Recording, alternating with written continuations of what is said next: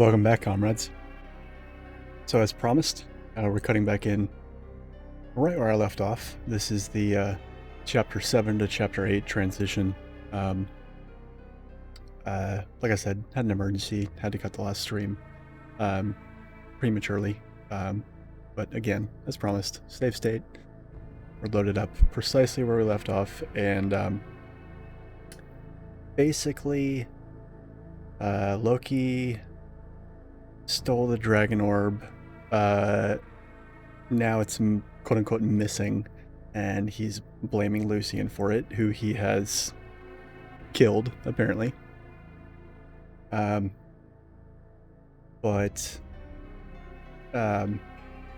and so now Odin and Freya are pontificating about whether or not to believe Loki, as if the Aesir really in fact are that stupid. You know?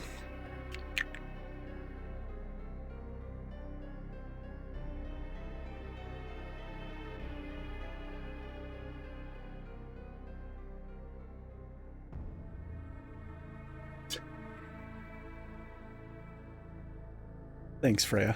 Thanks for clarifying.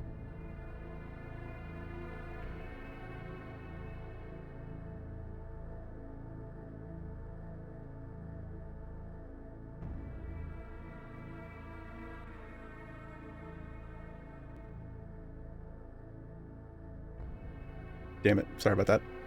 I was saying no, Freya. It doesn't explain it. Funny that.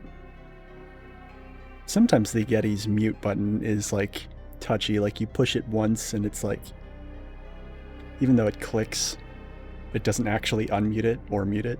So that's why periodically you might see me look down, because I'm looking down to make sure the button is either blinking red or solid red.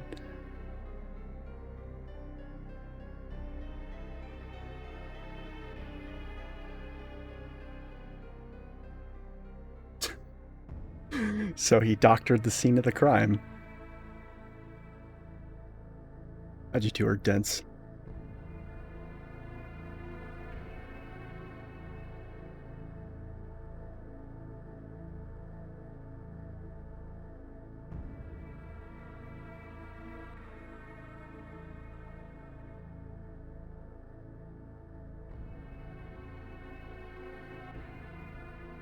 I love how this is like a racial thing. Oh man. Meanwhile, Odin in this game's universe is a fucking halfling. I'm going to send you one of these earrings, and I want you to take it. But the other one is hidden somewhere else.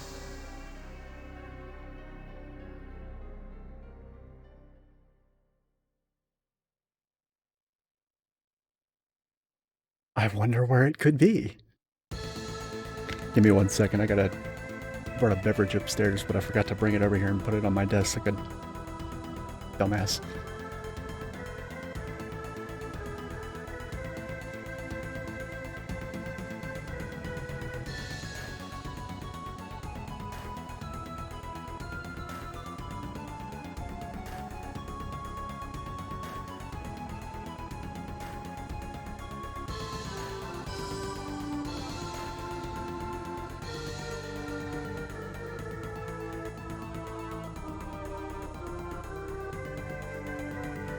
Anyway, we have not one, not two, but 3 dungeons to sift through in this chapter. And I think, yeah, we only have 1 character left to recruit, and he is recruited in one of those dungeons. So, yeah, not a lot of fat to trim from this chapter.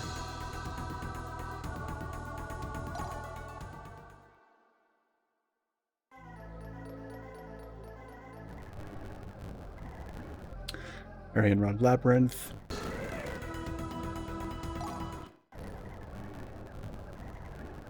Also the dragon. Cave of Oblivion, yeah, naturally. And the Celestial Castle.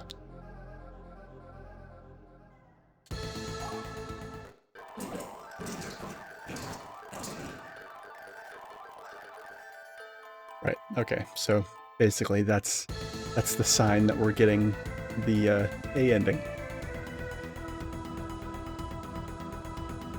And basically the only way to get the B ending now is to not go to the Weeping Lily Meadow.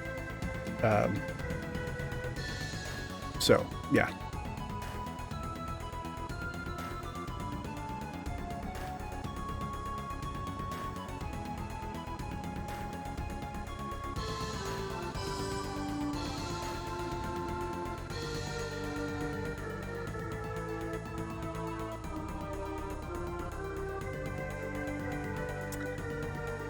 Alright, so...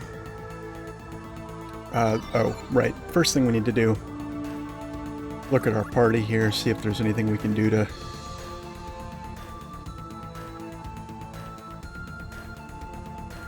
make this dungeon a little bit less trying than the last one. You don't have to send somebody up this chapter.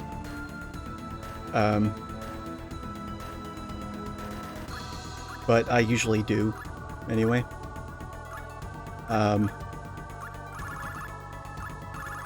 And at this point I usually send up either Jail or Elia.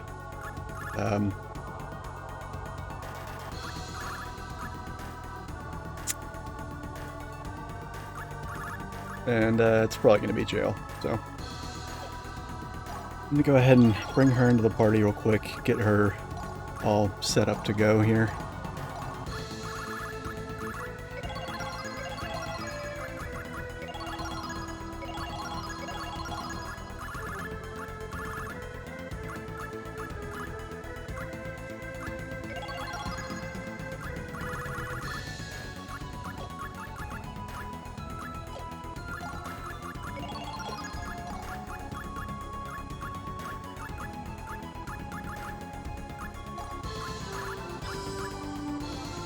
Holy fucking shit. Freya finally decided to give us a fucking katana. That is awesome. That is so fucking... oh my god. Heavenly Cloud Sword. Hell yeah. Alright, well that definitely cements Jun as a contender now in the next couple dungeons. Finally.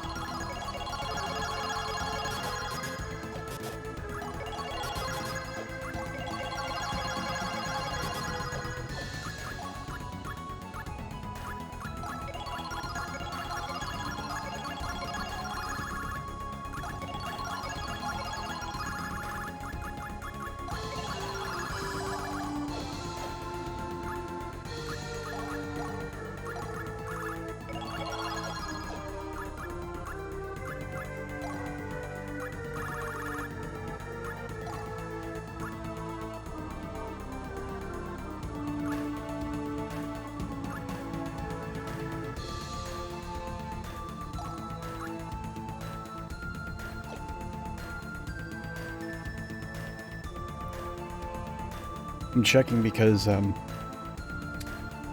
if the people you transfer to Asgard turn out to be really poor choices for doing so, they can actually die and they can be removed from the game essentially. And I still, even in all these years, have never really determined how the game calculates that, but I think it has to do with hero value. And each chapter has its own threshold, and because of the cutscene there,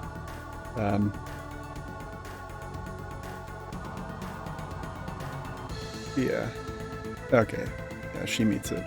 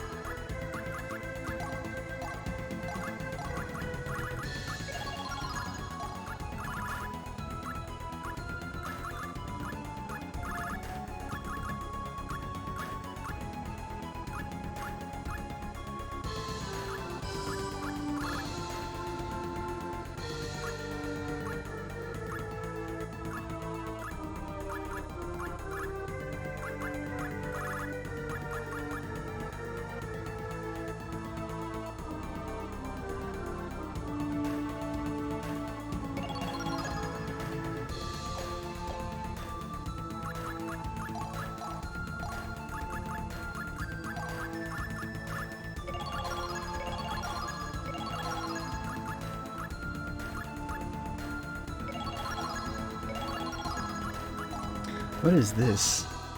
Poison damage minus 90%. That's pretty fucking sweet, actually.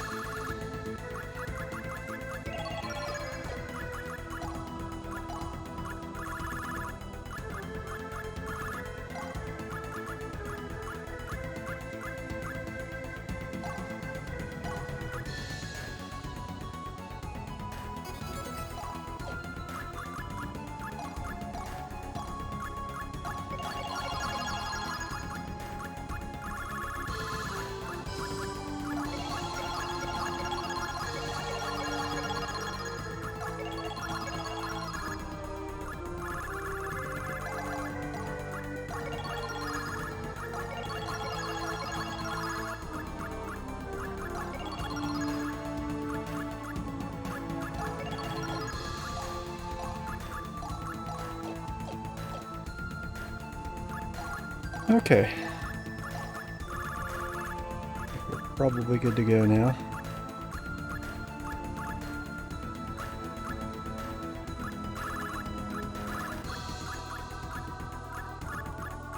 We're also finally kind of at the point where we can start not really using the emerald necklace so much anymore. Certainly while we're not in combat. You know, with the exception of the experience orb and stuff like that. So I'm gonna go ahead and remove these.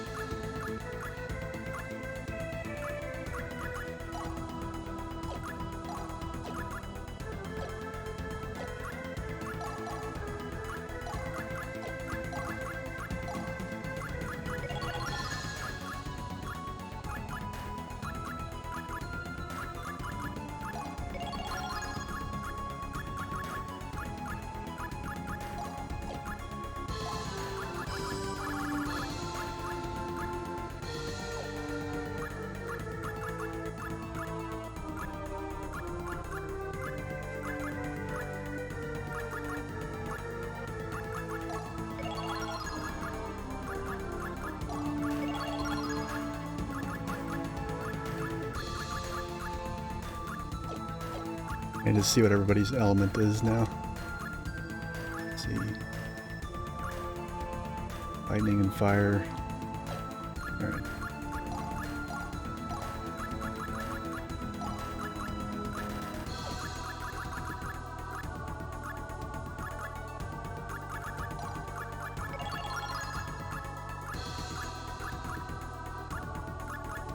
Alright, cool. We are ready. Into the Palace of the Dragon. So this is the only Chapter 8 dungeon that is in all difficulties of the game. In easy mode and normal mode, this is the only dungeon that appears. So this is the quote-unquote hardest dungeon in the game before the final battle and excluding hard mode. So one other thing I wanted to do. Okay, cool.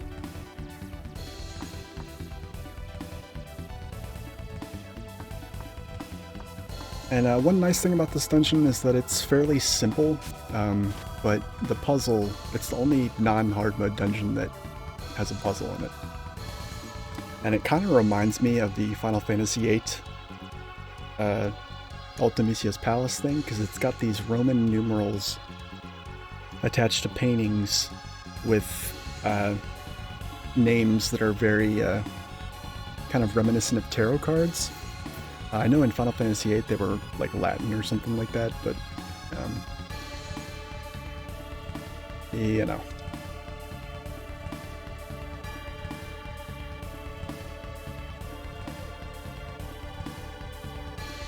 Oh yeah, and they give you these stones.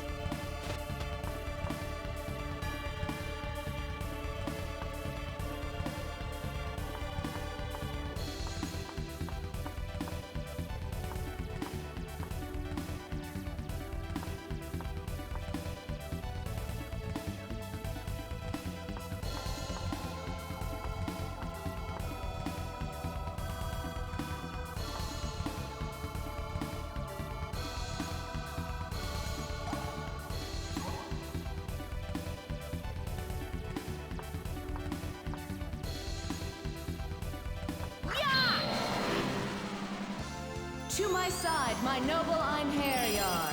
Dark forces are at work here.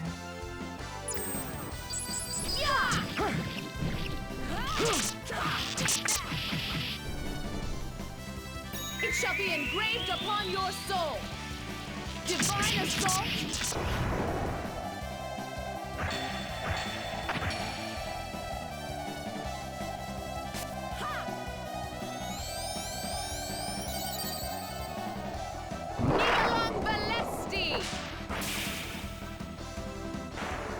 Is it over? Mugen no Kensen. Blade Art. Senko Jin. None can stand before me. Get thee hence. Oblivion awaits thee.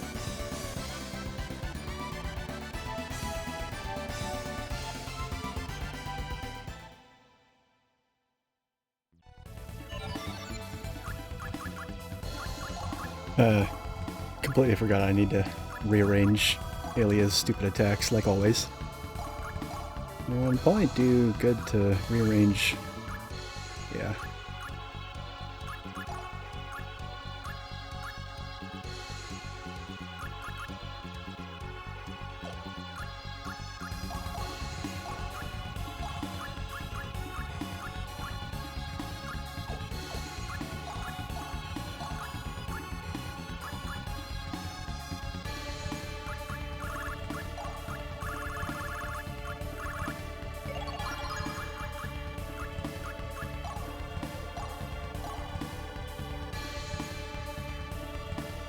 Oh, this actually gives you a holy weak point? That's kinda lame. Anybody else wear this?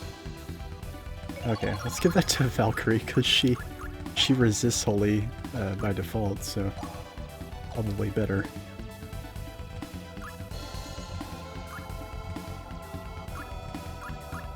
Or, you know, actually, I could just give, since he's wearing this mithril plate, which reduces holy damage by 90%, I'm guessing they will cancel each other out, and I'll get a nice big fat 95 extra RDM from it.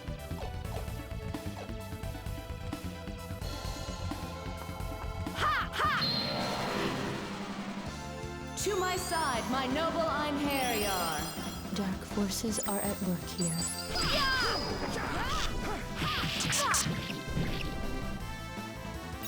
Mugen no Kensen. Blade art. Senko God Jin. damn it, game. Resist not. You are doomed. It shall be engraved upon your soul. Divine assault.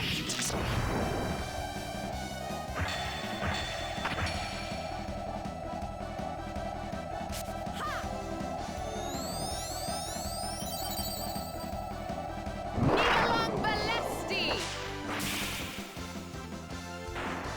You have no hope of survival.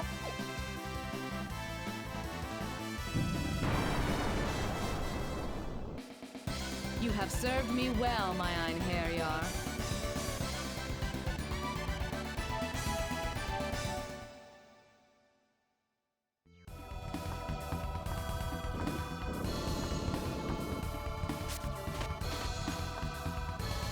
Oh, hello. Fancy meeting you here, buddy. Where's your head? Also, nice sword. Can I have it? To my side, my noble Einherjar. Dark forces are at work here.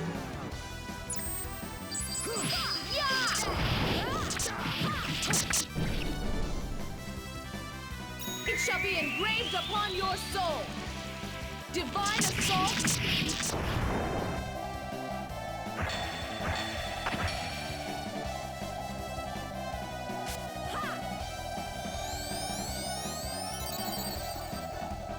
Nivalang Balesti. Surely you realize. Ye must desire respite from thy empty existence. Thou shalt have it.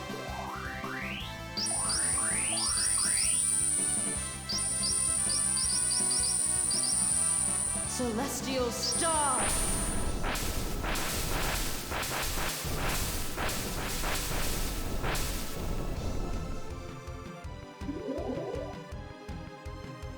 Evil has no place in this world.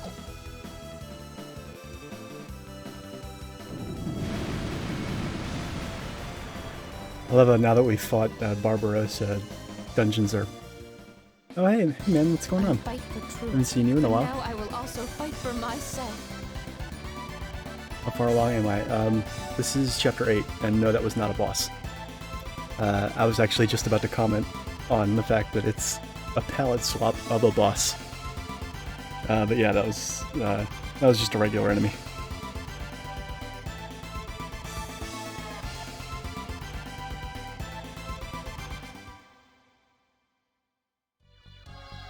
Yeah, I'm end of the game, or not end of the game, but I'm close to the end of the game. Oh my god.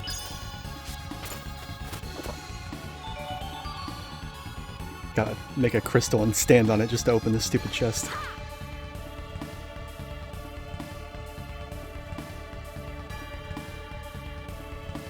Yeah, it's no problem, dude. Apparently there's no stone behind that one, or maybe there was and I just missed it. But yeah, the run's going pretty good so far. Still have yet to... I have, as you can see, almost 100,000 materialized points, and I have not spent a single one other than to transmute items.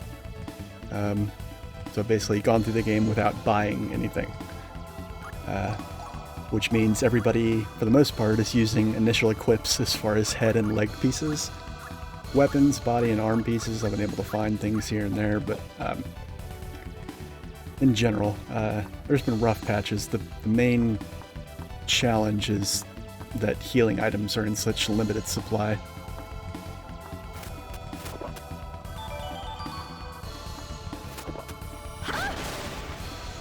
Damn it.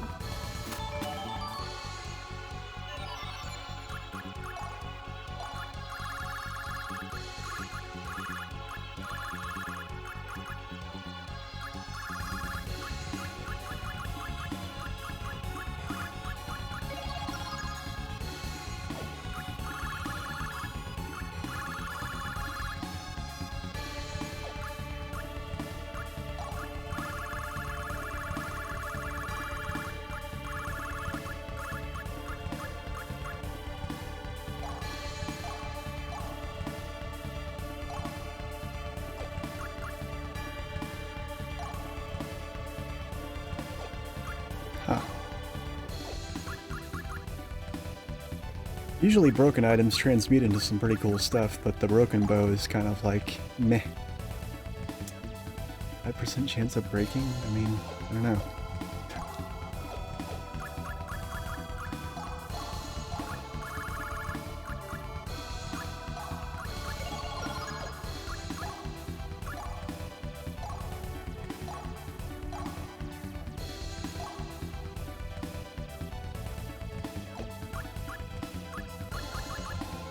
Yeah.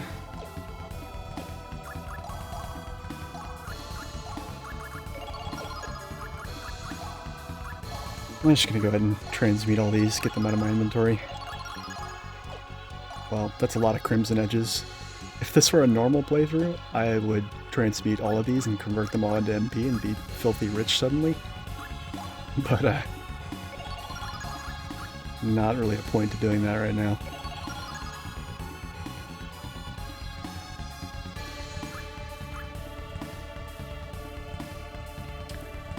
Well, keep in mind this game's like 2 decades old now.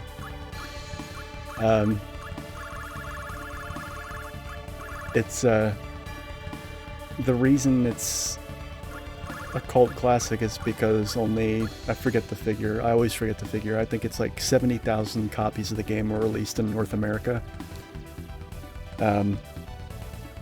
And the game's very susceptible to scratches, so that combined with word of mouth, and suddenly this game is, or was, I don't know if it still is, but it was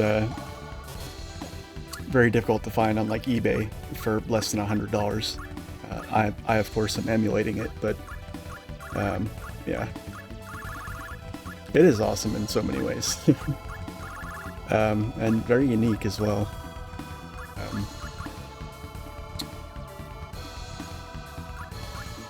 Right. Yeah.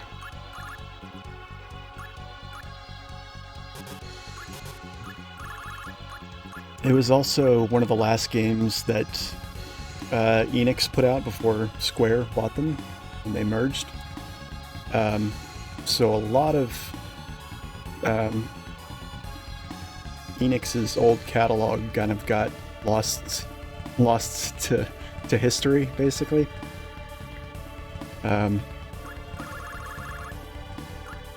But yeah, it does have a pretty dedicated cult following. I'm surprised more people haven't shown up to watch these streams, but and I've streamed on different.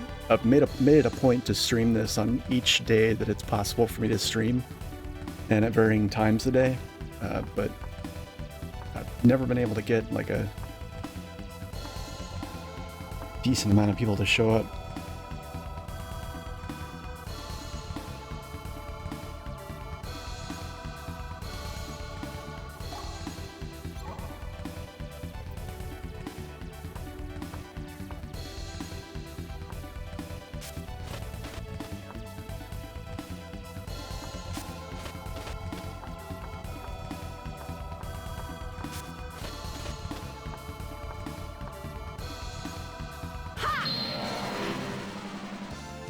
To my side, my noble Einherjar. Dark forces are at work here. Poison blow.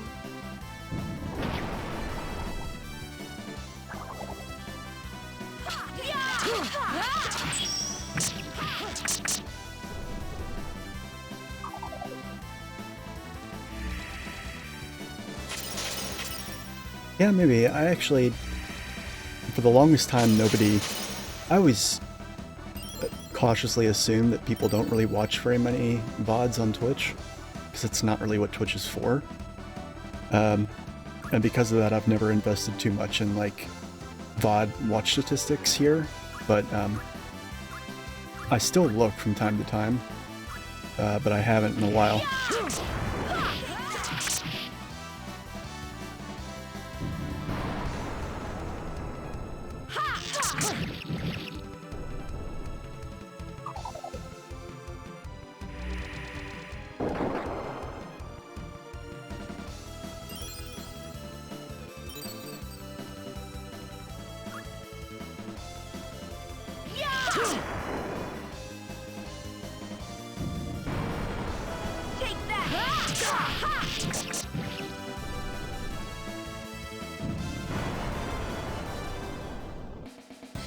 Get thee hence! Oblivion awaits thee!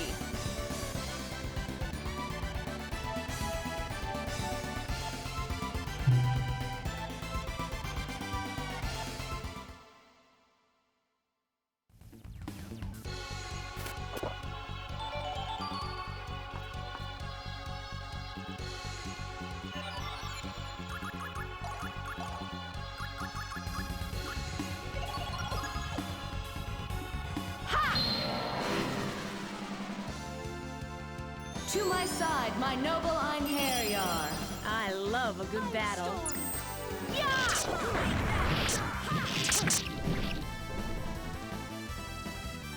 It shall be engraved upon your soul. Divine assault.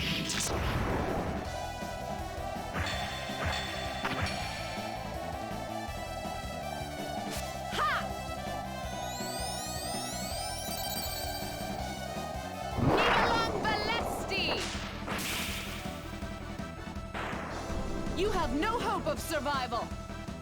Yeah, if you haven't, if you've never played this game before and watching this stream is your first exposure to it, first of all, that's awesome, and second of all, you're in for a treat because some of the coolest. This game has one of the best endgame playgrounds of any RPG I've ever played. It's literally just a gigantic dungeon full of super bosses. Mugen no Kensen. Blade Art. Senko Jin. And we even get 3 bonus characters in that dungeon, so...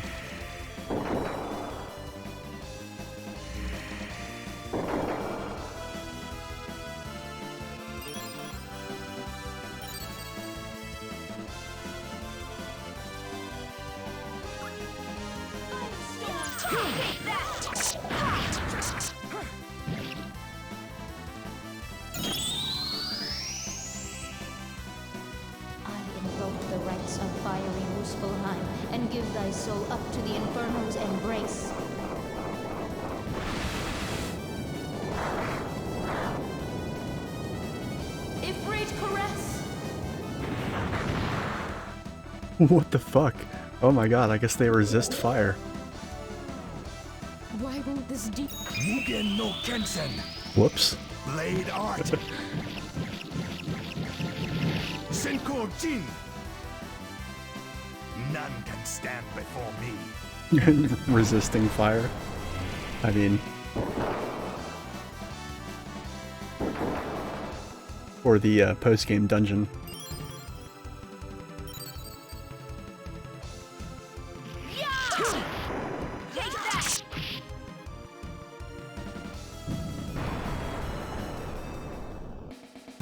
Get thee hence! Oblivion awaits thee!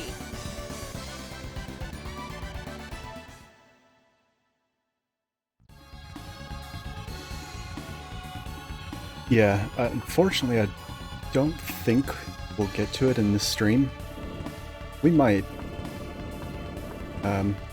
But I don't want to get my hopes up. The last time I thought I would reach a certain point in the game in one stream, I didn't even get close. To my side, my noble Einherjar. Dark forces are at work here.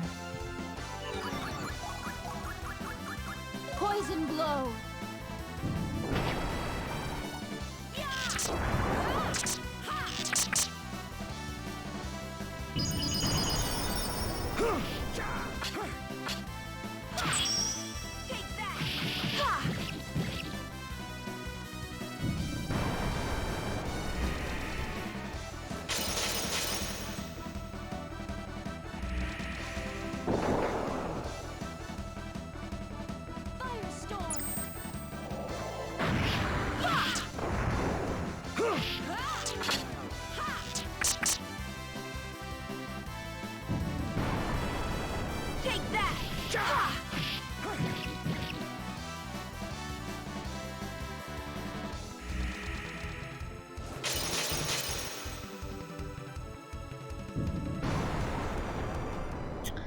Yeah, if not this stream, definitely the next stream will be pretty much entirely composed of that post-game dungeon. Because it easily dwarfs the maybe not dwarfs, but it's about twice the size, I would say, of the second largest dungeon in the game. So it's big.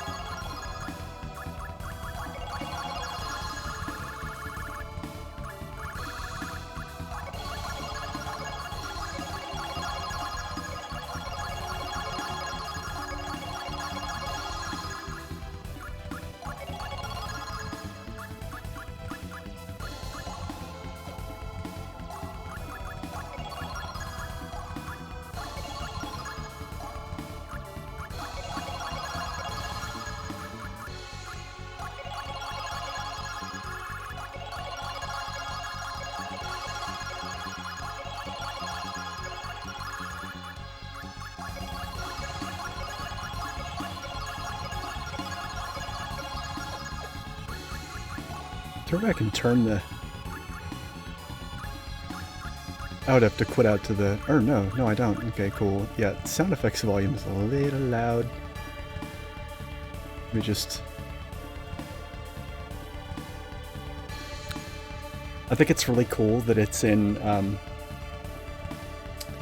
the actual, like, I forget what it's called, but like... sound and music parameters that go from 0 to 127 are based on MIDI. So it's cool to see that in a game as in terms of a percentage, because it's basically a binary scale from 0 to 128, or 0 to 127.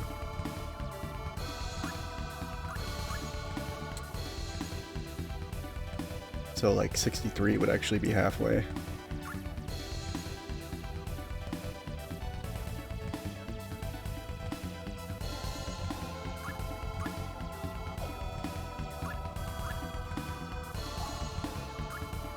What's up, Sarai? How's it going, buddy? I can adjust this too? Ooh, fancy. I've always thought this menu screen was a little bright, so why not cut back on it a little bit? I constantly forget that this second page is here. I go into config menu and I'm like, oh, okay, that's it.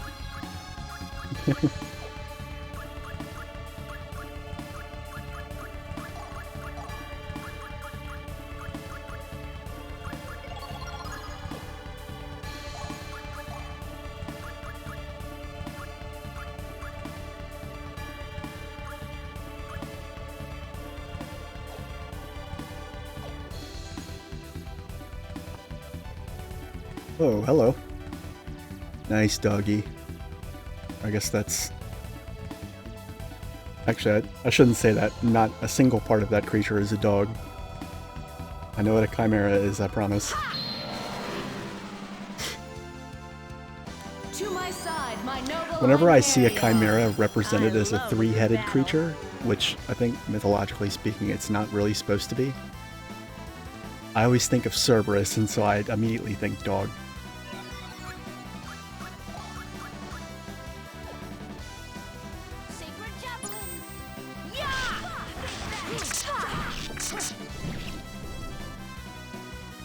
Mugen no Kensen. Blade Art. Senko Jin. You still fight? It shall be engraved upon your soul.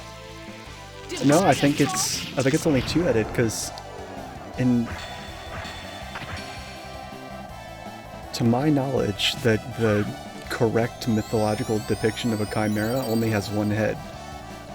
It's got the head of a lion, a snake for a tail, and then eagle wings, or not wings. It's got the other animal that it's an amalgamation of is represented, and I think in its legs, or its like it doesn't have a head representing that animal, I think.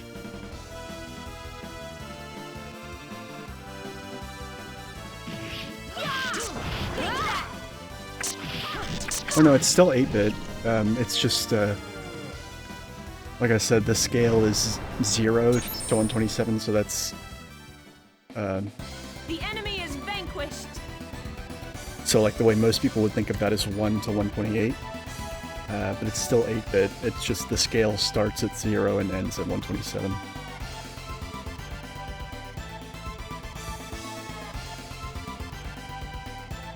Tainted by all the games. Right.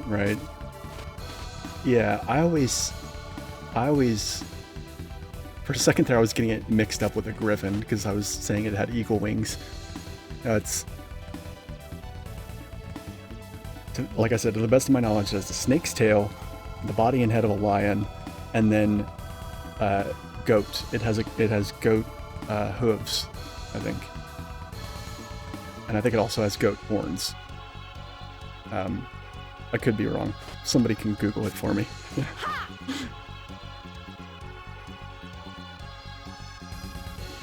Right. Yeah, okay. Yeah. I was right!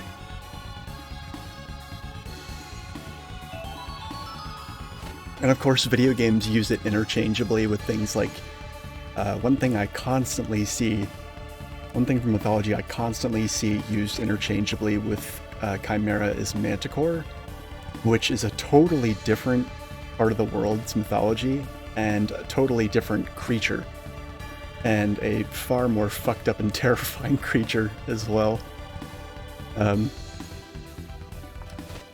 There's actually this book I have, it's called the Encyclopedia of Things That Never Were, and it's a very like fairy tale-esque, it's like if you took a mythology book, but the mythology was presented as like a storybook, like as fairy tales, but at the same time was like super academic, and presented it in that way, and it has like killer fucking artwork in it, and it's got mythological creatures, places, and characters from literally all over the world, from Africa to Japan to Europe. Like, everything you can imagine is in there, pretty much. Not everything, but a lot of it. Not everything has its own section, but... okay, I have to look at this and memorize it, so... Let's see. The left side faces right, top side faces left, right side faces forward, and bottom side faces back. So back, forward,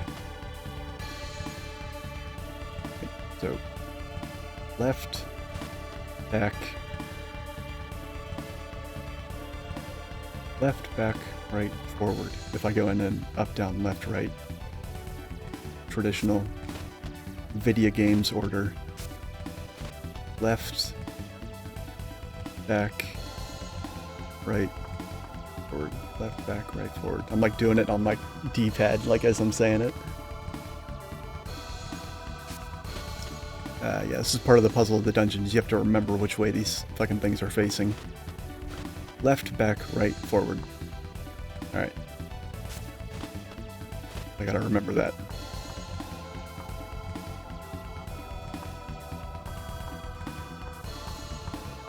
But yeah, the reason I brought up that book is because it has it has little chapters, or it has big chapters, and in each chapter is a section on whatever things are pertinent to that chapter. It bases the chapters on basically things that are cosmic in nature, like the cosmogony, I think is the way you pronounce that word. It has a whole section on things of the night, things of quote-unquote Wonderland, and things of the earth, or things of the material plane, and things of, I don't know. I can't remember all of them, but point being, in one section it has a bit on the Manticore, and graced my teenage eyes with an artist's depiction of one, and it's fucking horrifying. So it's like, again, this is, as far as I know, the traditional mythological depiction of one, as denoted in the from the culture where it comes from, which is actually like I think East Asian, like Southwest China, Nepal, Northern India, is where it comes from, and it's literally a lion with a human face, but that human face has the mouth of a shark, basically. It's just like it's like somebody shattered a pane of glass and stuck it in a human mouth, and then that face is mounted on a lion's body, and it has a tail that's normal, other than it has what looks like basically a sea urchin at the end, and that sea urchin shoots poison darts. So yeah, pretty much just the complete and utter stuff of nightmares.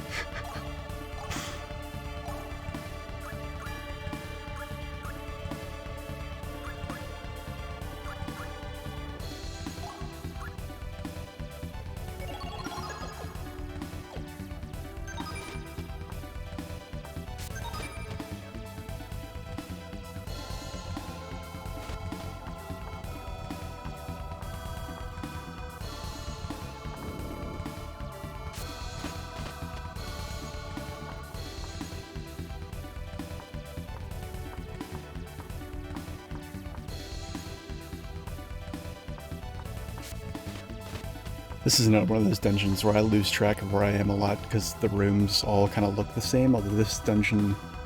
One nice thing about this dungeon is that the different sort of layers of it are colored differently. So you do have kind of have some sense of where you are, but it is still difficult for at least somebody like me to keep track of.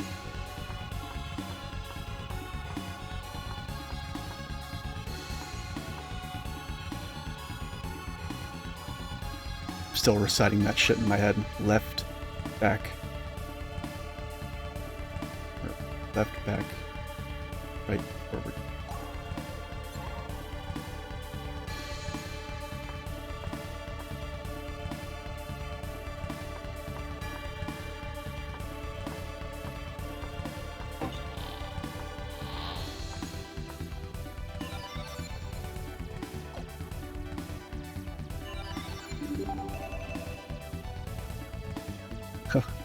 And the other thing is that the game only shows you which segment of the map you're in currently, I think.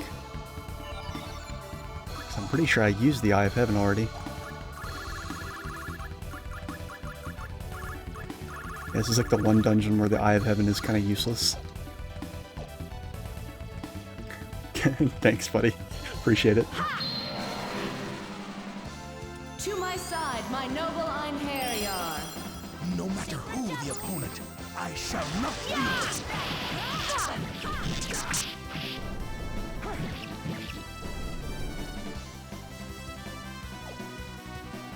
I don't know how Jun got poisoned. I remember that happening.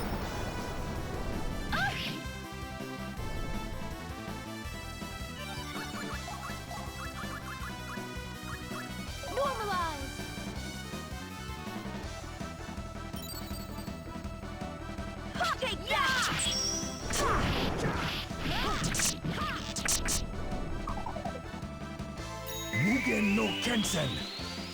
Blade Art. Senko Jin. You still fight? It shall be engraved upon your soul. Divine assault. That elven bow has really turned Valkyrie into a fucking freight train. Like, for most of the game, I was working with a sword that had an attack stat of 60. And now I'm working with a bow that has an attack stat of like 700. Return from whence you came.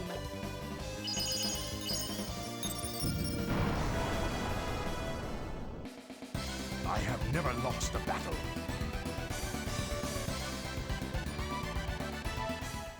Somehow I doubt that, but okay.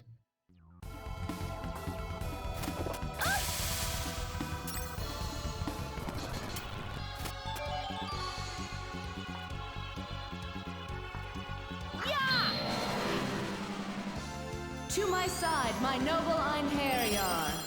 No matter who not yield.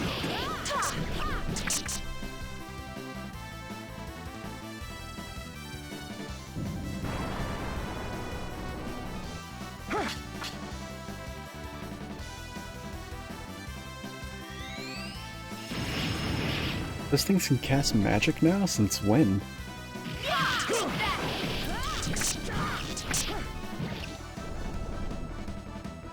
Mugen no Kensen. Blade Art. Senko Jin. Now your future is emptiness. Now your future. Oh my god. Playing this as a kid, I used to think that their little taglines were like the coolest shit ever.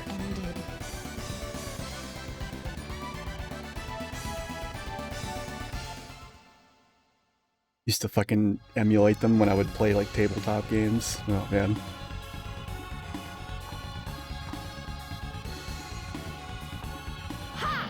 Damn it. Let myself run into that one. To my side, my noble Einherjar. Not even close.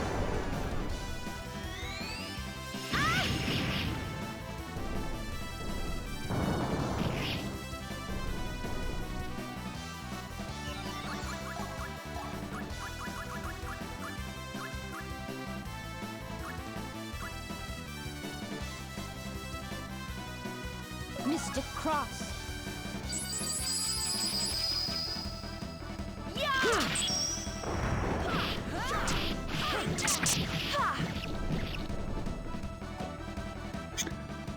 There's an itch that no other JRPG has ever scratched for me when it comes to the fact that you can literally just send all your like fuck turn-based combat, just everybody dogpile an enemy at the same time.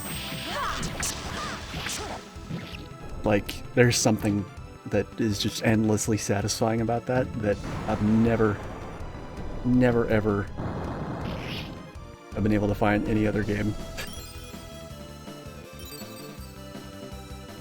Like, you don't see my hands. Whenever my turn comes up, I'm literally holding the controller like this, going like... Like, I don't even have my hand on this side of the controller.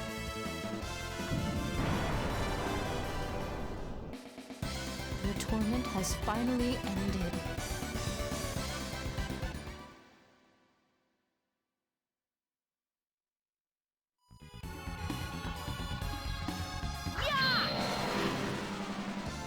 To my side, my noble Einherjar. I love a good battle. Poison Blow.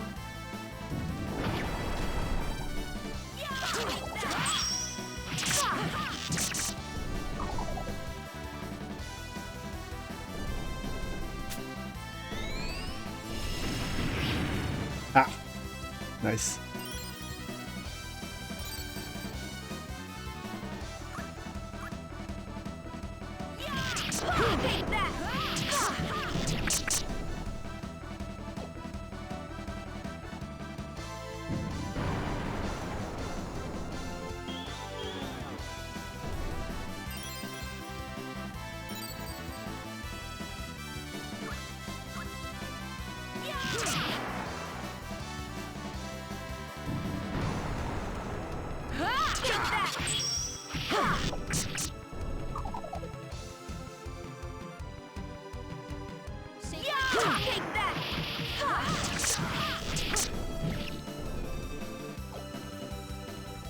And the cool thing about it is that the game actually encourages you to do that. Because you don't have to do it that way. And, you know, if you play games, you know, with holding a controller in the way that you would play most games, it actually becomes a little difficult to do that, but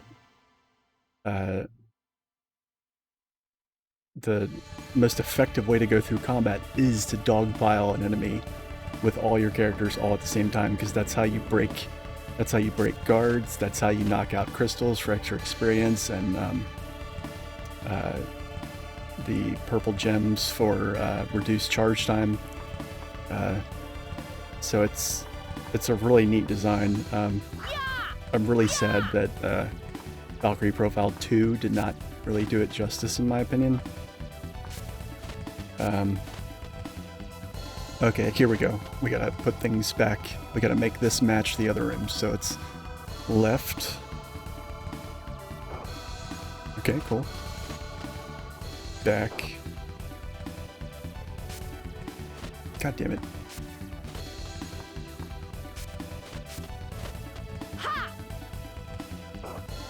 Right. Oh, the other one's already facing forward. Okay, cool. Very nice. Yay for solving puzzles.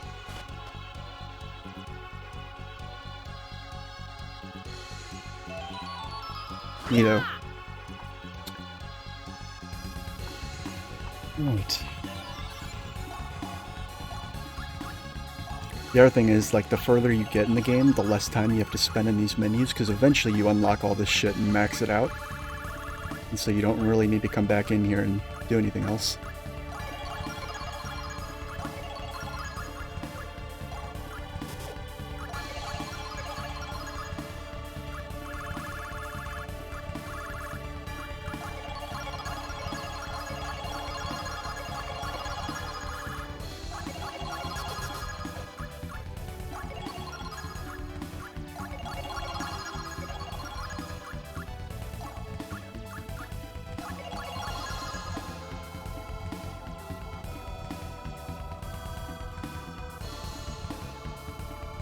Yeah, I really wish I could find some sort of interview or something like that with the developers of this game, because I would love to know what it is about the way, and I don't, like, the closest I ever get to coding is like shell scripts on Unix servers, which is what I do for wage slavery, but I would love to know from a coding standpoint what makes this game so susceptible to scratches, and what makes even emulating it like I am right now really buggy.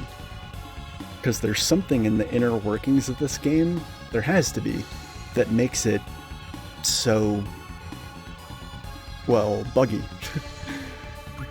And I would love to know what it is, because I think ultimately that's what kept it from being more than a cult classic.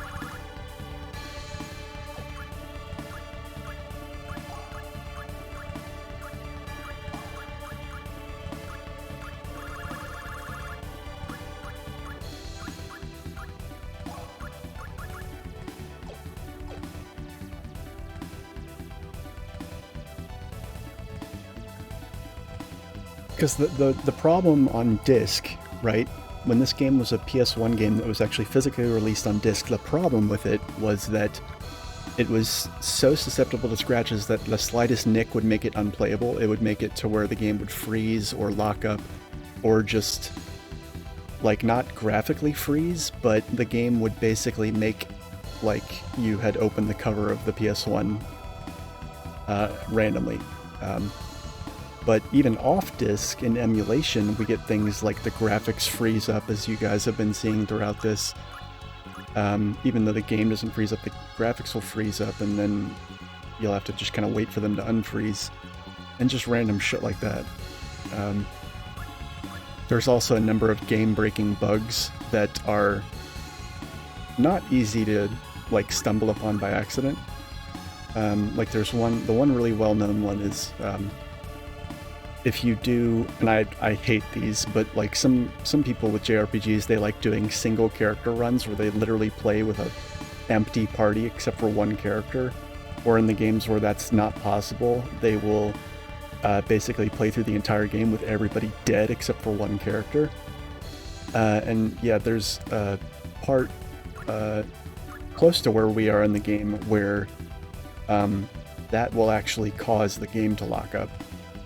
Having only one character in the party.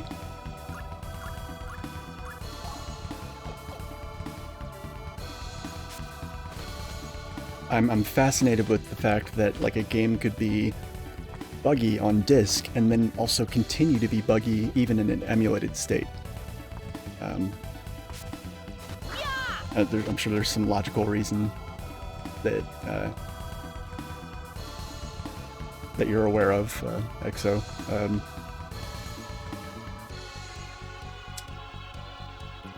But as somebody who only has like the most rudimentary understanding of coding, it's yeah.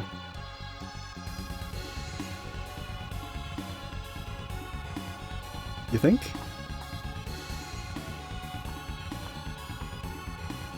Maxing? Like, how do you mean? What makes you think that it's doing that? I'm genuinely curious. Educate me.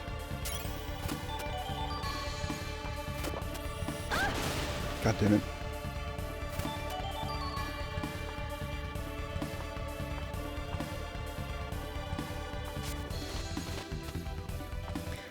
Just because I've seen, like, this is a 2-disc game. When this came out, like, and you know, there's games like Final Fantasy 8 and 9 are 4 discs, and 7 is 3 discs, and all those games have, you know, there's games that were much more graphically intense and much more, you know, I'm curious what you mean by maxing out the custom chipset tips and tricks. Like, what does that mean? And what tips you off that that's what's happening here?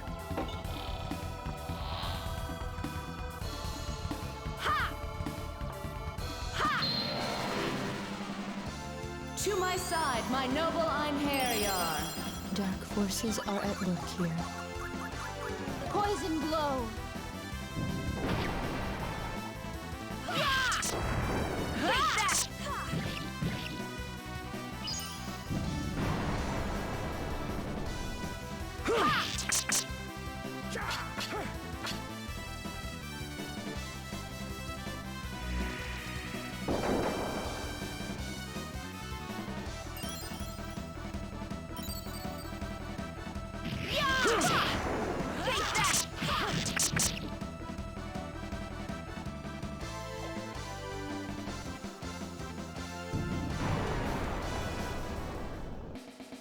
You have served me well, my Einherjar.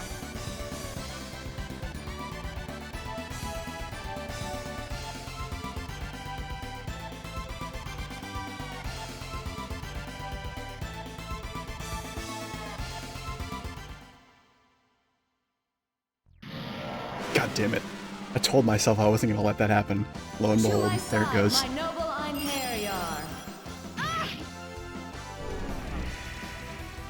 Confound it.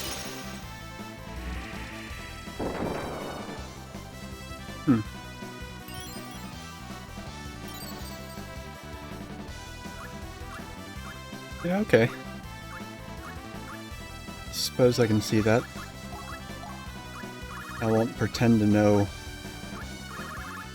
how that trumps things like, you know, what I saw in, I mean, the easiest example I can point to is Final Fantasy IX, just because that was the last the Final Fantasy games are generally always really, you know, top-notch in terms of quality, and that was the last one to come out on the PS1, so it's easy to point to as a game that kind of pushed the PS1's limits. But yeah, I do understand that, like, this game has things that games like that didn't have. This game has full voice acting, or not full voice acting, but very close to it. And, you know, the fully drawn character cut-ins during character portraits, I guess, during cutscenes. The fact that there's a full sound test option. Next time I get to a save point, I'll load up the main menu of the game just for shits and giggles to show you guys that there is basically, like, the full soundtrack of the game is available in the game, and as is, like, the full library of character voice samples. And as somebody who's really into game audio ripping, I can tell you that in an audio rip of this game, it is like you're able to pull out every single line of dialogue as an audio sample, which normally, in my experience doing audio rips of other games, that's actually not easy to do at all. I fight for truth. But now I will also fight for the myself. the same way that I was able to rip audio for this game was far easier than the links that I have to go to rip audio from other games that have things like fully voiced dialogue and you know, shit like that.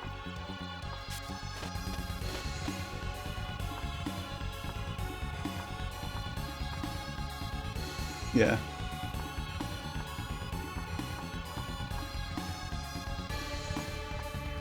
Did I do everything I needed to do there? Hold on.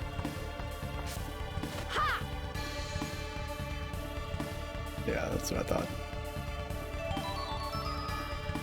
Yeah.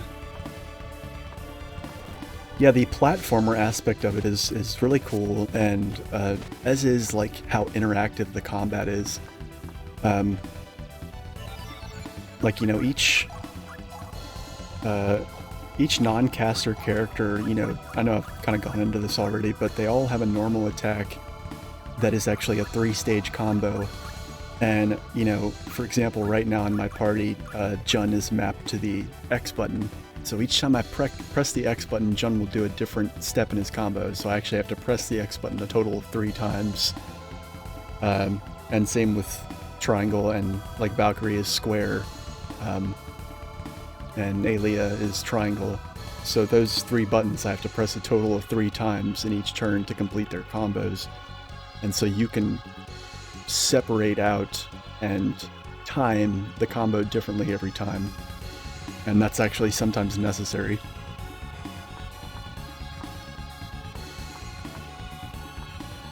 And that's a degree of interactiveness that definitely don't see in other PS1 games.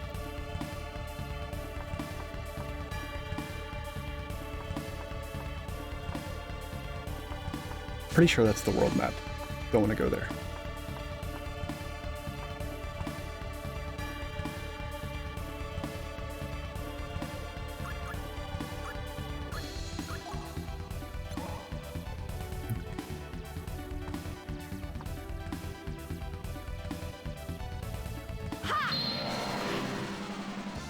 To my side, my noble Einherjar.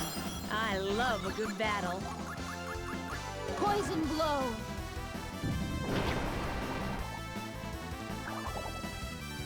One thing that kind of sucks is that I mentioned earlier that at this point in the game there's less dicking around in the menus that you have to do, because you're starting to max out all of the passive character abilities that boost their stats. The negative part of that is that but now I will also fight for myself. We're at a point where we hit a little bit of a ceiling in terms of like damage output and stuff like that really can only be raised with either new weapons or gear or just leveling up. To my side, my noble Einherjar. I love a good battle.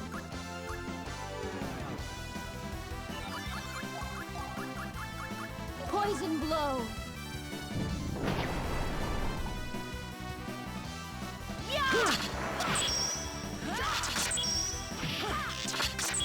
God damn it. What the fuck? I have never... Oh my god. I've never seen that. So, getting, like, that must... I'm pretty sure that was 4 guard crushes against the same enemy in one turn. I didn't think that was possible. But those dragon... that enemy type, the bipedal dragons that have the big swords, they block a lot. They're known for blocking a lot. But I've never had to crush their guard 4 times in a row.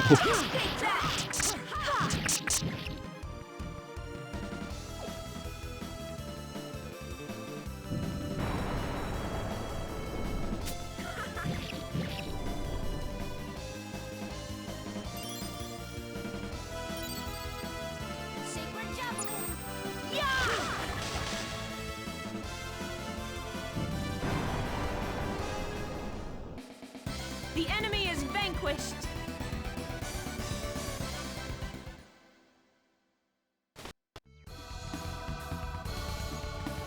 Yeah, XO, if this is like an ideal time for you, I can wait to do. I have no problem waiting to do the last stream of this until next Saturday night / Sunday morning to ensure that you see, to ensure that you're able to see the finale.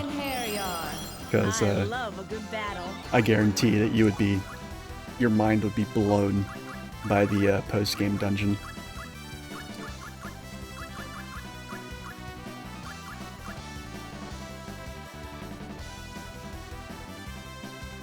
Mystic Cross. Oh, damn it. Dark pudding. Literally called dark puddings.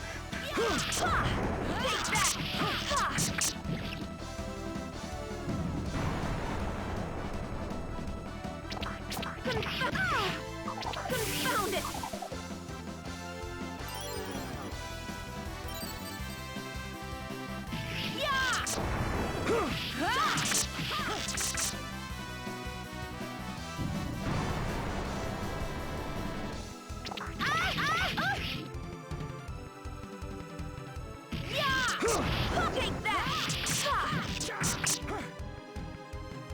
I don't know why I find it amusing that Aaliyah says confound it. Because that... Before my blades, Now, confound is actually a word. I was watching this, there's this documentary that just came out on Netflix, and I was watching it earlier tonight with my wife because we had nothing better to do. And, it was about the history of swear words. And it's hosted by Nicolas fucking Cage, of all people. And, it's actually really good. I recommend people watch it. I hope that it continues, because there's a whole bunch of swear words they haven't covered yet.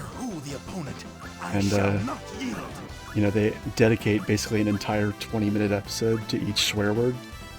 So far they've talked about fuck, shit, pussy, dick, and damn. I think that was it.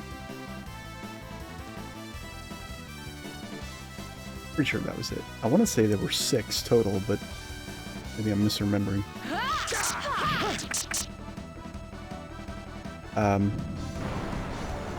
I was disappointed in the episode for Damn because they did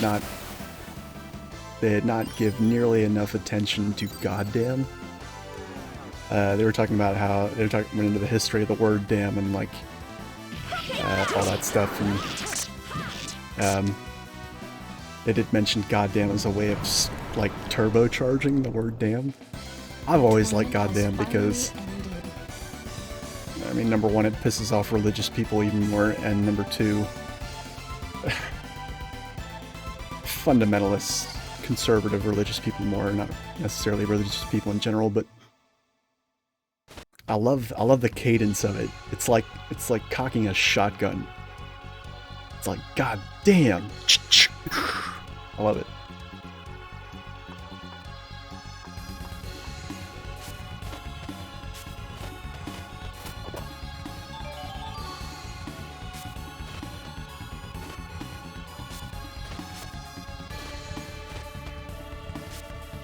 There's a point to this room that I can't remember. So that might be a good idea. I'll continue with the Nuzlocke then, prior to that. I would say I've probably got more... There's definitely more Nuzlocke remaining than there is of this game, I would say.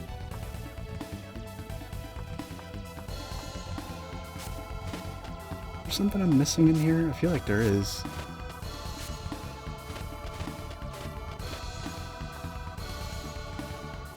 Huh.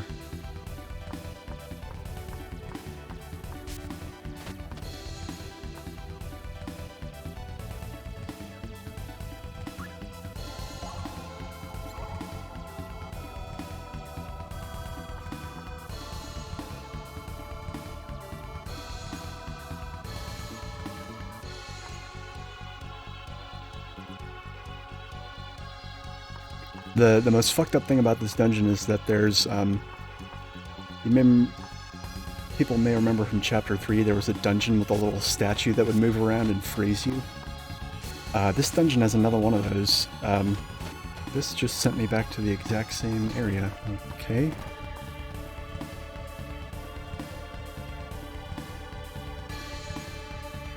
Which one have I not used yet?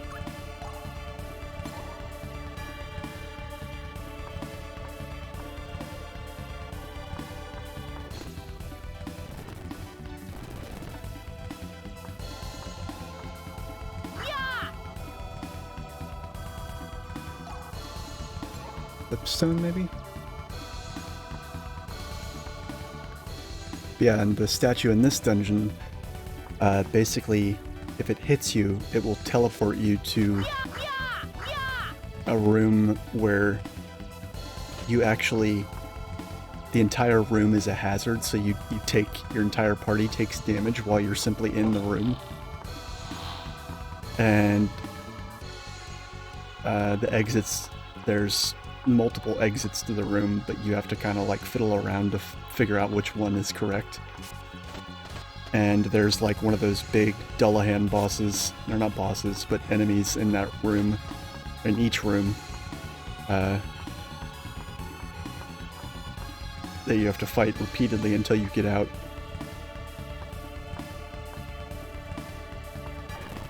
Okay, I'm officially lost. God damn it.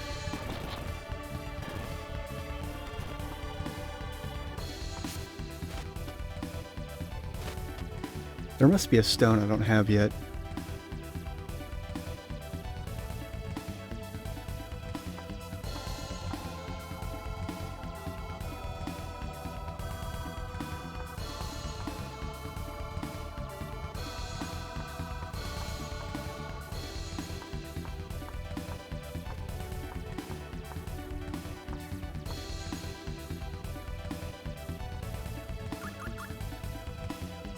Maybe I haven't used, I guess maybe this one? I thought that was the one that took me to the area I was just in, but I guess I got them mixed up. Okay, here we go. Alright, now this is a whole other puzzle that I can never, ever remember how to solve. To my side, my noble Einherjar. Dark forces are at work here. Poison blow. Mom's at work here.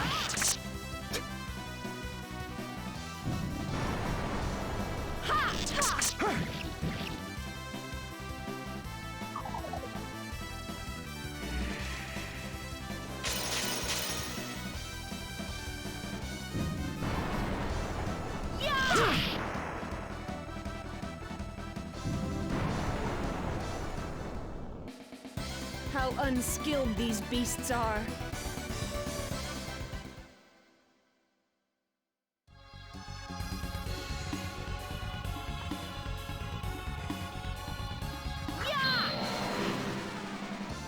To my side, my noble Einherjar.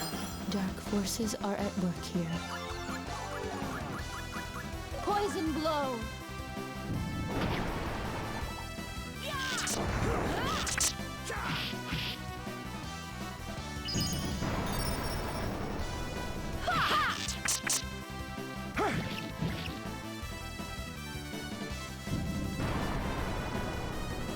Take that! Ha!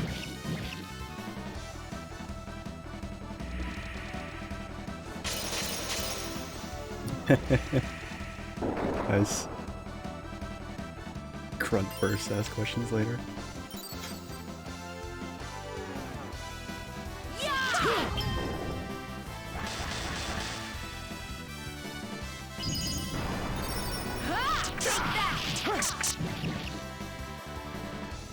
Yeah, well, that documentary talked about a lot of other things, like Friends, are you all right? scientific studies that show that because swearing releases adrenaline, it acts as basically a mild painkiller. And I think Mythbusters did this too. But like, if you swear like a fucking sailor while you're doing it, you can do things like keep your hand in a bucket of ice water for longer. You know, stuff like that.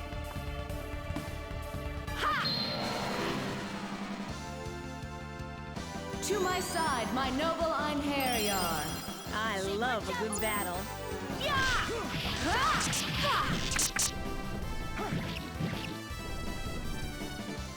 It shall be engraved upon your soul. Divine assault.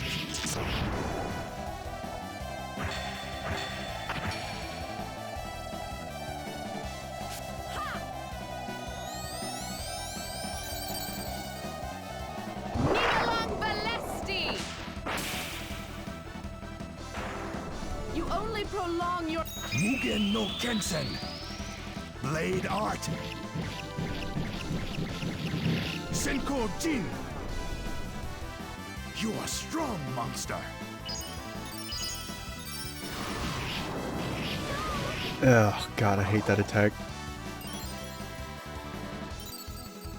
Although I got lucky, because normally that attack can both poison and freeze you.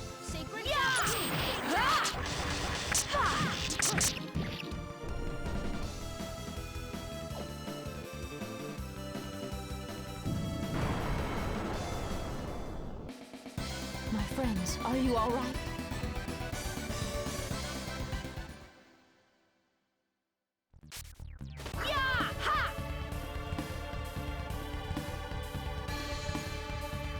Dark Bastion.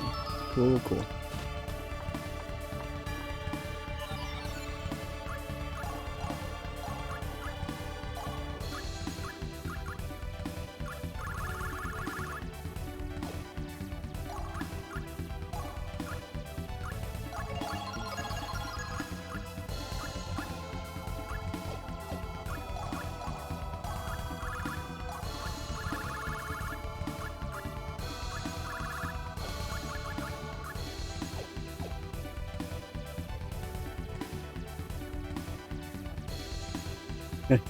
Yeah. If one of those ever fucking happens again.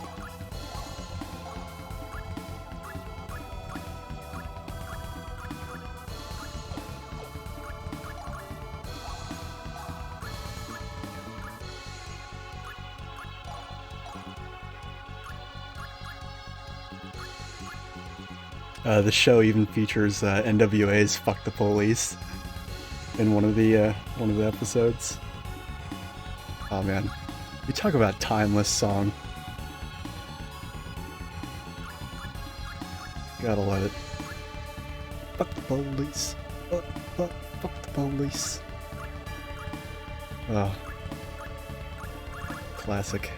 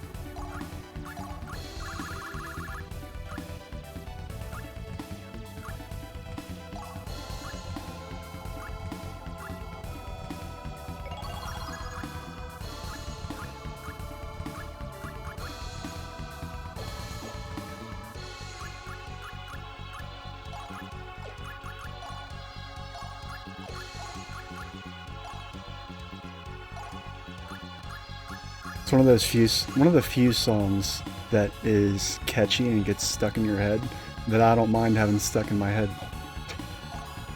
Normally I hate getting songs stuck in my head because it's never something you want stuck there. Ever. Like I said, with a handful of exceptions. That song's one of them.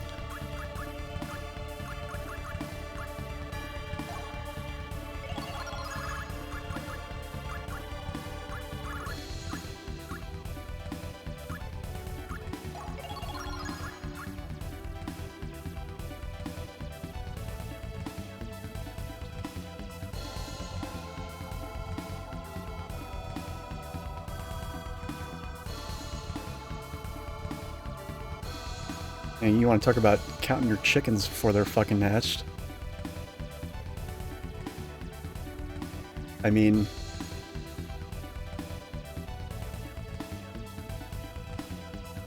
if it was me, I wouldn't try and plan something like that right now. Like, if you look at what most states are doing, they have a schedule that they're trying to follow where they're basically prioritizing certain groups of people. And like, you know, you have like, you know, there's like old people and essential personnel in medical fields. People like essential, like non-essential medical personnel and essential personnel in infrastructural and social services. And then you have essential workers in telecom and utility companies, and people like over the age of like, I think it's like 16, and then basically everyone else. I'm in that second to last group because I'm considered essential. I'm considered an essential telecom worker, meaning I work in the IT industry, and I don't get to work from home all the time. I get to work from home 1 day a week, and like, so I'm not going to be the person that, I'm not going to be somebody that gets the vaccine like dead last, but I'm going to be like the second to last group, and I'm not expecting to have my vaccine by the equinox. Not even close.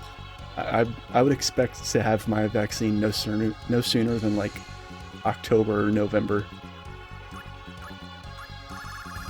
I don't know, maybe some states are doing it differently, although I can't imagine that southern states will be more on the ball with that. I mean, you know, no disrespect to them intended, but, you know, I don't know, maybe I'm a pessimist.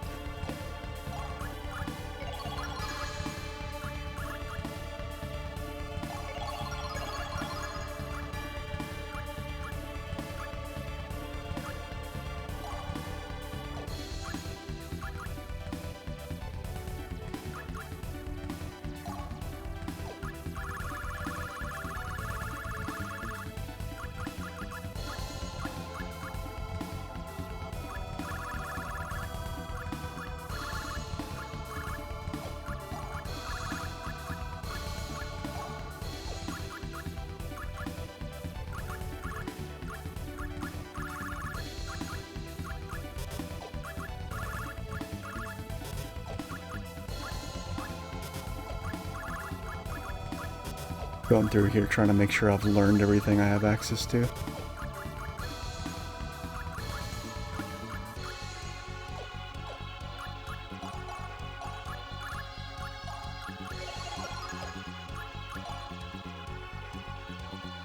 Oh, dude,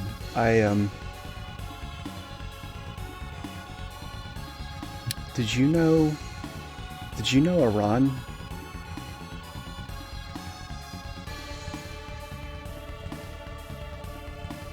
Really tall, gangly, kind of kooky dude. Really long dreadlocks. Big eyes. I don't know if you knew him.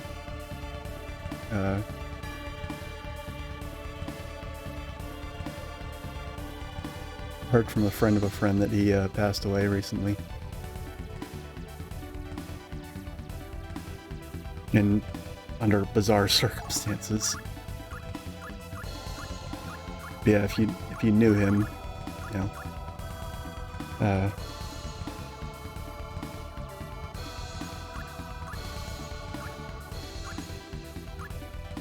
right. I'm not sure I know who they are. There were like small pockets of people I knew from that crowd, and I'm already terrible with names. But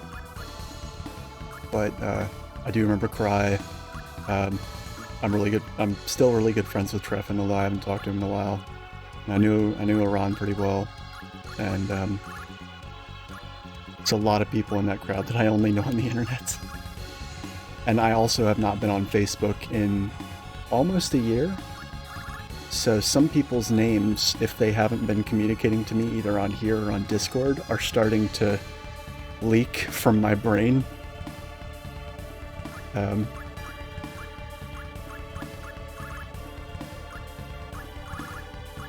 yeah, I feel really bad about it, but it's just, I don't know, I think COVID's doing funny things to people.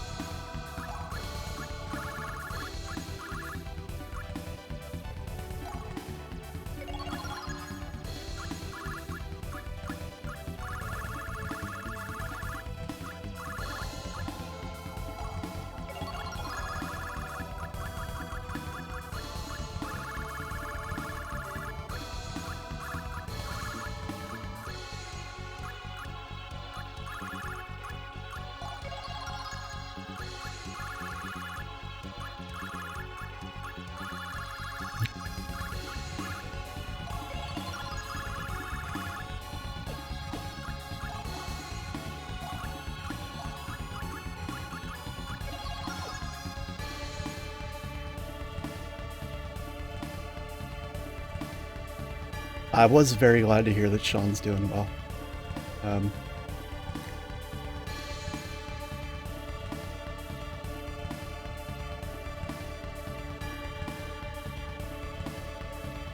I know, I miss people so much, but it's like, I don't know, I did have a handful of friends come visit me up here in PA, and, you know, before COVID, but now it's like, you know, a year doesn't seem like very much, but going a year, in a whole year, I've basically interacted with my wife and maybe like one or two coworkers in person, and have not seen a single other friend, period, in person. And, God damn it, it wears on you, especially in your early 30s when you're already starting to feel like you're like kind of losing touch and getting distant from people. And I hate to say it, but like I definitely am starting to feel like I'm losing touch with people that didn't get off Facebook and come to, you know, other media platforms with me. And part of me is almost considering getting back on Facebook, but the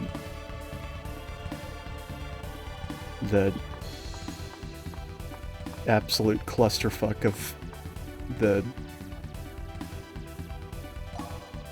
political discussion on Facebook is, I don't have enough Pepto-Bismol for that shit.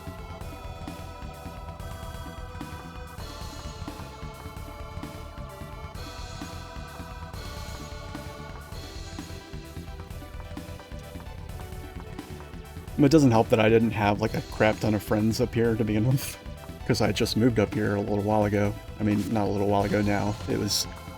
I moved up here in the summer of 2016. So, yeah.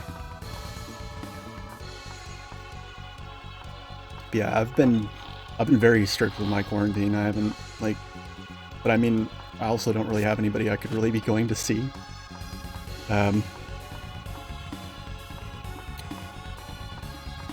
That, and I'll admit I'm scared shitless by some of the long-term effects of getting COVID. Like, there's been a lot of stuff coming out recently about, like, medical journals are saying that there's basically what they're calling long COVID, which is basically if you get COVID but have mild symptoms, those symptoms can persist long after the virus is out of your system. And then there's things like COVID-induced erectile dysfunction, which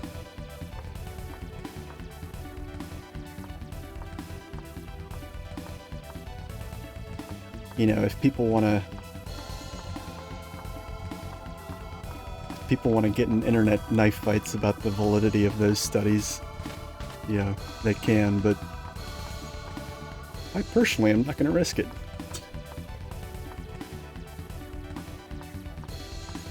Don't get on FB. Yeah, I actually got a message from somebody recently, and it showed up on my phone because I still had Facebook Messenger installed, and I was like, holy shit. I was like, man, you're lucky I still had Messenger installed on my phone, because otherwise I would never have seen this.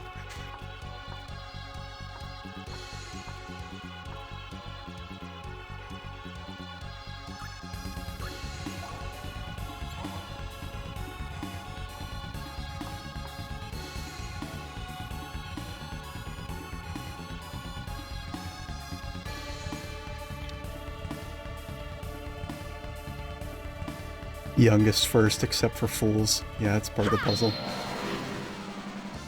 To my side, my noble Einherjar.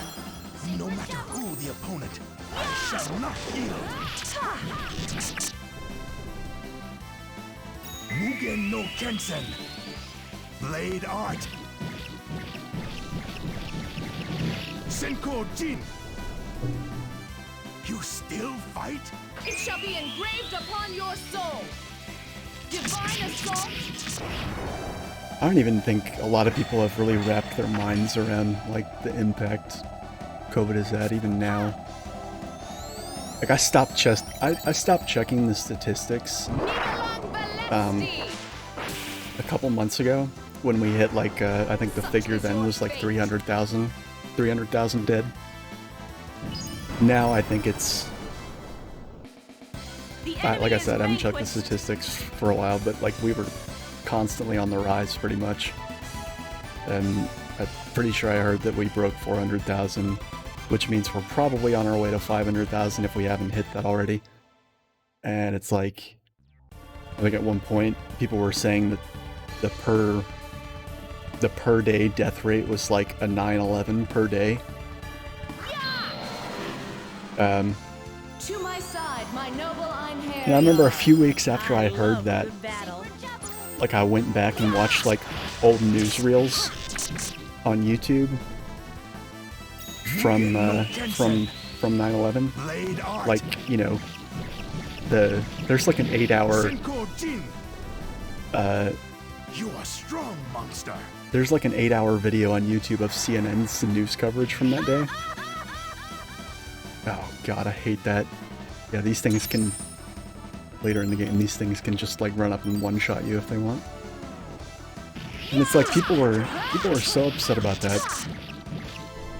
Not that it wasn't terrible, but like, you know, you had that, and it's like literally the same number of people, more in some cases, have been dying on average per day in the last several months. Like as the death rate has peaked, like it's the death rate per day has gone in peaks and valleys. It's just like we can't even wrap our heads around that.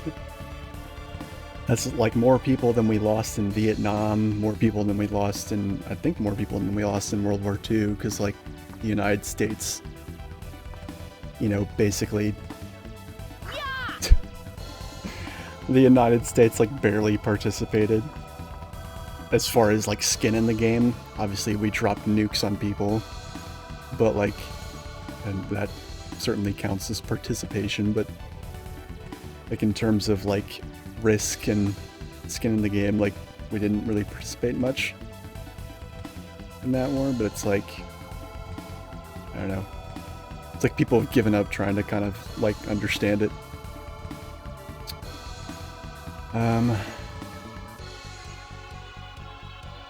Okay, I am looking at a guide for this because I'm not going to dick around with trying to get this in the right order. Okay.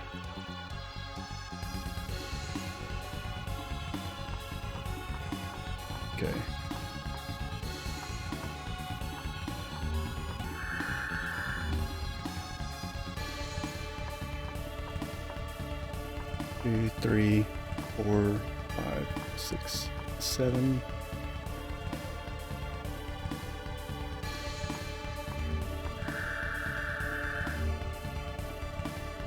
5th, 4th, 2nd,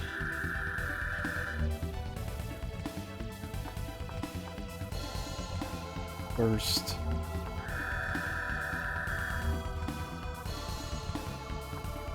6th, and 8th.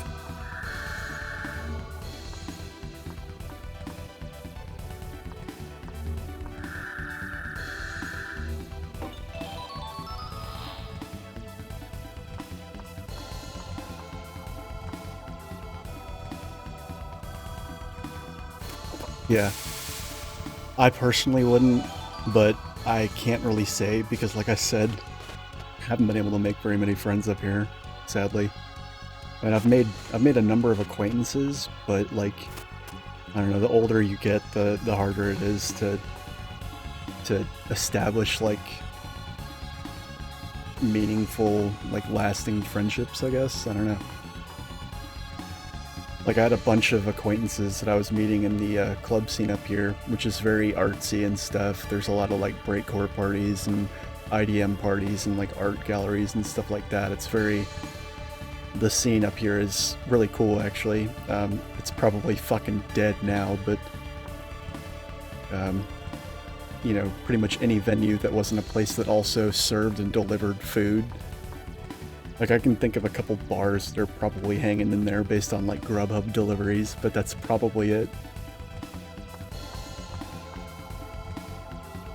Oh, shit. Somebody tell me, did I go in the 8th door yet? Can't remember. I don't think I did.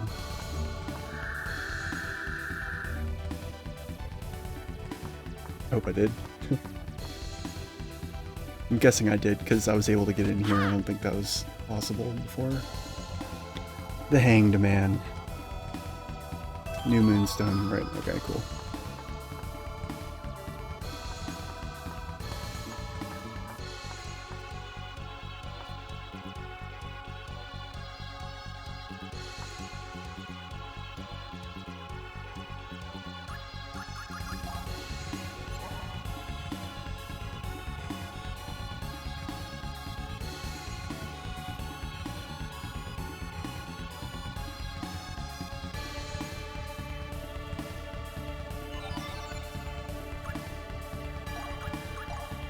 That's right, I keep remembering I need to actually hopefully transmute some banishes and cure this stupid poison.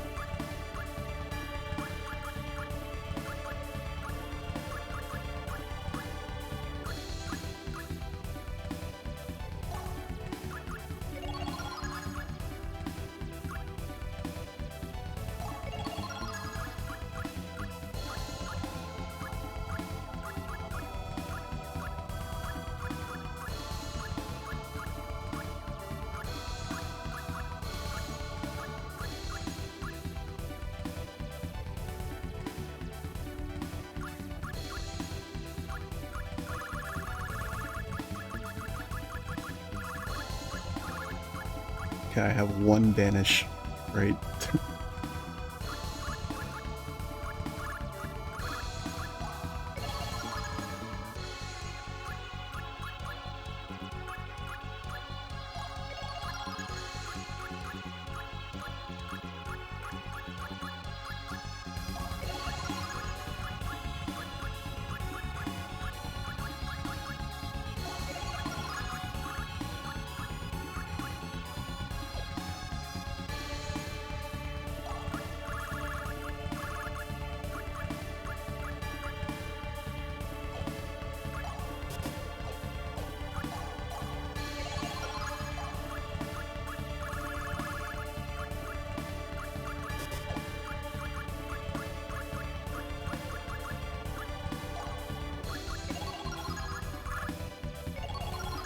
I was missing Scarlet Edge. I knew I was missing something.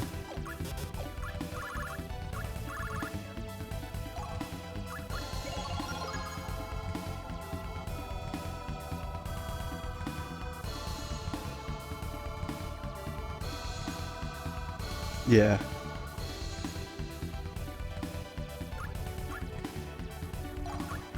Yeah, like I really can't.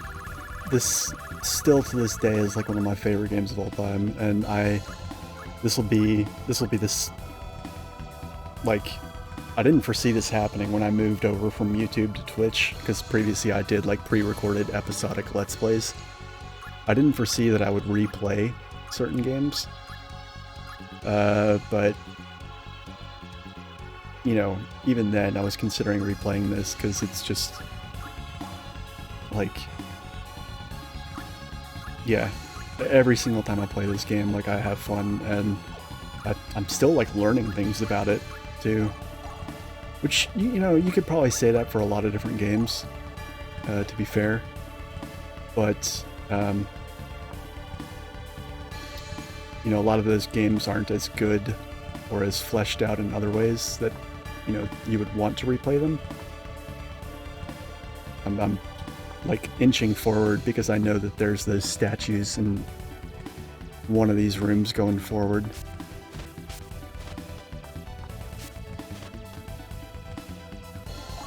The really fucked up thing is that they'll chase you down. So you'll see like this random statue moving towards you. And unlike the other ones in a previous dungeon that would freeze you, these ones, like I said, teleport you to that fucked up torture room.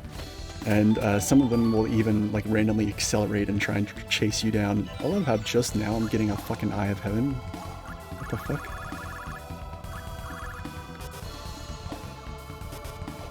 And I love how apparently I've already... I must have one that's left over from the previous dungeon that I never used.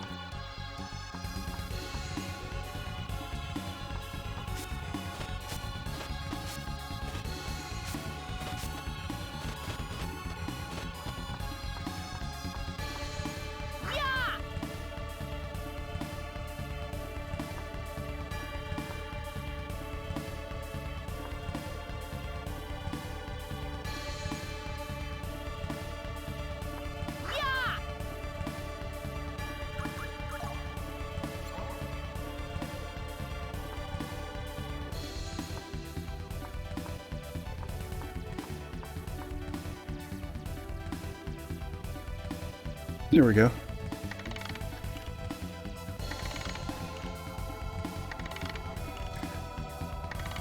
But yeah, another game that I will probably play at some point again is Legend of Legaia. Even though I already did a challenge run of that game on my YouTube channel, I'll probably think of... It's probably take me some time, but I am going to try and think of like an even more challenging challenge run to do. To make it, you know, a little more stringent.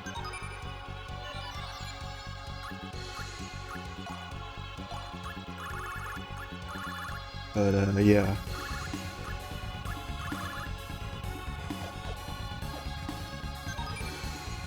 That's another cult classic game from around the same time period that I think you would also really like for a lot of the same reasons, even though it's, on the whole, nothing like this game. Oh, now that we're here at the, at this menu, let me actually... I wanted to show you the main menu of the game. So let me actually... I'm gonna make a save state here just because I'm paranoid. Actually, I'm AFK real quick because I gotta use the John. But when I come back, I will actually reset the emulator and let you see the title screen so you can look at the like the sound test menu and stuff. Because you seem like somebody that would be really interested in that, but yeah, they're back.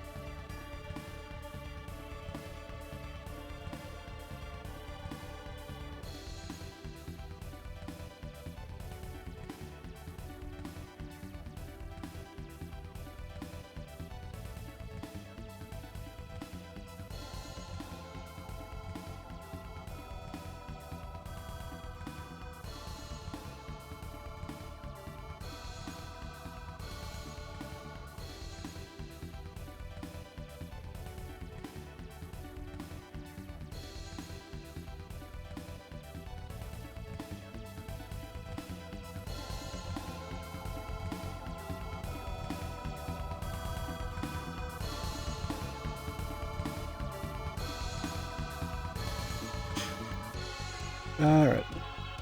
Welcome back. Okay, cool. So...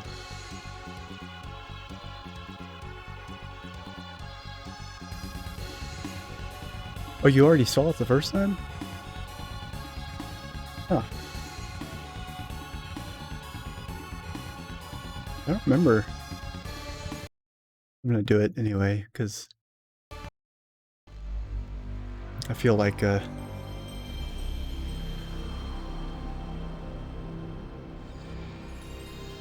not talking about the, config menu thing. It was actually,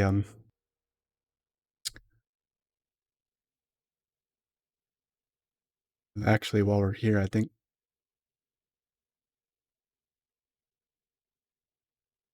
Yeah, I'm sorry about that. I'm not sure why that is, necessarily.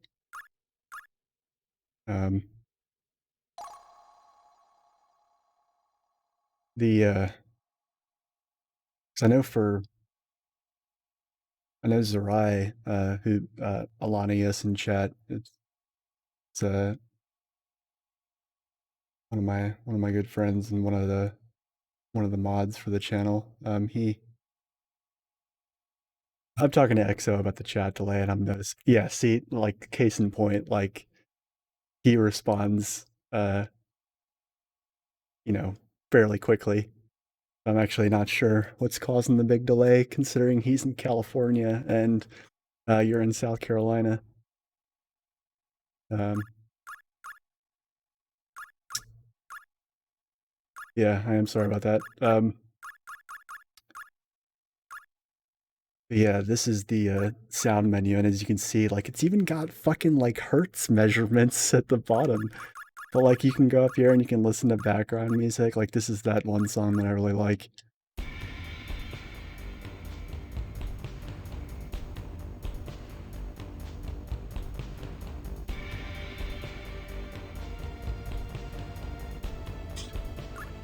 And you can come in here and you can just listen to, like, all the music in the entire game.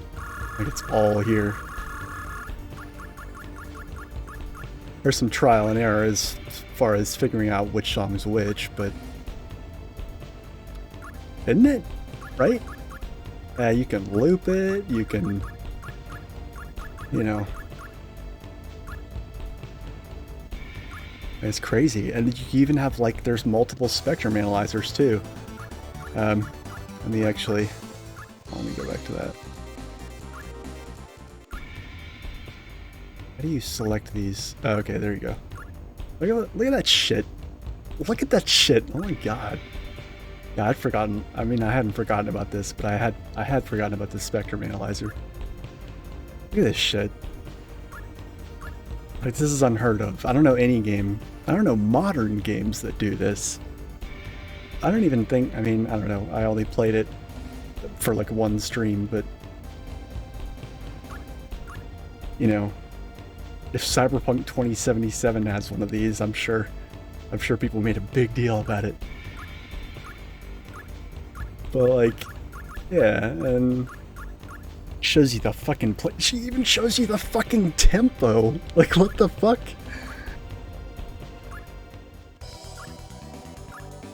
Let's see if we got anything that's like 200 beats per minute. 138. 138. 110, 120, 114. Oh shit, 156?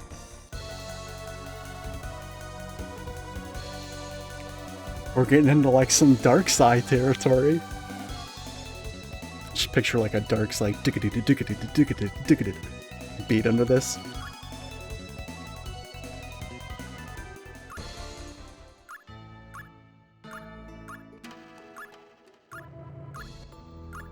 I don't think I've ever like looked through all the BPMs of these songs just to like see what the upper and lower limits were. I don't want to play any of these too much because as we get further down the list, we're going to start hearing some stuff from parts of the game that we haven't been to yet, so I don't want to... 144.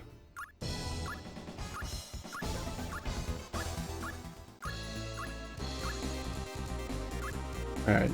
The fastest one I saw there was 156. Yeah, and then here we can go and you can actually listen to the voice samples of every single character in the game. Spoiler alert. Yeah, no. Back out of that quickly, but yeah. Delusional extremities, yeah. Anyway, let me just, I think it's,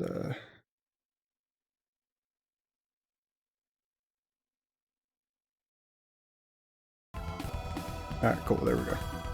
Now we're back where we are.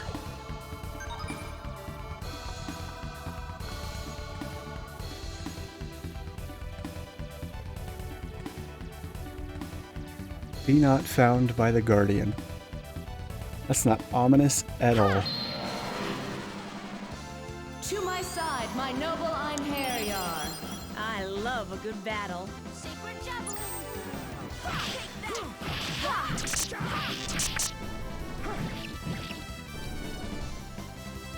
Mugen no Kensen. Blade art. Yeah, you're welcome, dude. Yeah, the only other game I can think of that even comes close to that was the Fortunate to have died a the quick Sonic death. games, like the old 2D Sonic games. Their souls have been released. We have no I think Sonic reason to 3D remain Blast was debatably 3D, but they also had a sound menu where you could listen to all the music and you could also listen to all the sound effects, which was unique and cool in its own way. But it was still nothing like what we just saw.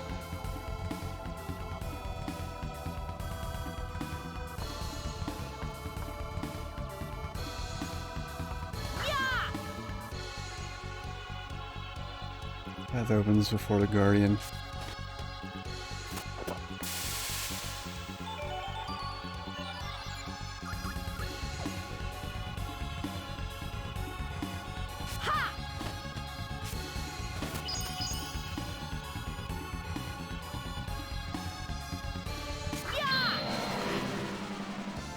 To my side, my noble Einherjar.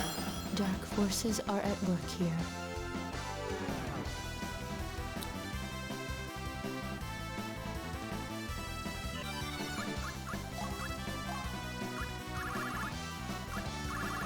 Ganjorn, what about him? I think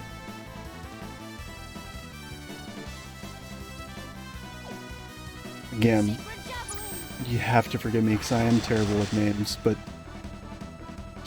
I'm pretty sure he's like Ganjorn's the guy that like DJs or that dares to DJ my music a lot, isn't he?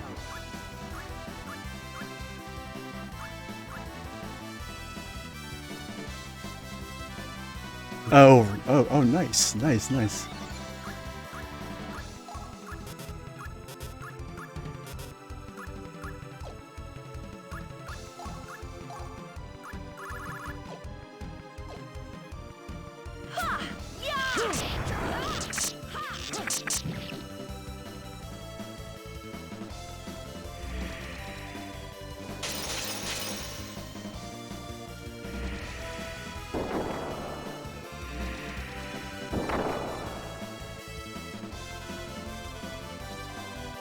Yeah, I will have to check that out. That sounds awesome. I feel like if there is a nice thing about COVID, it's that I've like met and gotten to know better some people online that I'm now really excited to someday, eventually, hopefully, hang out with more and or meet for the first time in real life once all this shit is over.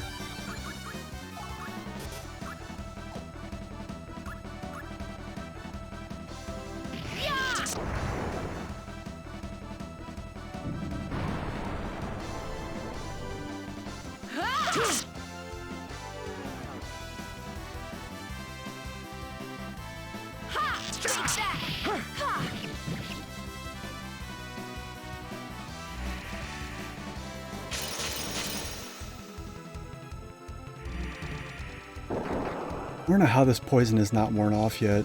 I can't die God damn it.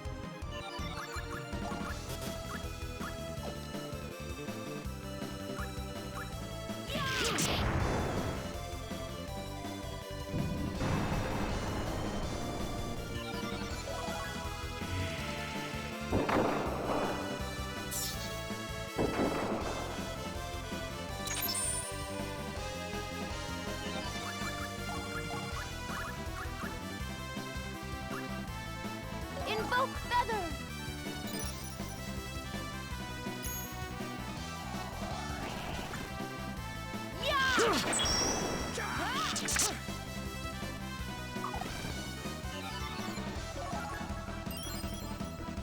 Finally.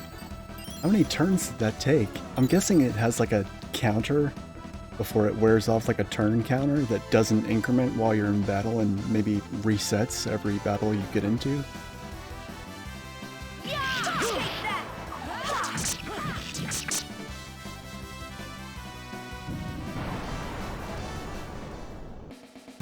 Their souls have been released. We have no reason to remain here.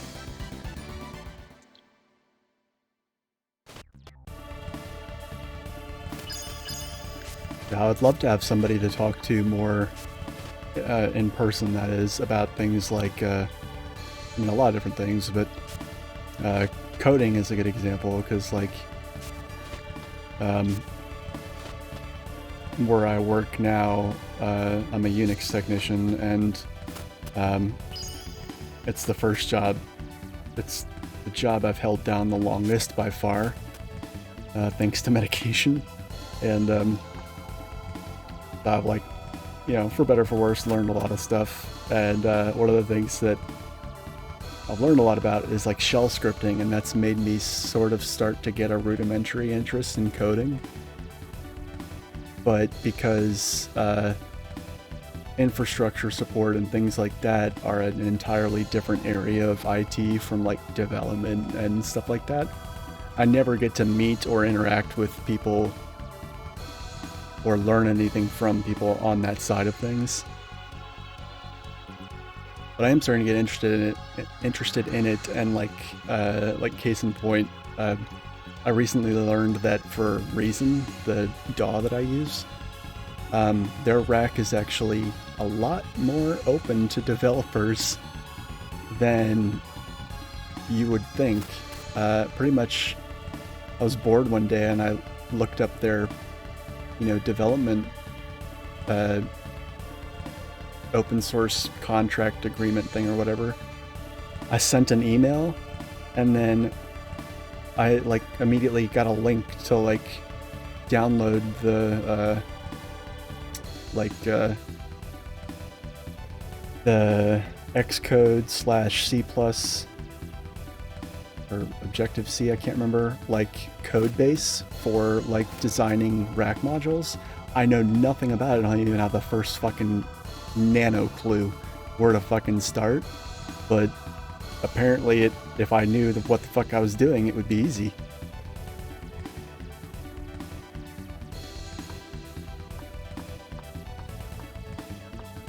I'm confused. Where'd the Guardian go?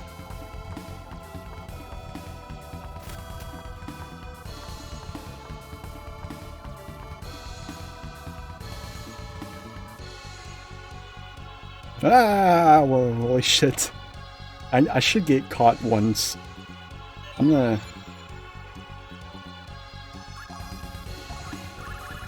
let myself get caught by that thing just once, just to show what happens.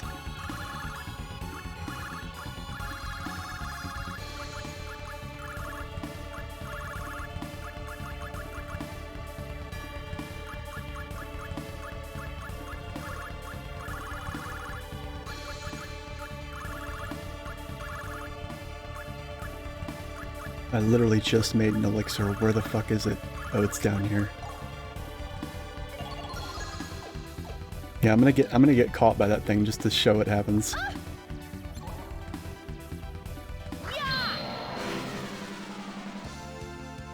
To my side, my noble Einherjar.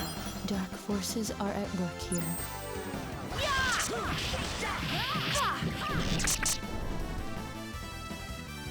Mugen no Kensen. Blade Art. Senko Jin. You are strong, monk. It shall be engraved upon your soul. Divine assault. Yeah, one of those guardians touches you, it teleports you to this area, and you have to fight at least one of these, and then you have to just go either left, right, forwards, or back through a series of identical rooms until you find a statue to put the stone in to teleport you back to the main dungeon.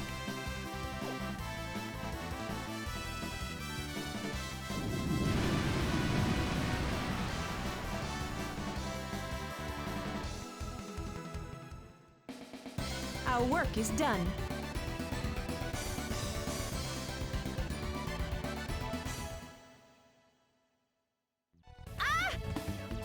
Oh, you just take constant damage while you're in here, I guess.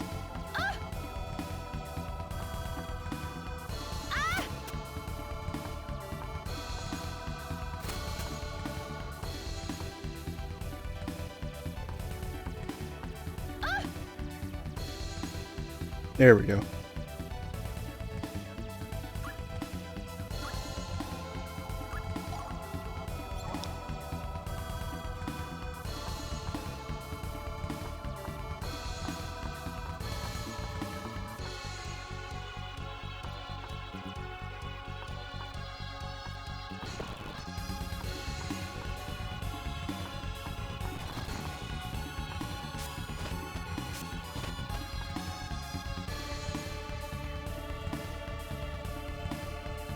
Ah, God, almost got caught again. It's really fucking spooky the way it fucking chases you down like that.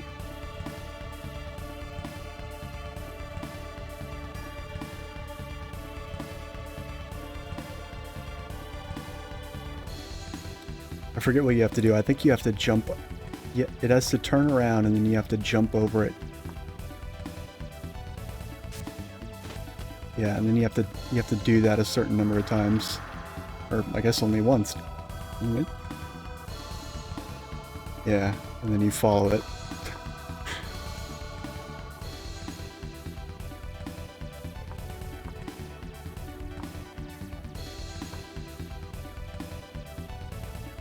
Ah! It can miss you if you're like right up against the wall. Yeah, the way it chases you down. Fucking... I think because it's like a completely still, you know, statue that just kind of slides across the ground, there's something like really unsettling about it.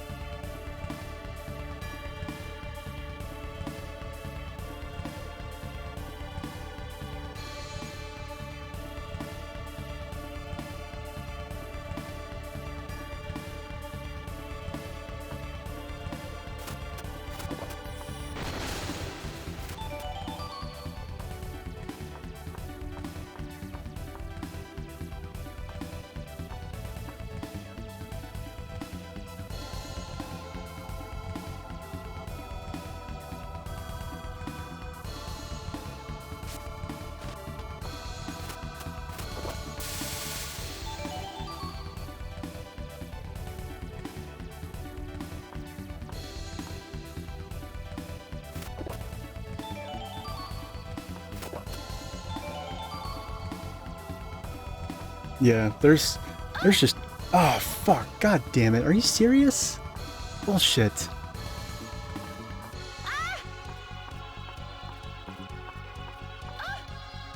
Ah.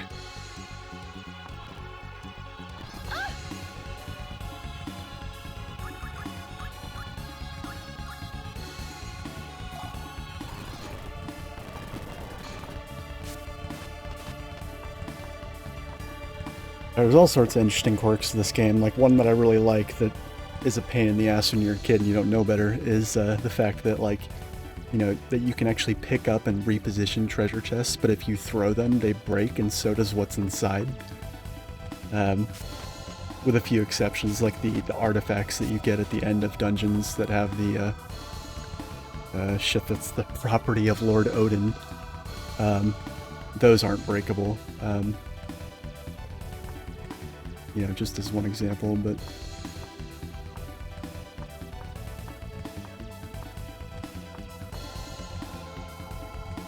so in this room, we literally have to jump over the Guardian repeatedly until he gets tired or weary.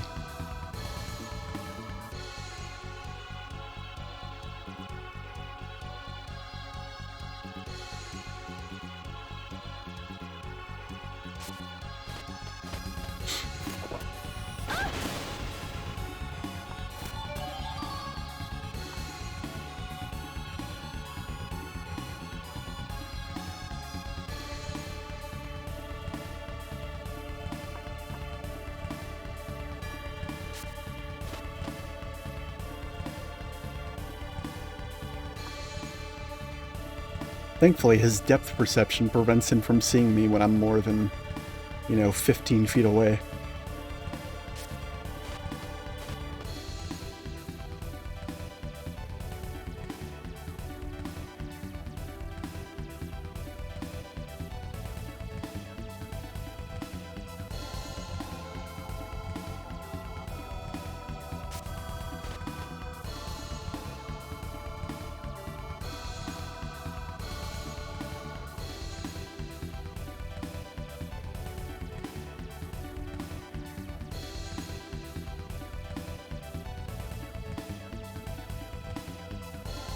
Oh, nice. Okay.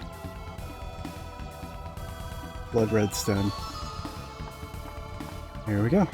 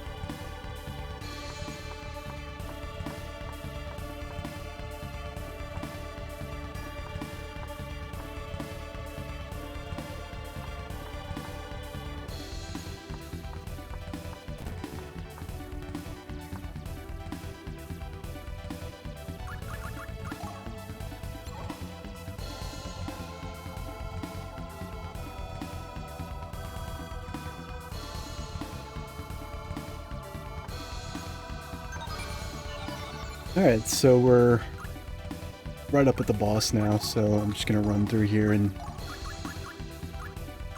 do a quick checkup on things.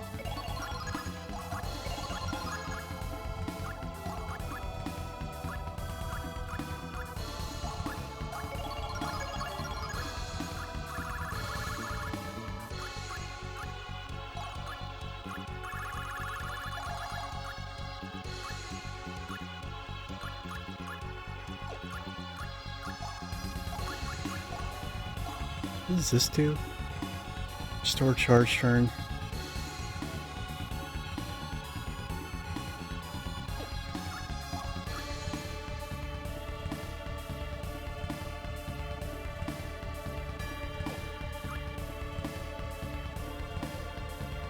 Huh. I wonder if I use mental reaction in conjunction with concentration, if it's possible to cast every turn. I don't think I've ever tried to abuse that.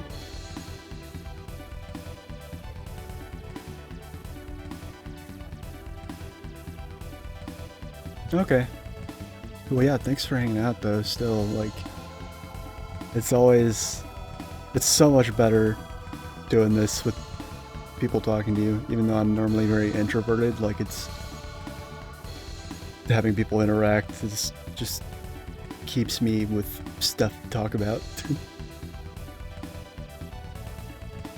Even if it's just one person.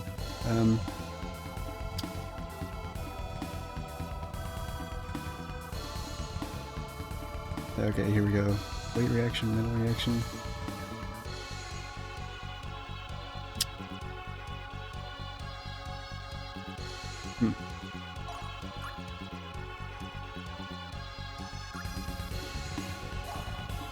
Yeah, I'll give it a try. This boss is like a good boss to test it out on because he's not very hard. Kind of a joke, really.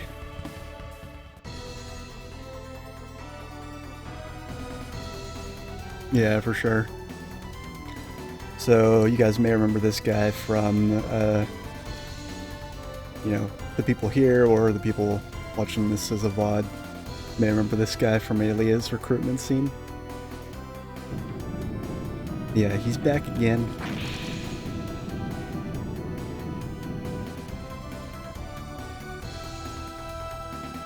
What is this overwhelming force?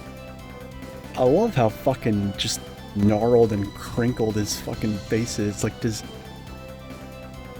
that is some just absolutely hardcore brow furrowing.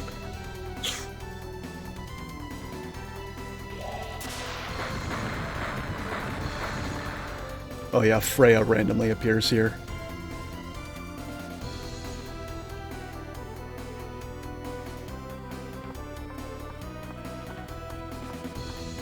Strictly as an observer, she doesn't like help you or anything.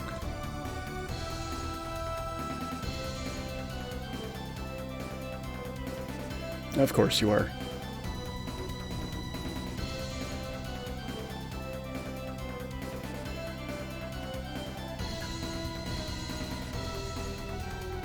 Ellipses, how predictable. Make sure you do not destroy his soul. Yeah, this is the single most questionable recruitment of any character in the entire game. Because it's like, this guy has literally no redeeming qualities. As a person, I should say. I love how he's like, damn it all, like, being made 9 Harryar isn't awesome.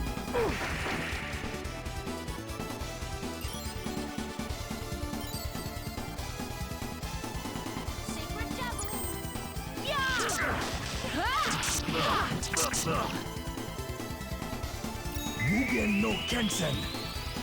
Blade Art. Senko Jin. God damn it, game, stop that. Resist not. You. Divine assault. To be clear, that graphical freezing thing doesn't happen in the disc-based copy of the game. That's unique to emulation. The disc-based game will just lock up and freeze completely if it has a single scratch anywhere on it. And I think that's part of what I found so intriguing about the game from a code-based perspective, because like you would think that if there were any issues like that, that they would be the same, maybe, between disc or the ROM. But, yeah, that boss really. You have another The dungeon is option, kind of the hard though part. I do not think you'll find Niflheim very comfortable.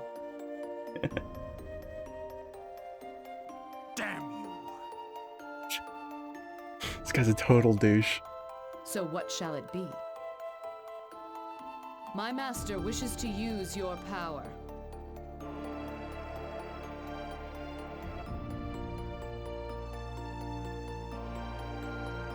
What the fuck?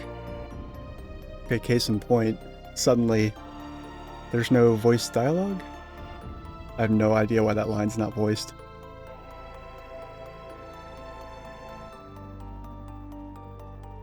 Wait, what the fuck?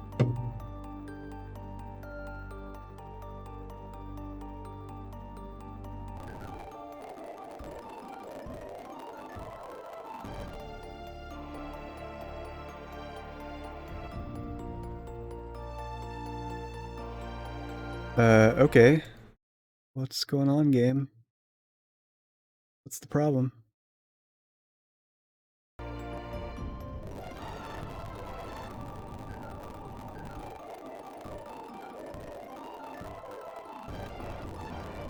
It's clearly not frozen because I can still do this.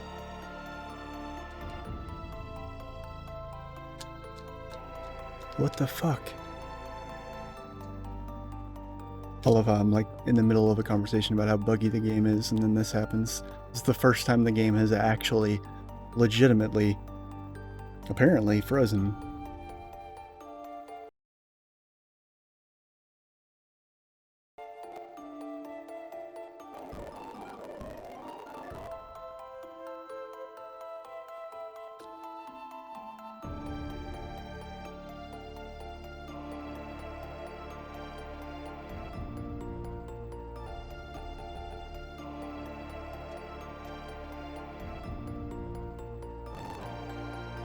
Yeah, okay, it's not getting out of here. I'm gonna try a few tricks here. Let's try reloading. It's basically the emulation equivalent of opening the disc cover on the PS1.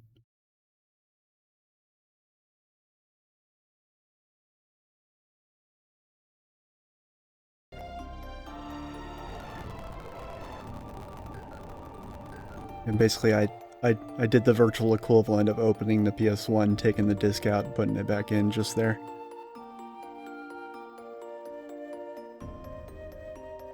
Still nothing. I've seen this work before, although it makes no sense as to why. Put disc 1 back in.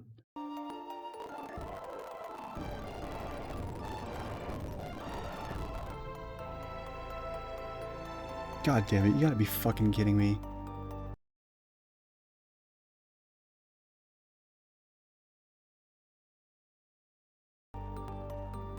No, I ejected the CD. Yeah, you can see the game is like, hey, the PS1's open. What the fuck? Where's my disc? Alright, now that I've actually virtually ejected it, maybe now.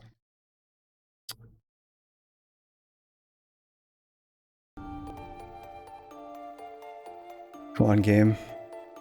Don't do this to me.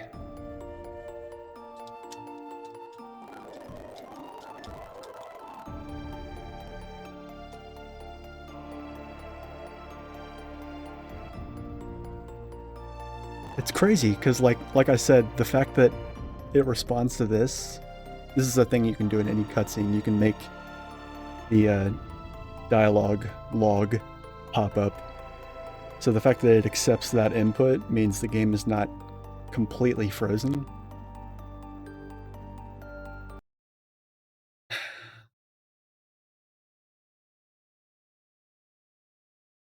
Great. I guess I have no choice now. I have to completely reset. God, what a fucking ball ache.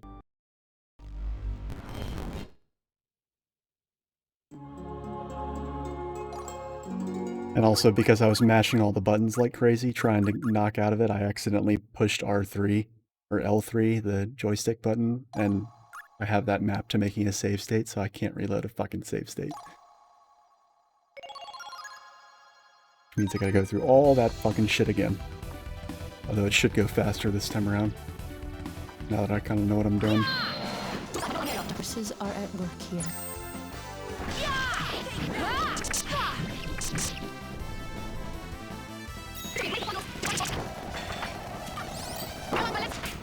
Thank God for fast forward buttons. Torment has finally ended. I've never seen that before. That particular one, I've never seen that.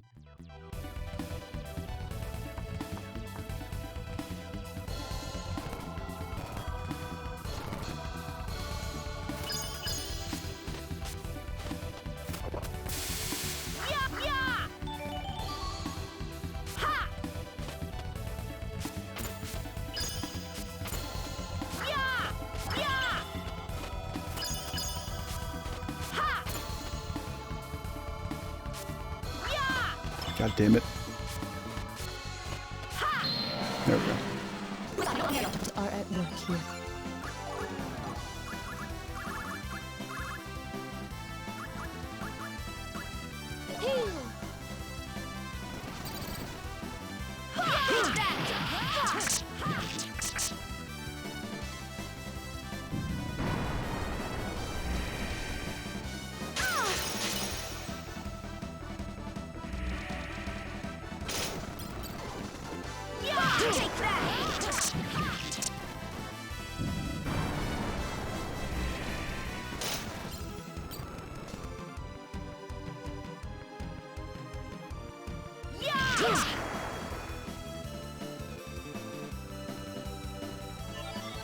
My turn and try and wait out this poison.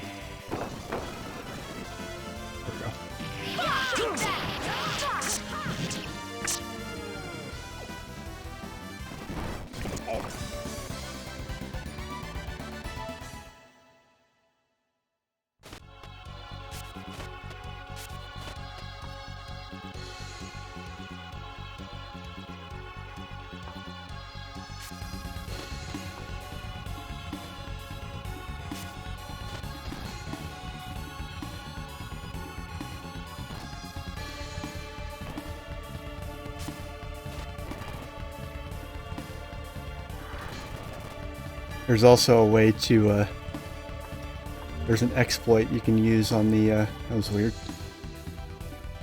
to bypass the last statue. Fuck. God damn it. My no area. I love a good battle.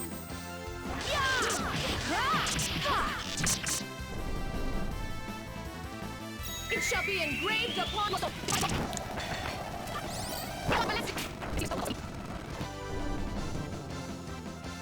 Oh, god damn it. Seriously?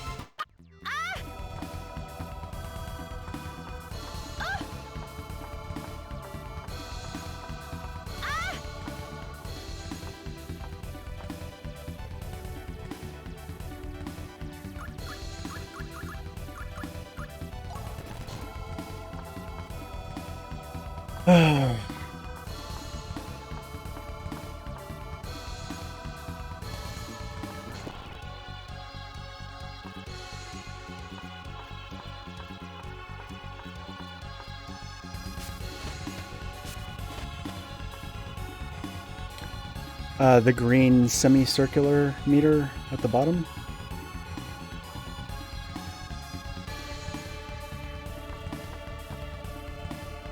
The one in the one that's down here. Is that the one you're talking about?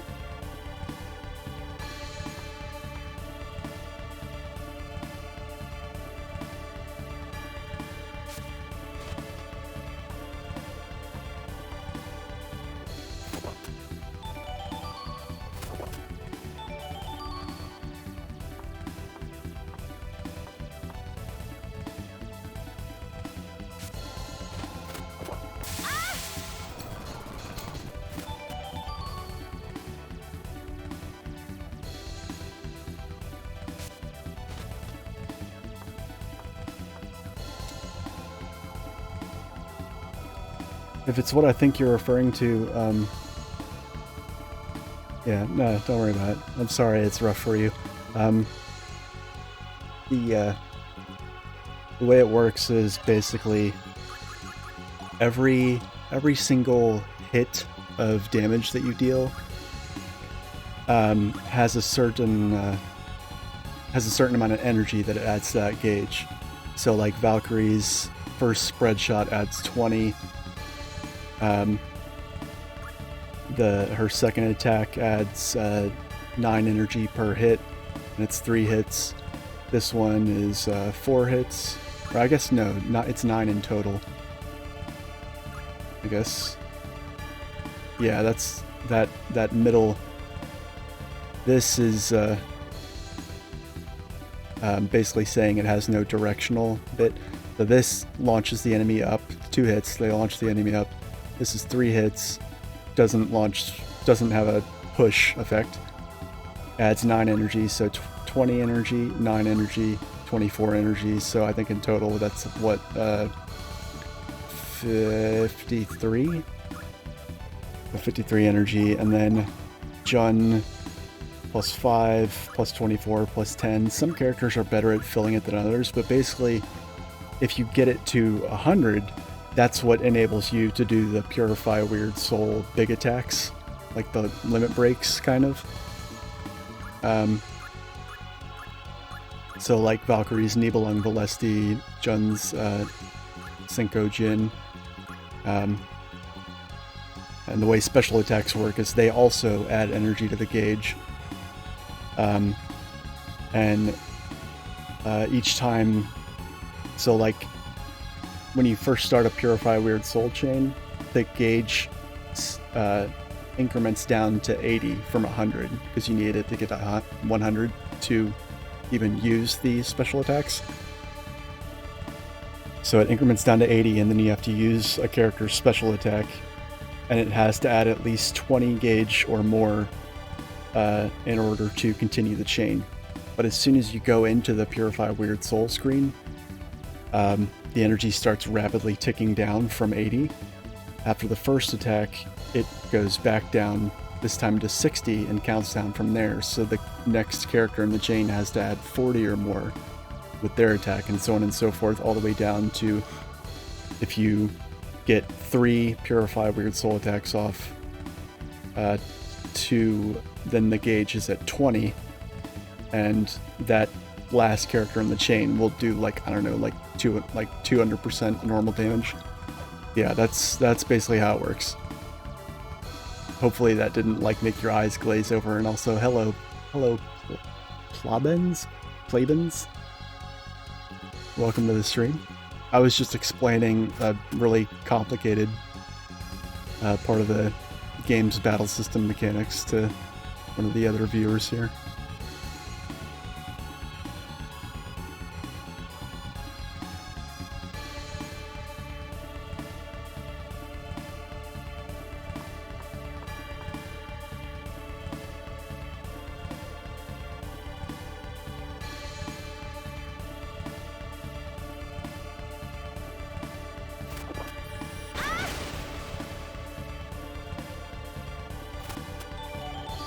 So basically, to cheese this, if I stay on the screen and don't, like, advance past this dialogue, the statue won't fuck with me.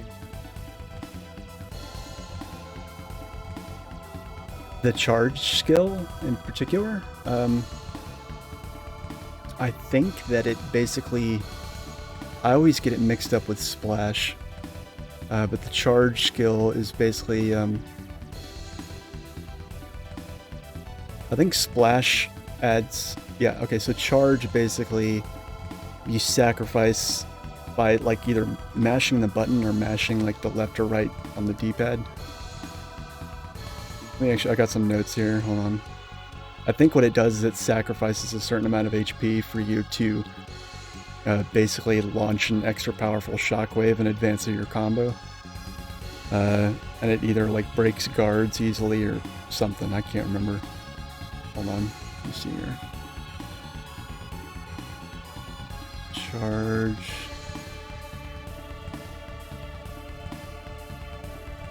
Yeah, so basically you just button mash extra hard and it inflicts a little bit of extra damage.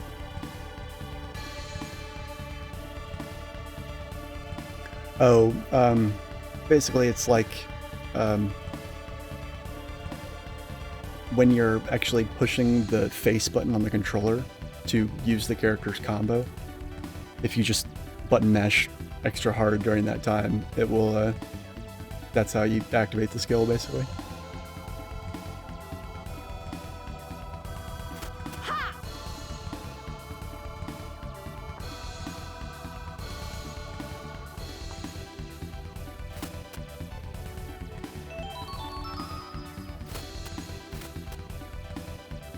Seems tired. Oh shit. Can I not get this now?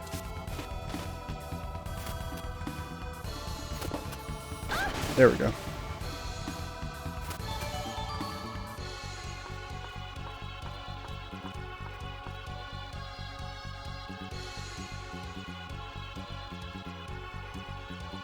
Yeah, it becomes, it's basically like it adds to the combo, right? So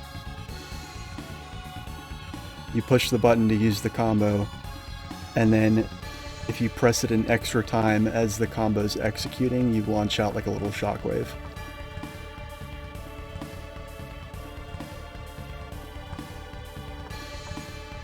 Like, basically you double tap it. Ah.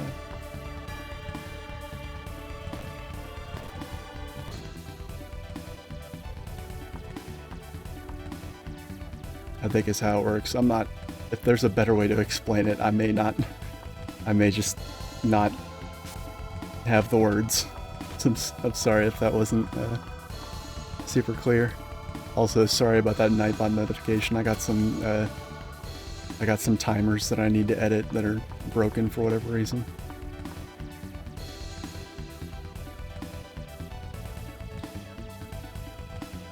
Yeah, well, I don't think it matters when you do it. I think it just...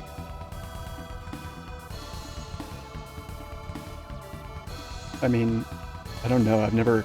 Like me, when I use my character's combos, I just furiously mash all the buttons to make characters dogpile on enemies. So if there's any more nuance to it than that, I'm not aware of it. And any skill that... Like, some skills require that you press, like, left or right on the D-pad. Those require a little bit more thought on my part to execute properly. But the ones where you just hit the character's button over and over, and then they do the thing, those always just happen organically, because I'm already mashing the button, like, as fast as possible.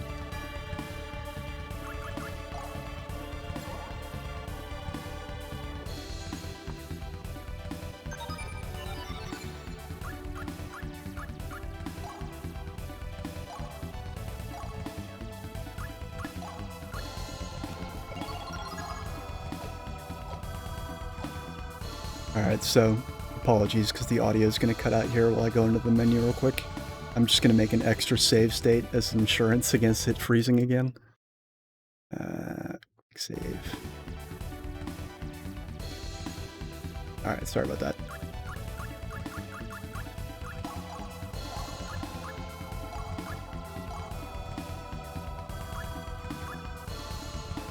Yeah. Fires a blast which causes 1.5 times attack fire damage. Press button repeatedly to perform. That's... You know, and I'm already pressing the button repeatedly, so if I have that skill equipped, it just automatically activates.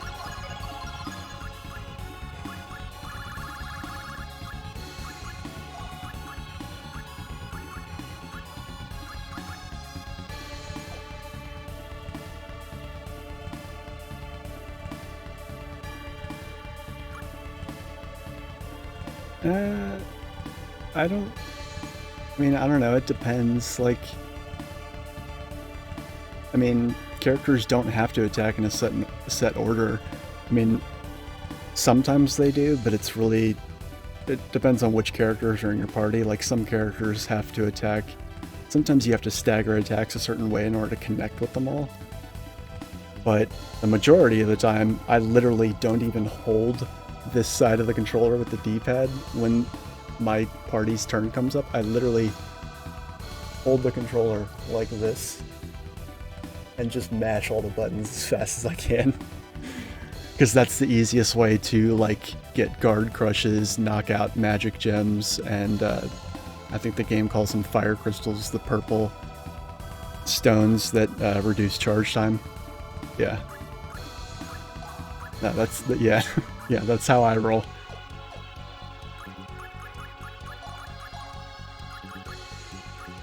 Alright, hopefully the game doesn't freeze on me this time.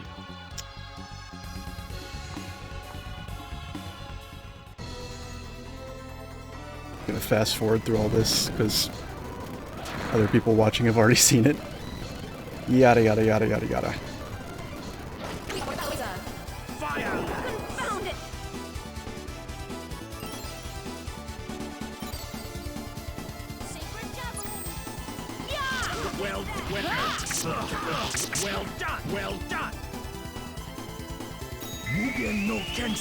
I love how he's like, well done. I'm like, thank you. Yeah, I mean, you really just gotta be Like, yeah, you have to be aware of that stuff, but in my experience, it's only an issue with a handful of characters, and with those characters, like Jun and Aelia here, it's easier to just go into the ability menu and change the order of their combo attacks, because you can do that. So basically, like, with Jun, I think the second or third attack in his combo actually pulls the enemy towards you, so in this direction, from you know, from left to right on the screen, and having that as the second or third stage in the combo fucks it up for him and for everybody else. So if you make it the first hit in the combo, though I do not think you'll find then Niflheim very comfortable. It's a lot easier to connect with everything. Damn you! So what shall it be? My master wishes to use your power. It would be regrettable to surrender you to Hell, the Dark Queen.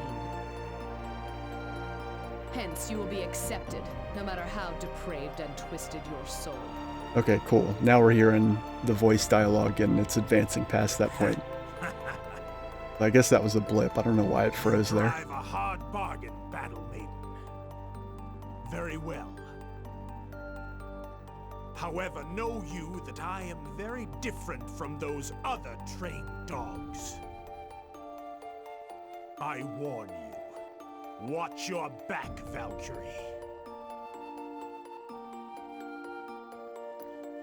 I think there must have been an abandoned plot thread there, because there's no reason to watch your back against the guy. He's the last character that you recruit, and he has literally nothing to do with the plot after this point.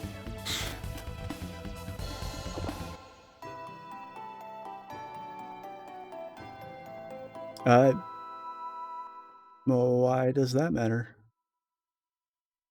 You can still,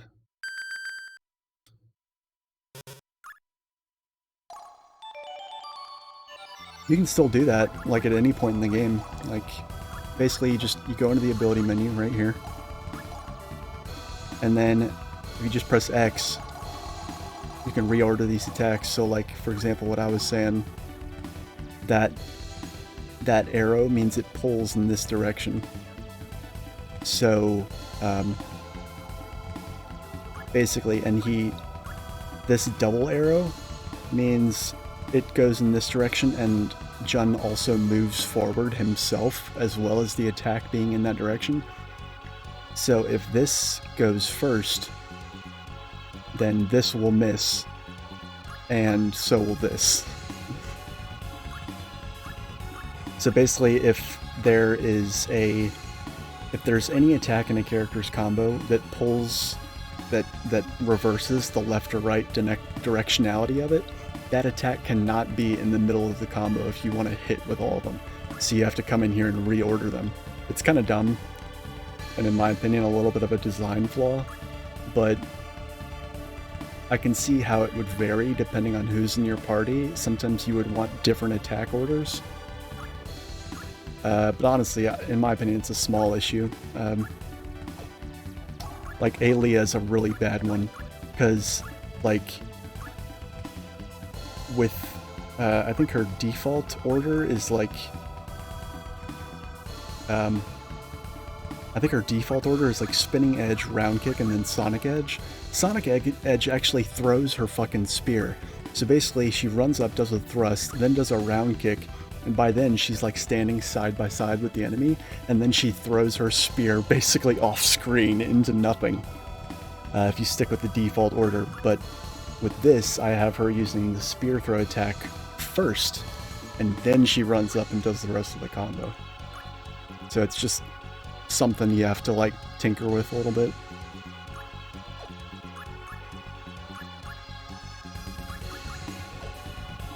But yeah.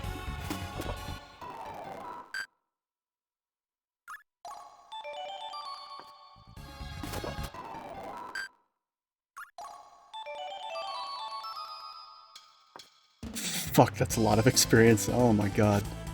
Alright, so this is the hardest part of the dungeon right now, is getting up here and opening that fucking treasure chest. So you're about to see, everybody watching, you're about to see probably the most difficult and obnoxious jump puzzle in the entire fucking game.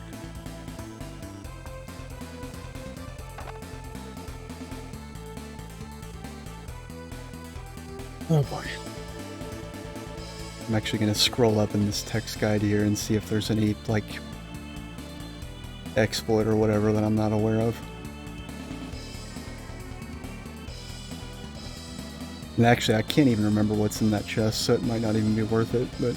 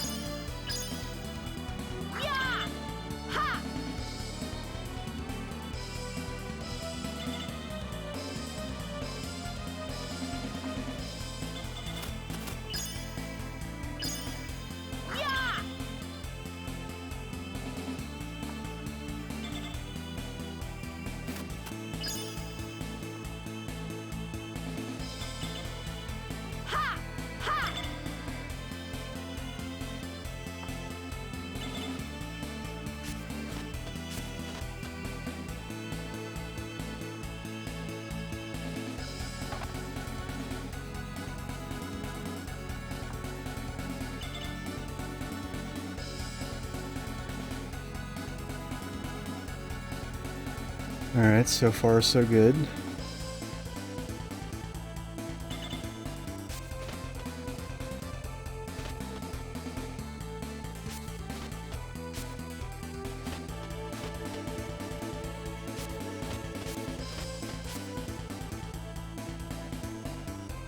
Cool.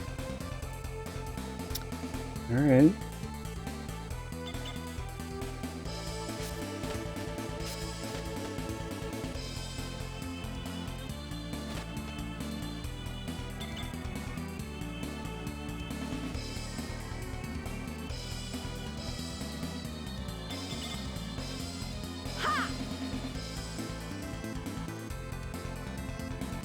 God, this is ridiculous.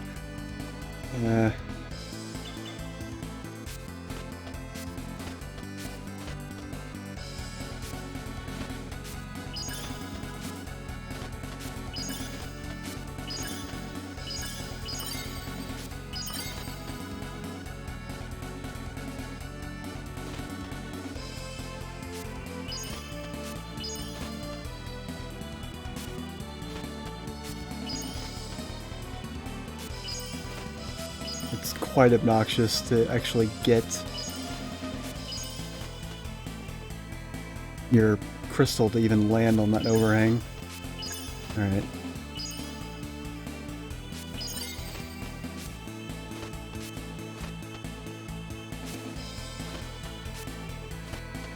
God damn.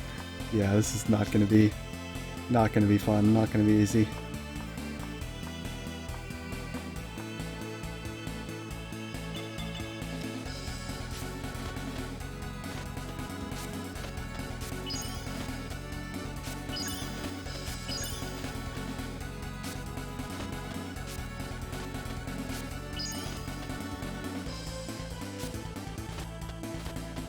God, if only I could shoot crystals, like, diagonally.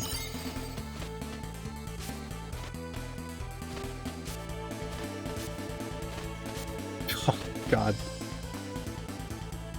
Alright, yeah, let me start over here.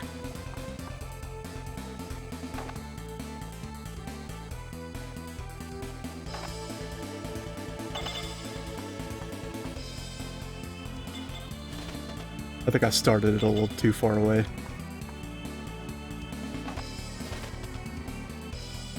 I love, like, even with all the crap that's in this game, they still even manage to fit in shit like jump puzzles.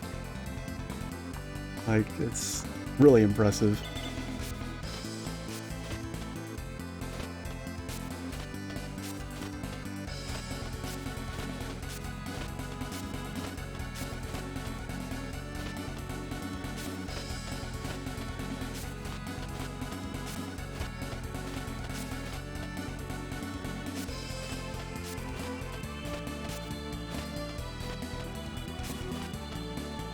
There we go. Yeah, the hard part is actually getting to where you're actually standing on a particular level of your little Jenga tower here. Alright. I might need to even reposition that. Yeah, there we go.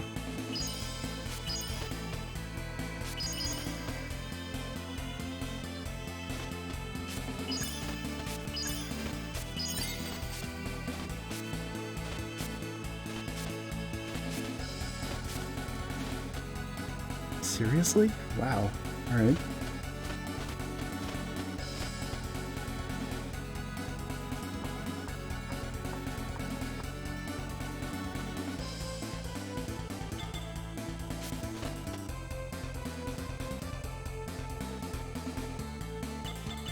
Oh, god damn it.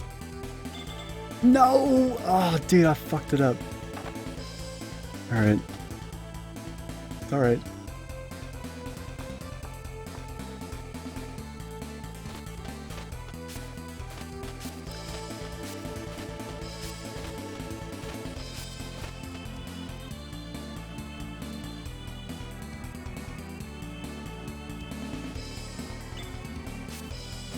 There we go.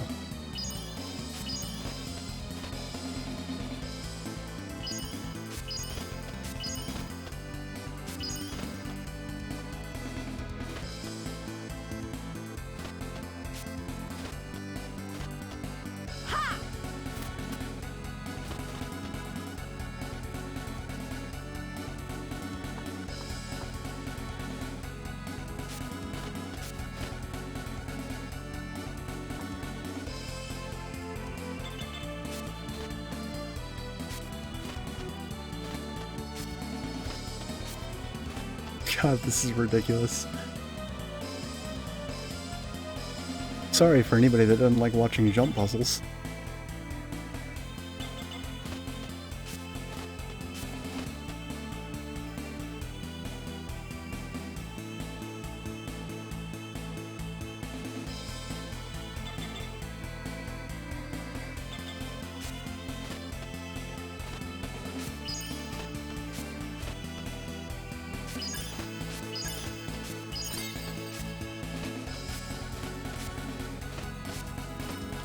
There we go. No! God damn it. Oh, so close.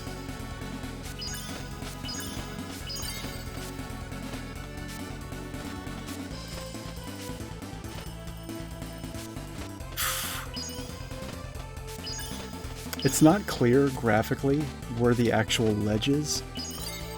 So you like jump up and like you think you're there, but you're not. There we go.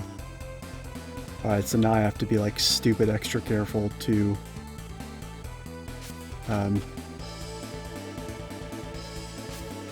actually I might have just boned myself here. Oh.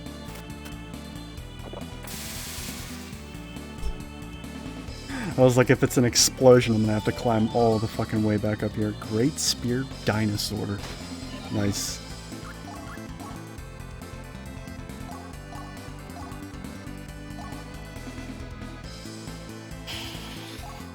Jesus. Pole vaulting Christ, that's a big fat attack stat, although it only has the single hit from the combo? Eh. Meh. Oh well. I still wanted to get it for completion's sake. Look at it. Look at that shit. Imagine somebody coming to this place after me and just being like, what the fuck happened here? Somebody was either insane or really bored.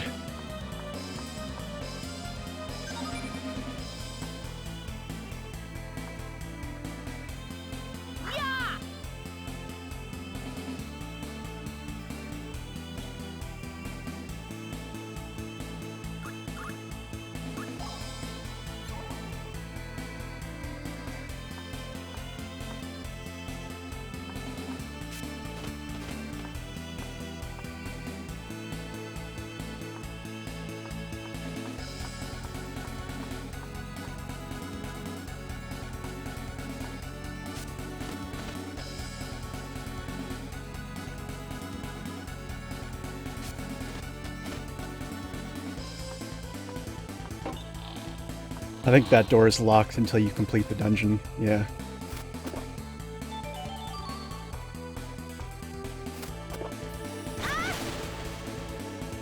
There's not anything super valuable in here, but, you know.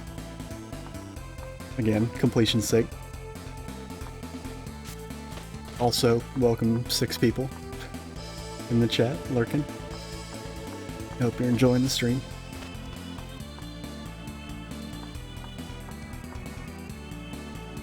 Since I have apparently 6 people in here, or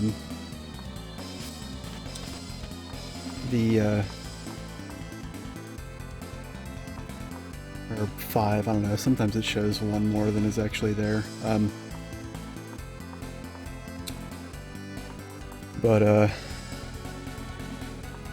Since I have people here, may as well explain what the fuck I mean by CommieRun. Basically, this is a challenge run where I don't spend any money. In this game, money is materialized points, so basically I've played through the entire game up to this point without buying anything. I have not used divine item 1 time. I have, because I don't hate myself enough to not have done this. I have used MP to transmute things, but that's it. Other than that, I have not divined a single item in the entire game.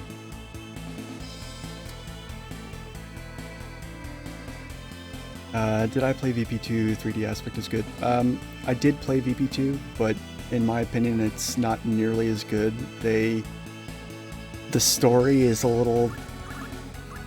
Like, I didn't enjoy the story as much, and there were things that the battle system is still really similar, but I remember it not feeling as good.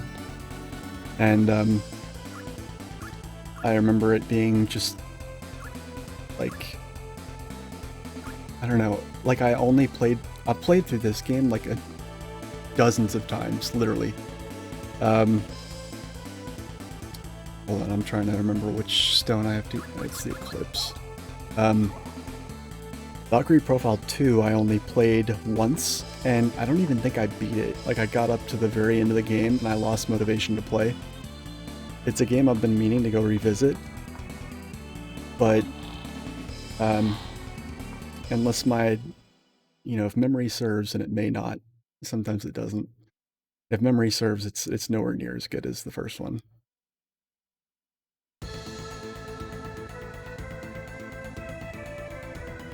Alright, so now I can either go do the Celestial Castle or the Aryan Labyrinth, and I kind of want to do the Aryan Labyrinth first because it's a much quicker dungeon to get through, and it's also more interesting. People will see why once I go in there, but I would rather deal with the clusterfuck that is the Celestial Castle after that.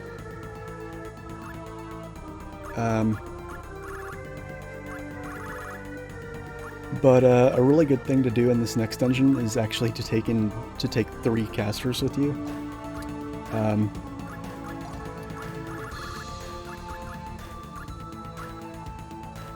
Although I'm actually going to forgo doing that, and I'm going to take Badrak because fuck it. I'm going to take 2 casters, and I'll switch to 3 for the boss.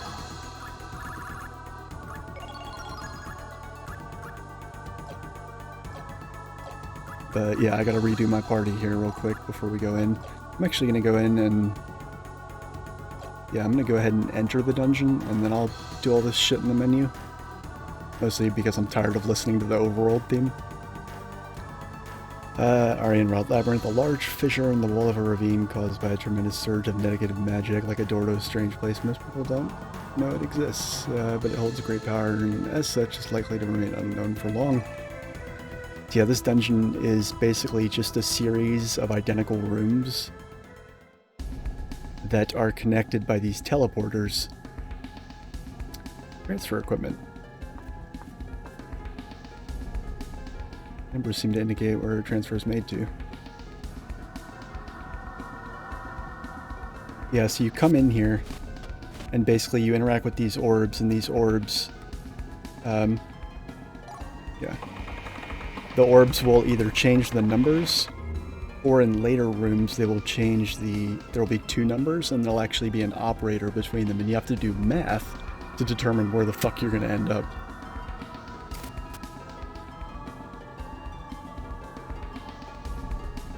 The other thing I want to be careful about is treasure chests, because a lot of them in here are booby-trapped, and they will actually knock you back into the teleporters for that room. Ouch.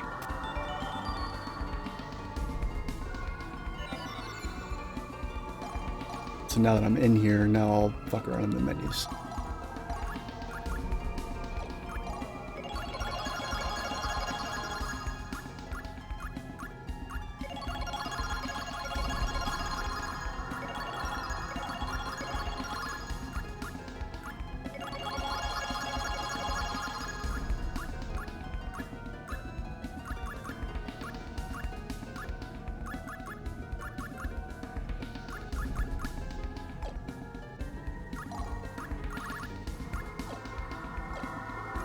Actually, I don't think I'm going to use Badrak. I think I'm going to use Arngrim in here. I'll bring in Badrak in the next dungeon.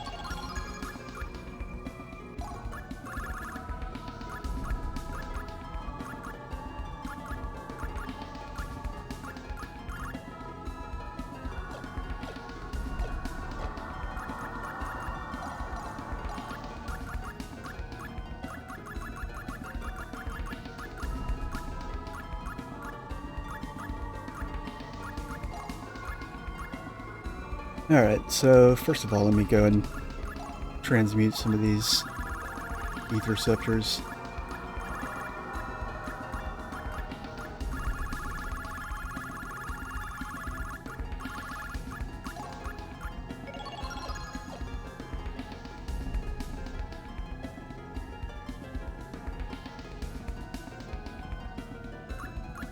Game. Yeah, dude. Yeah, it's legit. What's up, Isagi?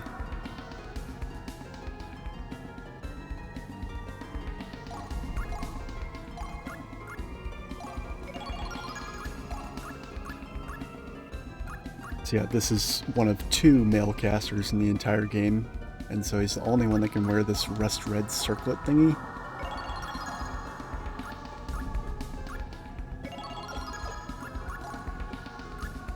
Gondar is also one of the few dark element characters. Him and Badrak, I think, are the only, or no, Mystina is too. And I think, yeah, Badrak also is.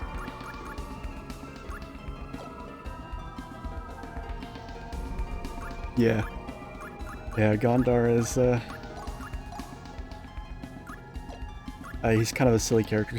You get him so late in the game, and he's supposed to be this, like, villain or whatever, and, like, he never does anything of consequence in the plot, and yet, for whatever reason, they make a big deal out of recruiting him, and it's so silly because he's, like, the least virtuous character in the entire game, and easily the most questionable recruitment.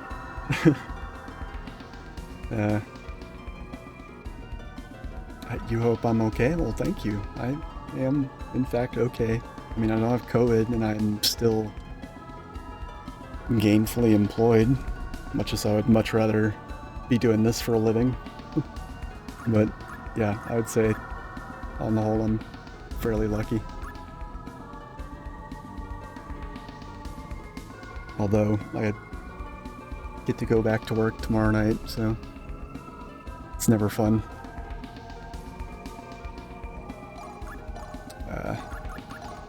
Yeah, I need to go and get Gondar brought up to speed here.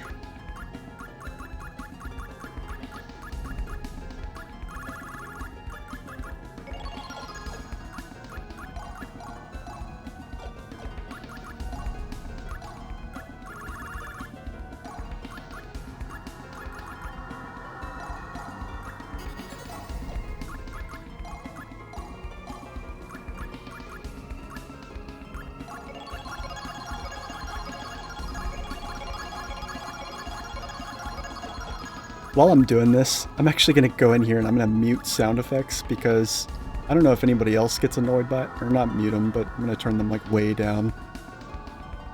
Maybe other people aren't getting annoyed by it, but I personally am, like hearing that twinkly tone every single time I level up one of these things.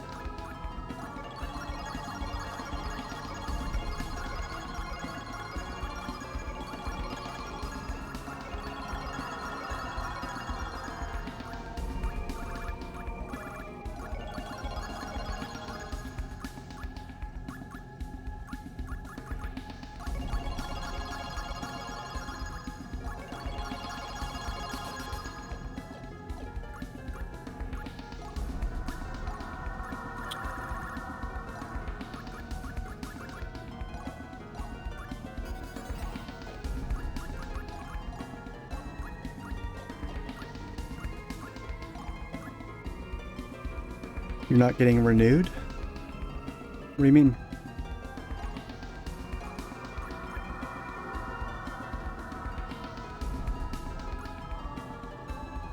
No. No, I don't even know if you can. For science, let's even see, is hero values minus 88? Hero value also goes up very, very slightly every time a character levels up. So if you max out all these traits and then also level them up a crap ton, any character's hero value will get up to decent amounts. But yeah. No, I'm not sending him to Valhalla. I already sent, I think it was Jail up to Valhalla this chapter, and really in chapter 8, you don't even need to send anybody.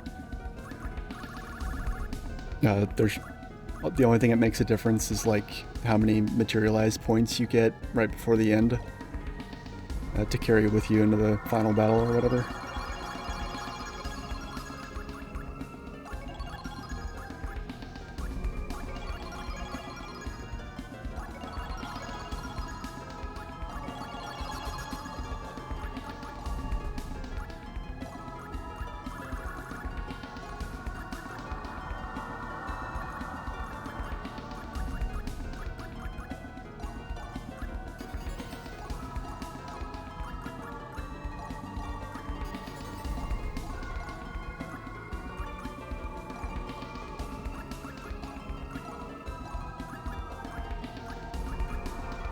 Alright.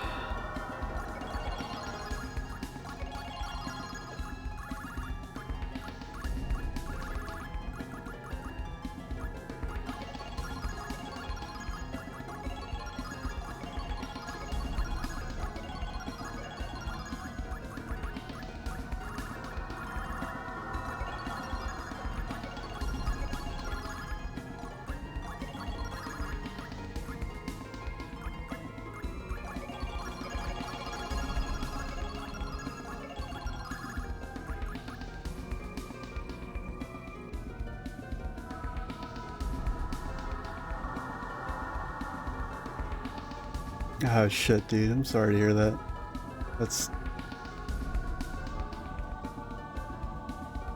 That's fucked.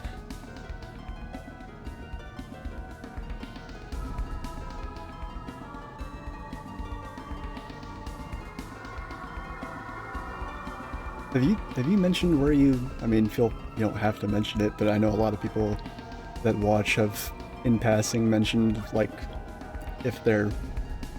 particularly if they're not from the United States, which is unfortunately where I live. Like, I've got viewers in like Finland, Australia, Canada. Like, are you outside the US, or like what country do you live in? Or feel free not to answer, you don't have to. I was just curious, like, what the fucking right to work policies are where you live. That was the only reason I asked. That's right, you did tell me this. I'm sorry. You totally already told me that and I forgot. Poland, oh wow, nice.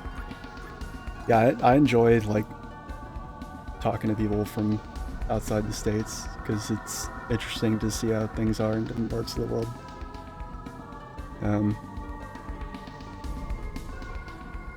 And yeah, through my music, I'm pretty used to interacting with people from other countries where there's maybe a language barrier, so don't feel bad or insecure about those at all. Even though I'm a monolingual scrub that can only speak English, I'm pretty patient with. I would like to think that I'm fairly above average as far as Americans go, as far as like not being a dickhead when it comes to language barriers.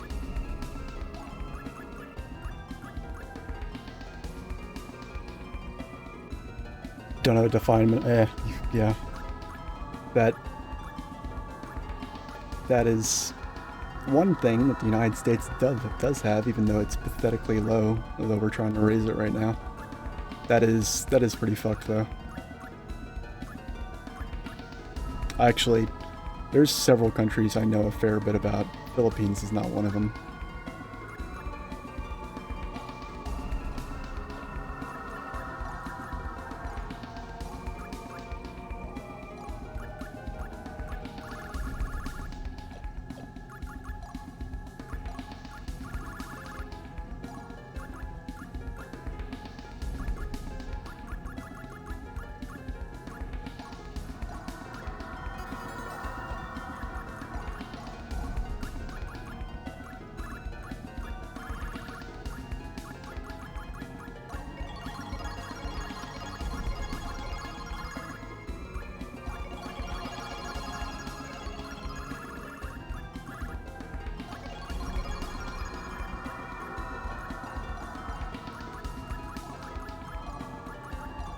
Sorry if I'm not paying as much attention to chat right this second. I'm trying to blow through this so I can get out of the menu and back to the action.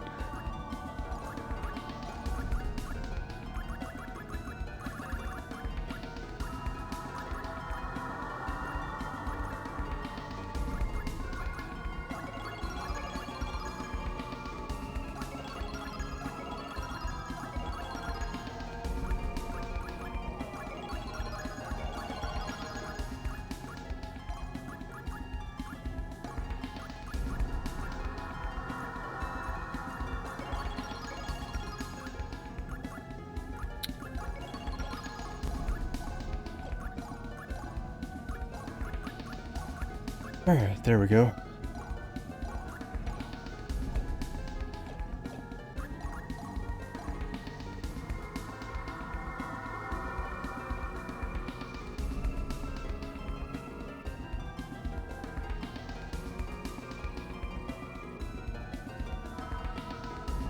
Yeah, so it would be. Yeah, and Isagi, yeah, one thing I am very well aware of is the fact that like a lot of people from other countries are required to learn English, whereas here you can get by with only knowing English. Yeah, I actually really envy people that are bilingual. Like I wish I had that like more forcefully driven into my education.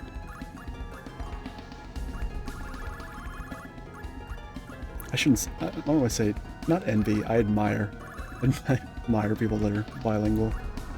And I realize that like in a lot of, like especially in Europe, like a lot of countries, just everybody knows at the very minimum English and whatever their country's language is. Forget if this is a good sword or not. Nah, not really.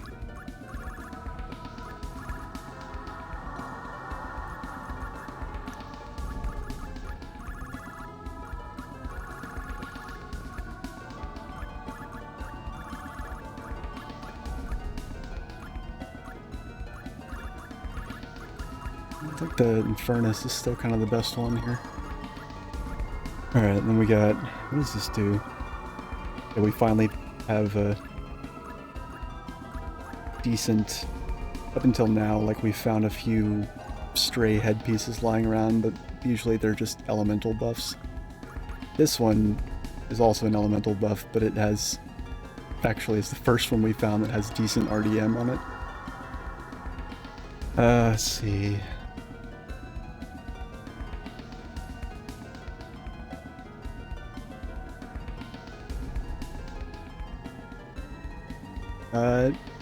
Sorry, I was looking and catching up with chat. Plobens, sorry if I'm butchering the pronunciation of your name, but I think the best, if you want to know the best thing to do, actually would probably just be to go look at my VODs, because I highlight everything so that nothing gets written off by Twitch's like 30-day like rotation period where you stream something and then after 30 days it disappears unless you highlight it. So I highlight everything, and I also have Twitch Turbo, so I have 60 days instead of 30. But yeah, I would look at my VODs. I play a lot of ROM hacks. I play a lot of mods. I do a lot of challenge runs of older games. But then I also play it whenever something new comes out that I really want to play. I do make a point to play it. The most recent new thing that I played, like on a current gen console, was Horizon Zero Dawn.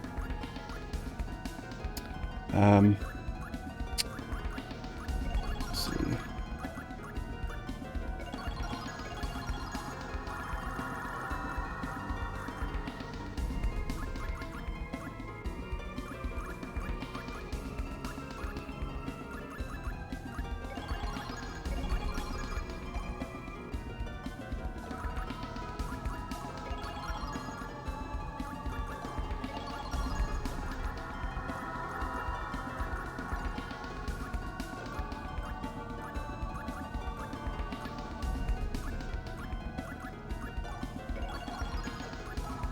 Sorry guys, just give me a second.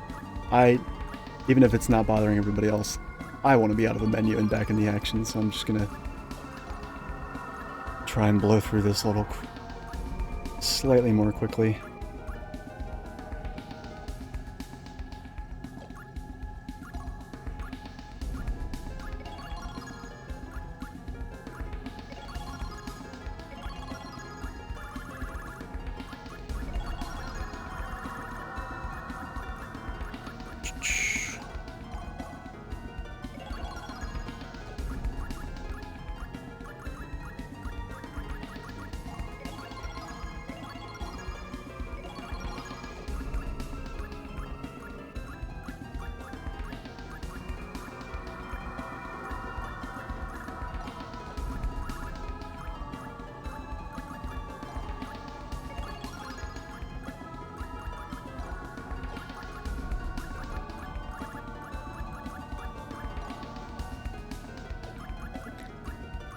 And okay, we're almost done. We'll just have to teach Gondar some magic, because I have no idea what he's packing right now. Prismatic Missile, Poison Blow, Fireland, Shadow Servant. Okay, so that's pretty good. Yeah, I'm gonna give him a couple of other things though.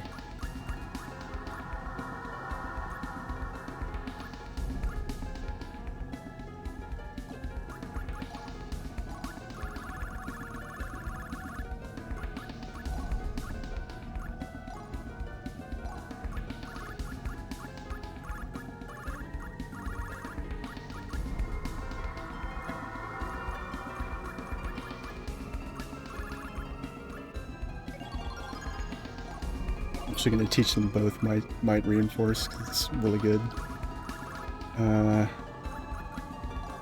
Sure.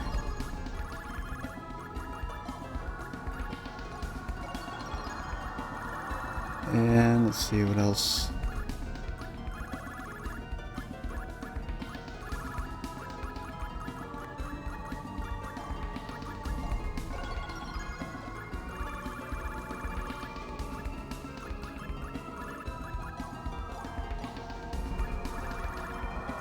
Room for it. I'll keep what I got. Alright.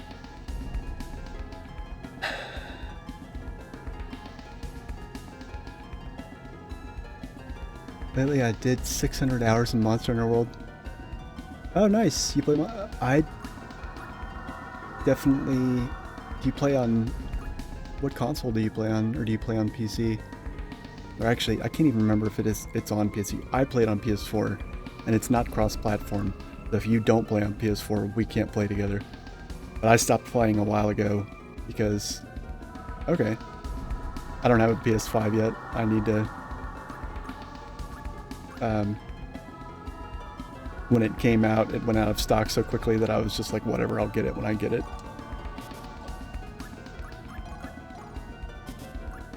But yeah, I need to pick up a PS5. There's nothing stopping me other than that, like, the last I heard, it was not easily found in stock anywhere, so.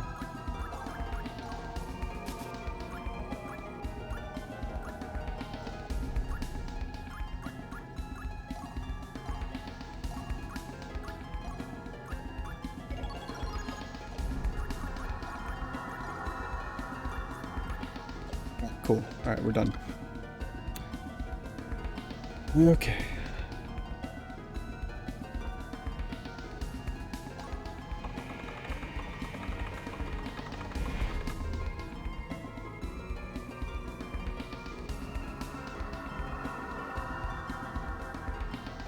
What the fuck?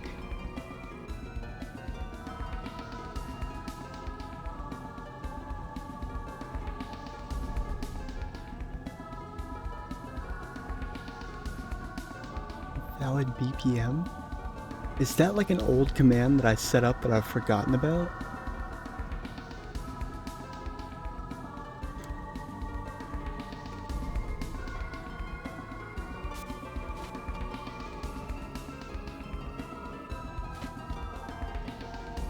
I haven't even kept track of my playtime on Monster Hunter because it's an online game. It's like, you know, whatever. I mean, who knows how many hours I've sunk into, like, Final Fantasy XIV, for instance. But as far as single-player games, I actually have... I forget what my save file time is on Disgaea D2, but it's in the quadruple digits. I'm over 1,000 hours in that save file. Probably, maybe even more than that. I can't remember if I broke 2,000 hours, but it was something just absolutely obscene. Icicle edge.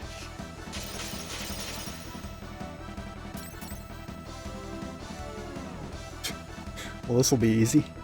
Shadow servants.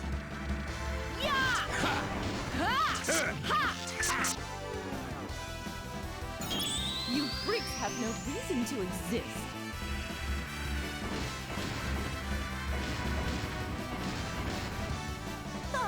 Didn't even break a sweat.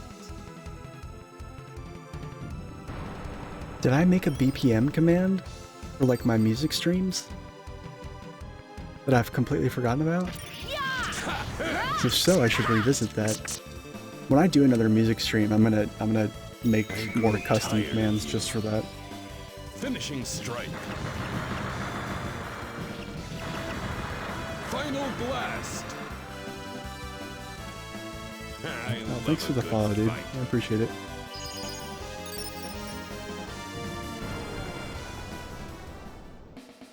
Get thee hence. Oblivion awaits thee. I don't know if, I don't know. I have no idea if, Monster Hunter is cross-platform between two different versions of the same thing. Like, I have no idea if it'll, like, if, as, like, on PS4, if I can play with you on PS5, but if not, once I get a PS5, we'll have to hook up and, you know, mindlessly slay some helpless animals for the purposes of rampant imperialistic fantasies that Japan is extremely good at playing to with an American audience. Oh, man. Night, dude. Thanks for hanging out. I appreciate it. See you next Saturday, hopefully. You can come by and see the finale of this.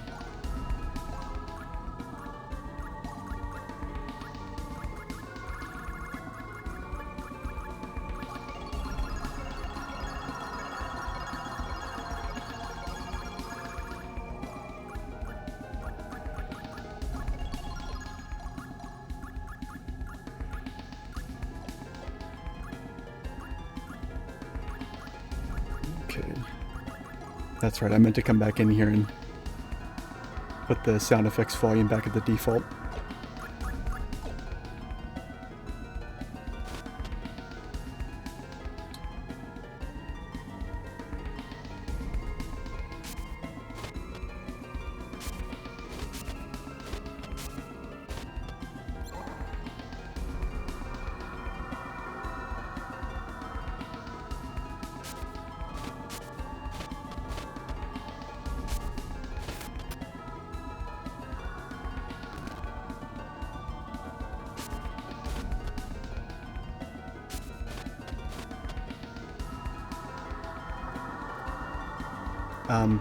In all of my playthroughs of this game, I'm not actually sure if I've ever gotten the treasure that's in this box, because I always forget to pick it up and spin it around, and it blows me up and then knocks me back into the teleporter. Or maybe it's not this one, maybe it's a different one. But unlike other dungeons, it's extremely difficult to backtrack in this dungeon, because how do you know where you're backtracking to?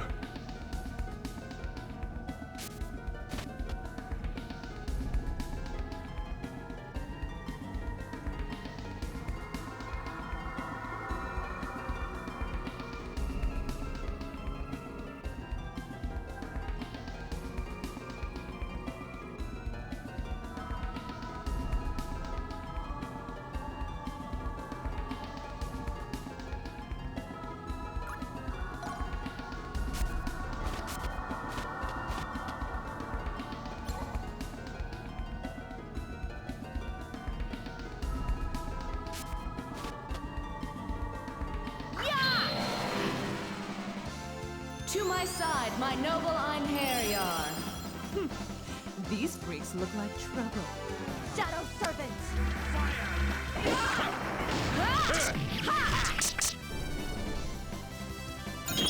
You freaks have no reason to exist.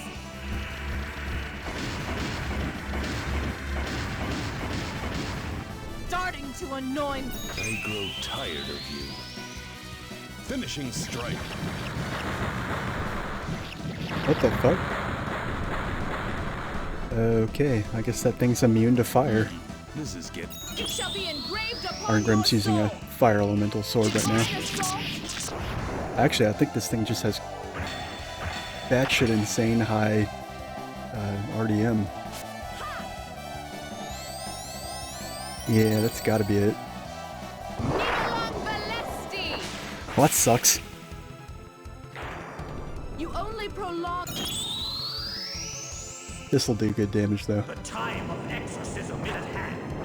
Venomous servants, unleash thy dark flames. Calamity blast!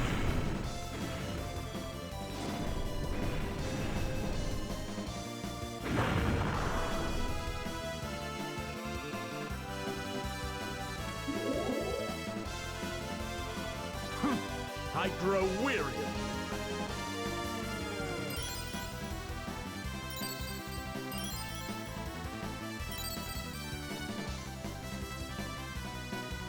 That's weird. They just... Like, on the rare occasions I'll run across enemies that just, like, won't attack for, like, a turn or two. For no reason. Look at this. Oh, he's weak to ice? Oh, well then fuck it. I got something that'll one-shot this guy.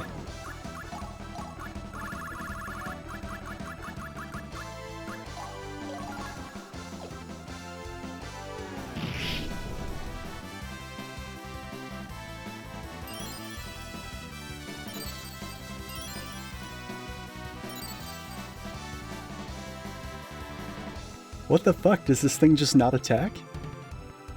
Alright. There we go. Ha! Did you think you could defeat me?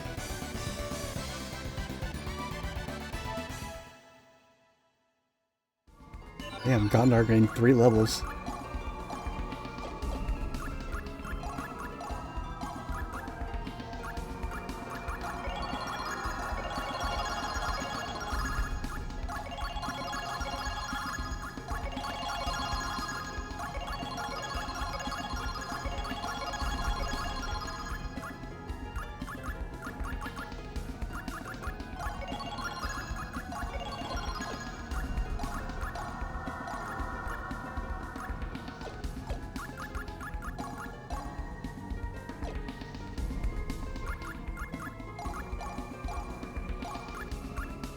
What is this?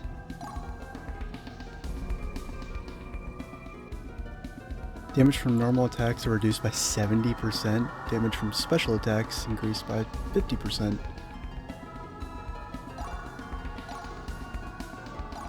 So 70%, so it does 30% of whatever 1800 is. So that would be like what?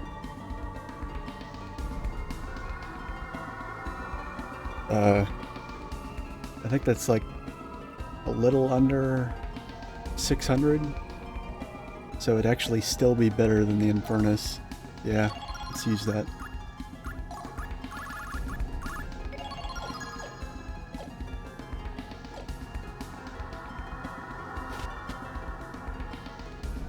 Right, and then this.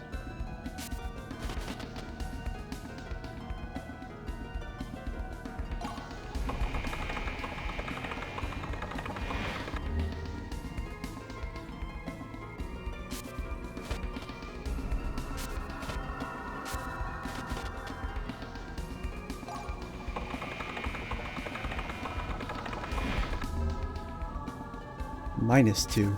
Okay. I need to get to 16, so I need to switch the other one back to 18. If there's no operand, they're just added together. So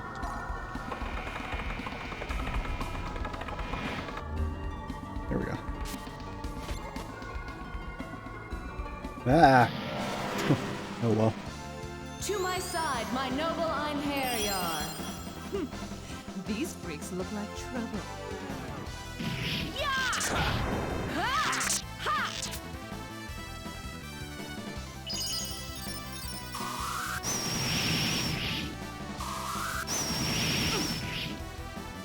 What are you doing? Ouch.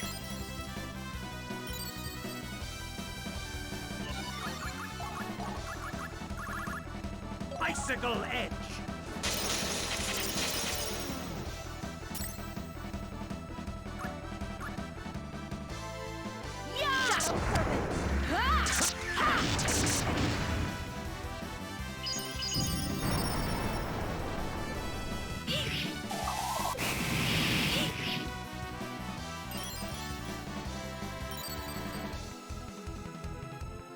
There's always like some enemies have attacks like that where they hit you physically and then they follow it up in the same turn with some other like energy non-physical attack.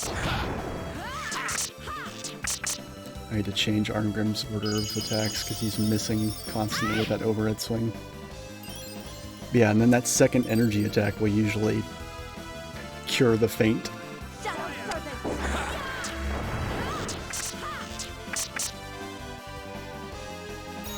I want to see how powerful these special attacks are. Finishing strike. Nice. Blast. Very nice. Dead already?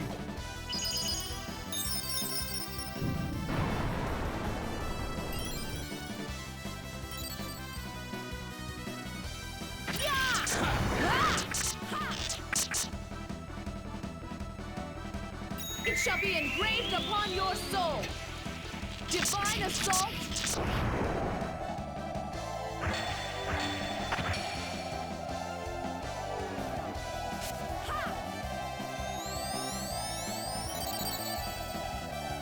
Nialang Balesti.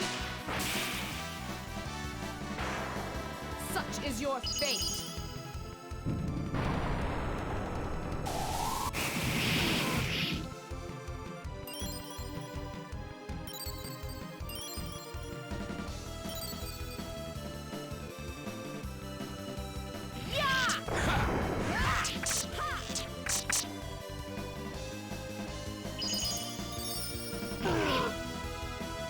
What the fuck?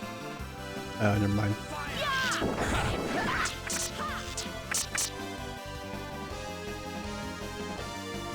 For some reason I thought I saw its health gauge empty. I will I needed to say it must have like 1 HP left. Wouldn't be the first time that's happened in this playthrough either. That's a lot of necklace dolls. Jesus. Why are these random hands with eyeballs in their palms carrying around necklace dolls?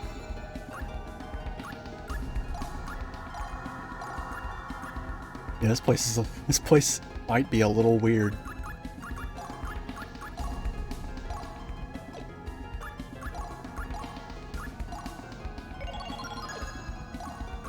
That's the other thing. You can also set counterattacks if you don't have combo counter equipped. If you have combo counter equipped, you literally just spam your whole combo for a counterattack. But this playthrough, I've actually been trying to use things other than combo counters to experiment with them. Triple distress on archers is really good regardless.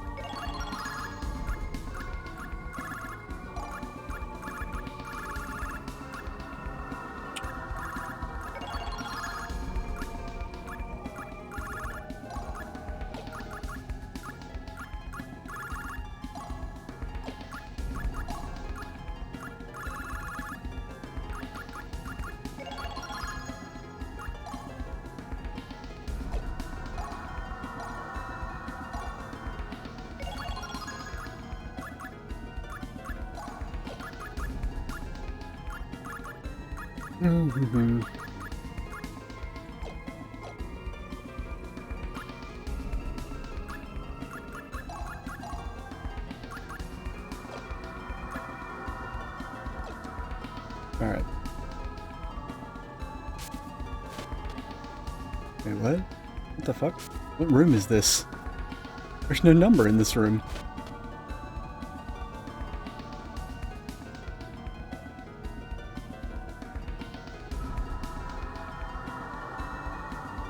That's weird. I must have gone the wrong way because...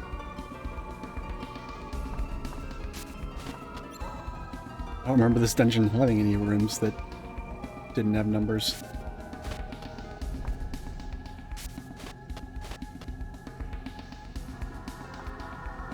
Very gently set this back down and then open it.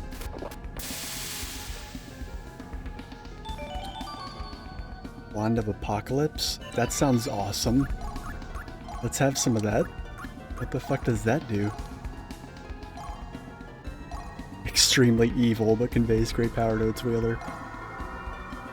I don't know if that lets you cast great magic or not, but even if it doesn't, holy pole vaulting shit.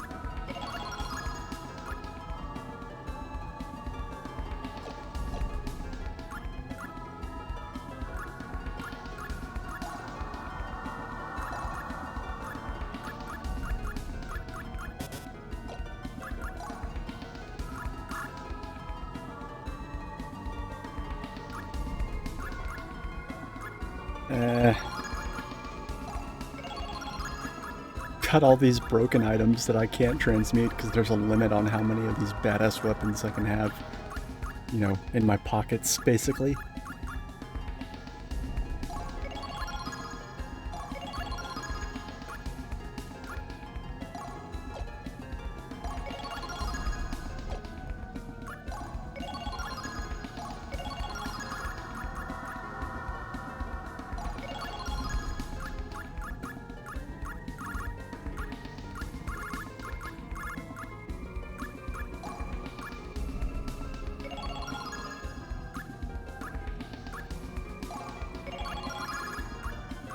Start transmuting some of this stuff that I have just jillions of.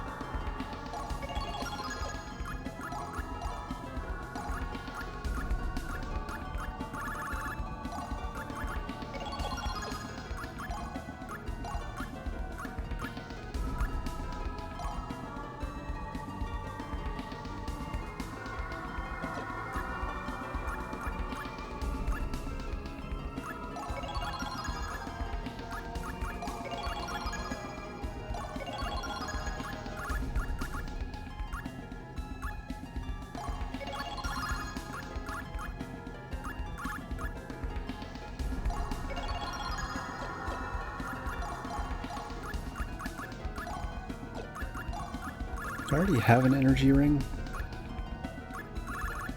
I was gonna say, I don't think that I do. Yeah.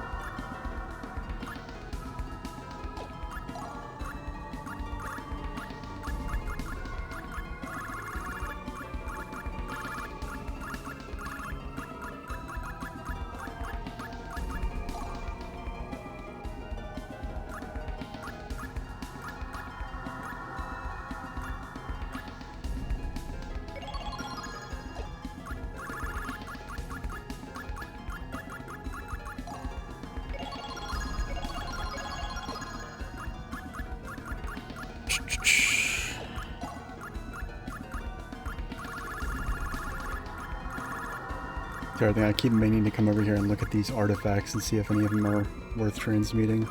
The Ambrosia is really good because it's basically a one-time 6,000 point HP boost. So you actually want to save that and use it on certain other characters that can't reach the HP cap with Bracelets of Zoe.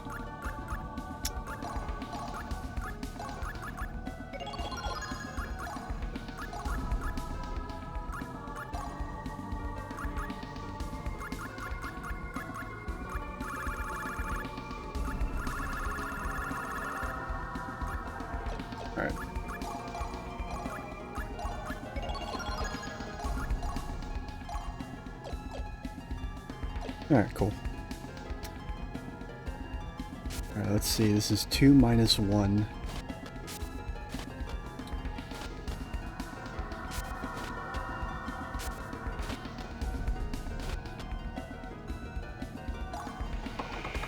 I need to get to... Okay, yeah, room 12.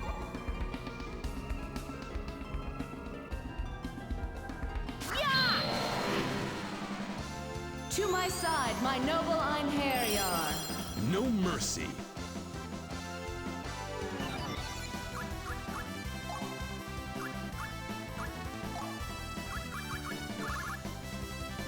Icicle Edge.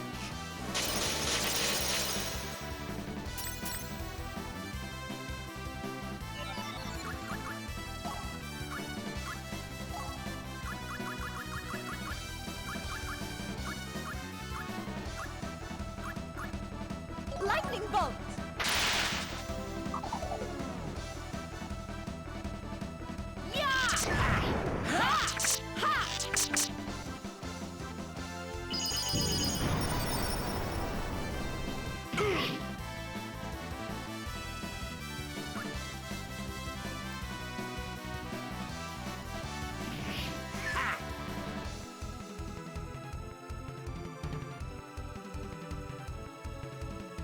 That was really dumb.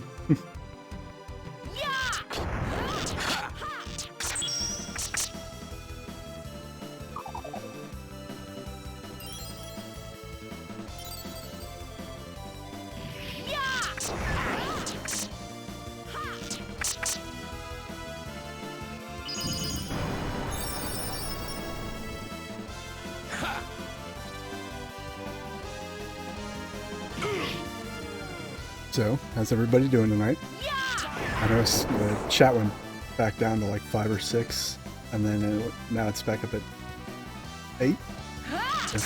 Stream Deck, so long as Stream Deck isn't lying to me. Their souls have been released. We have no reason to remain here. Yeah, I'm really happy. Like,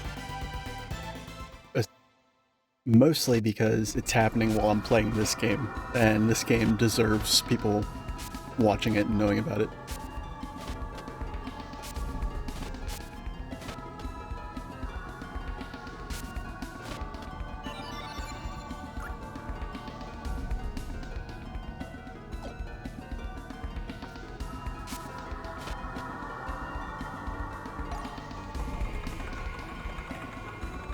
It's gotta be 13. Yeah, 13.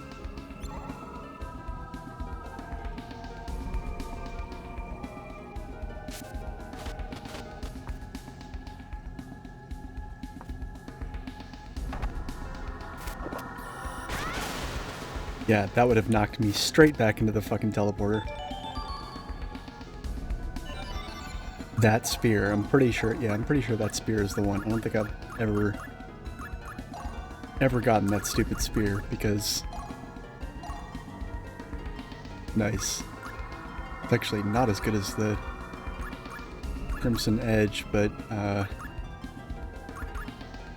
it's at least a different damage type.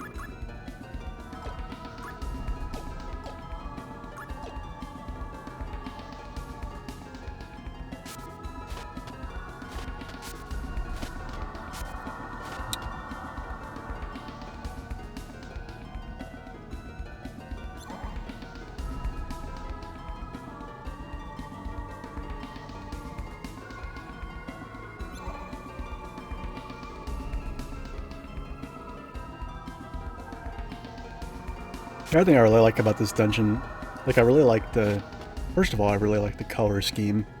Like it's really like bizarre and otherworldly and stuff, and all the runes in the background and shit.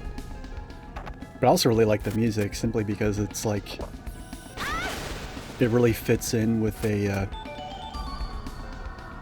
like a dungeon that's basically entirely one big puzzle.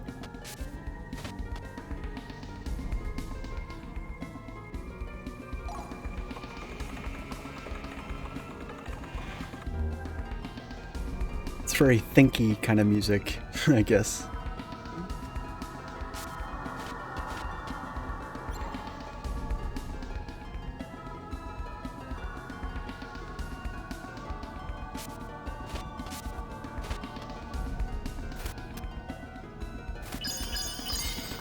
Oh, damn it. I did not actually mean to do that. Son of a bitch.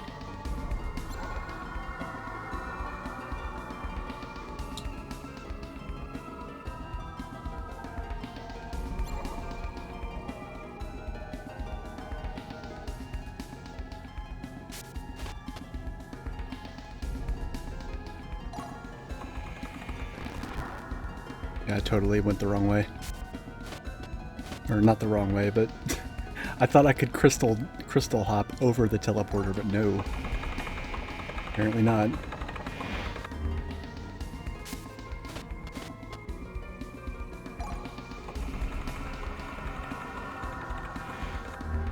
Actually, 3 will work too. Wait, no it won't. Never mind.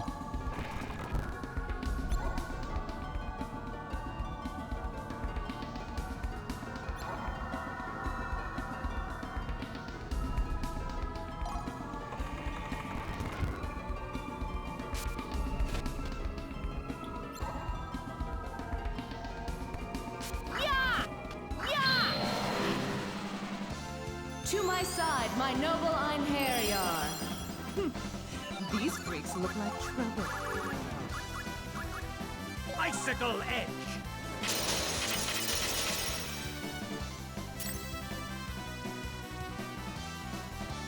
Shadow Servants!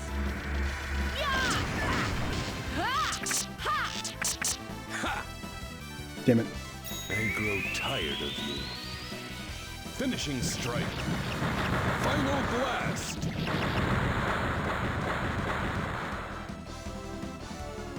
Now die and be still.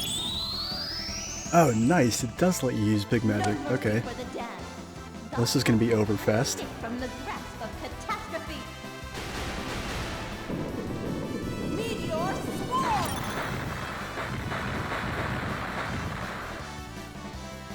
Even reincarnated, your fate'll be the same. Serves them right for getting handsy with me. Oblivion awaits thee. Oh, I couldn't resist.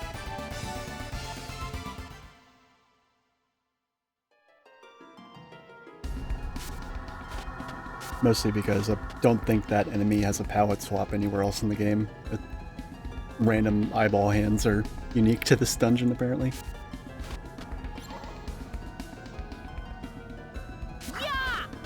Ah! Where do I want to go here?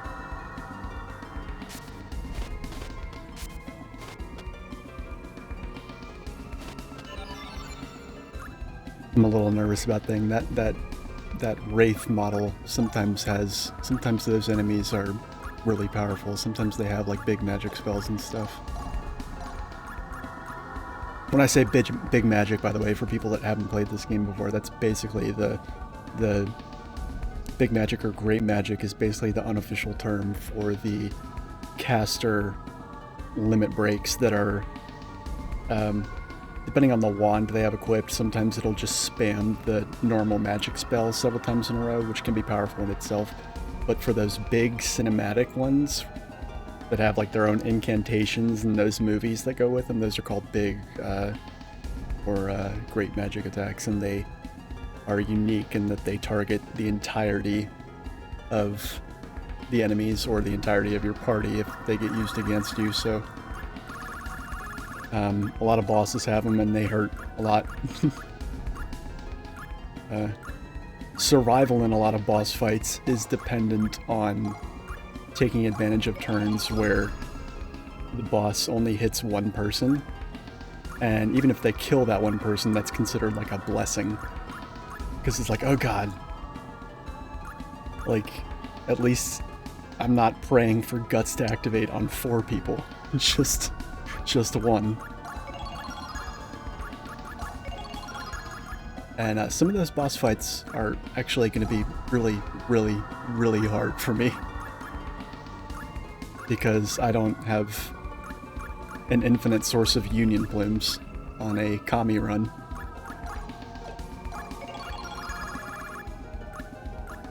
I think there's probably going to be a really, really, really big difficulty spike when I get to the post game for that reason.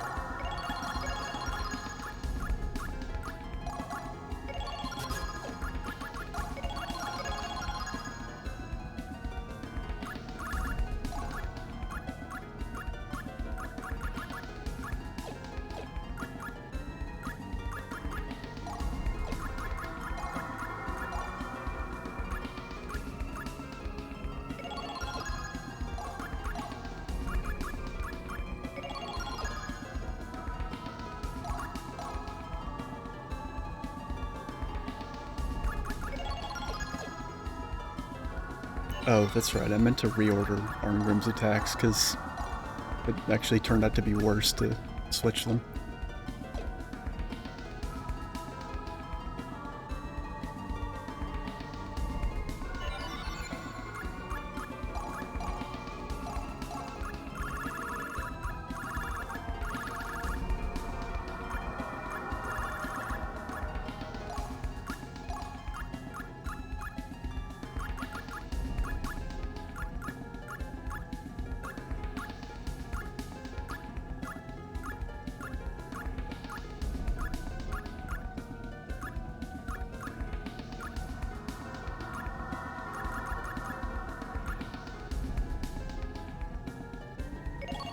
I think I can get away with using the Infernus against this one guy. Maybe, hopefully.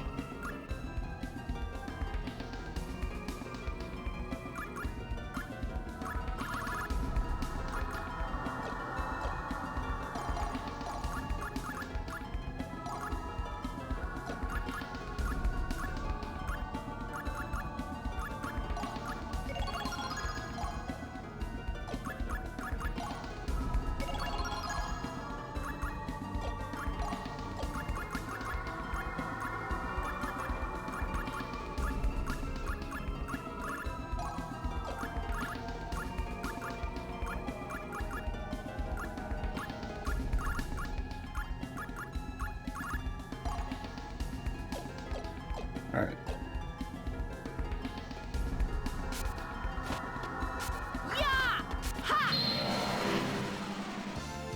To my side, my noble Einherjar. Oh shit. Okay, this is gonna be like a full boss fight here. Dark Sorceress.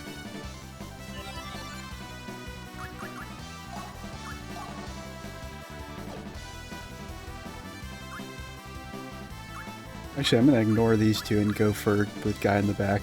Icicle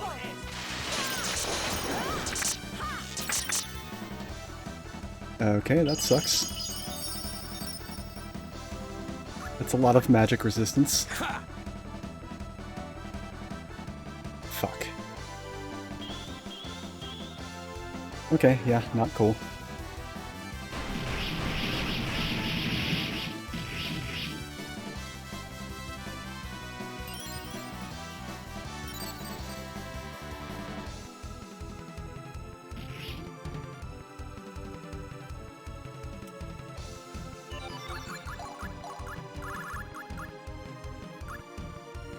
Sap guard.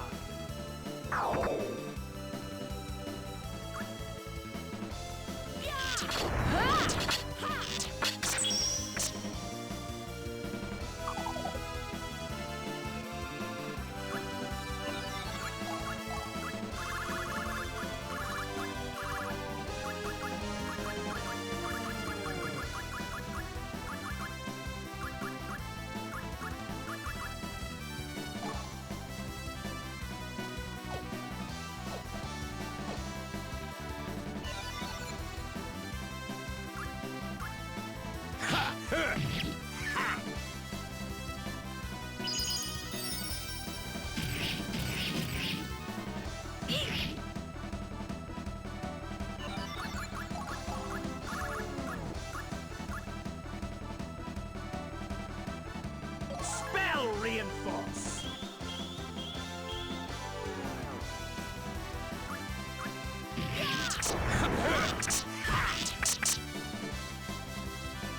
I grow tired of you. Finishing strike. Final blast.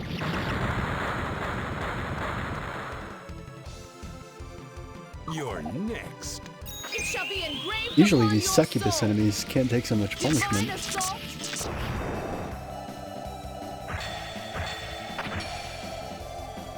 I'm shocked that I needed more than 2 PWSs to do those.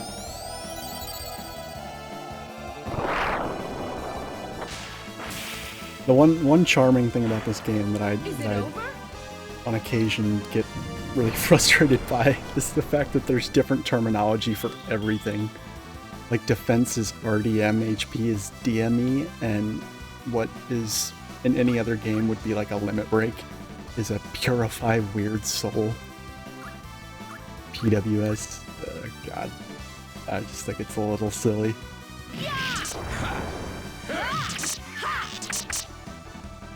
Like I said, occasionally charming, but a lot of times just really annoying. Confusion Kiss? What the fuck is that? I don't think I've ever seen that attack before.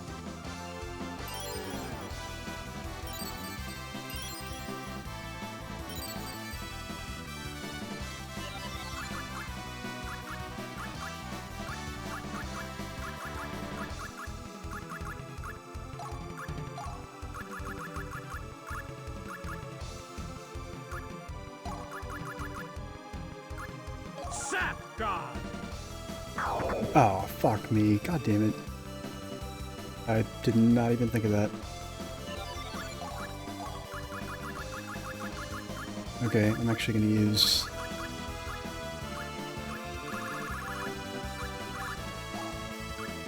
yeah.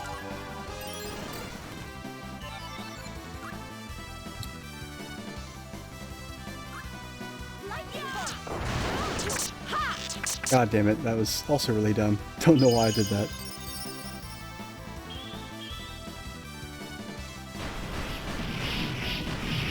Ouch, ouch, ouch, ouch.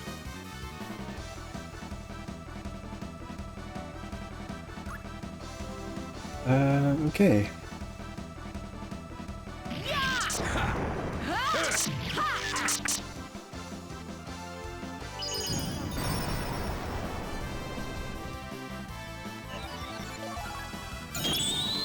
Shit. I knew this would happen. Lightning that rides within the ashen depths, descend now as a storm upon thy foes. Gravity. Owie, owie. This is gonna hurt. Yeah. That's not good. It cannot be!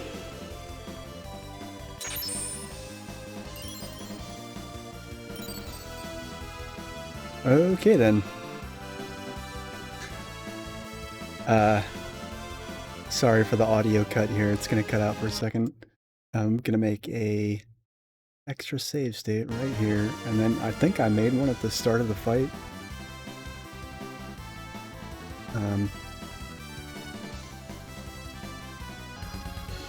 Nope, that's not what that was. Okay.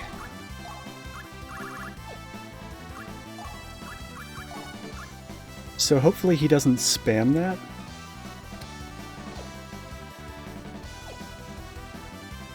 God damn it, game. Hopefully he doesn't spam that, because if he does, I'm absolutely boned.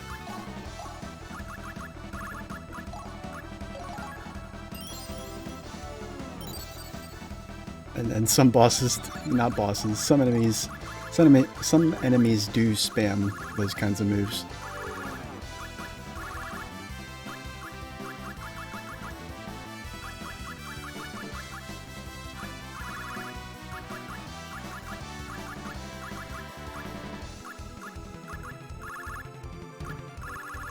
Shit.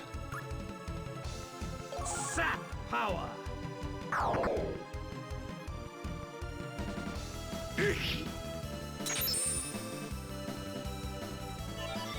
That was close.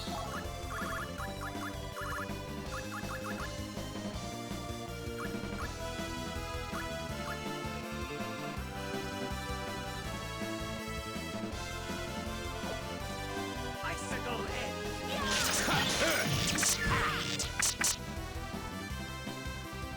I grow tired of you. Finishing strike. Final blast.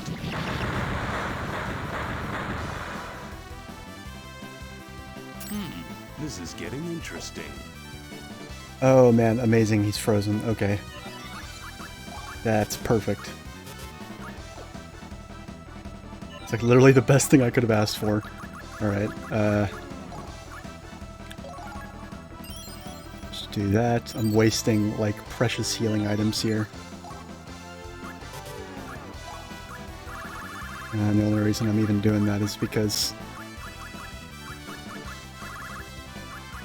I don't have a recent save state because I'm a dumbass.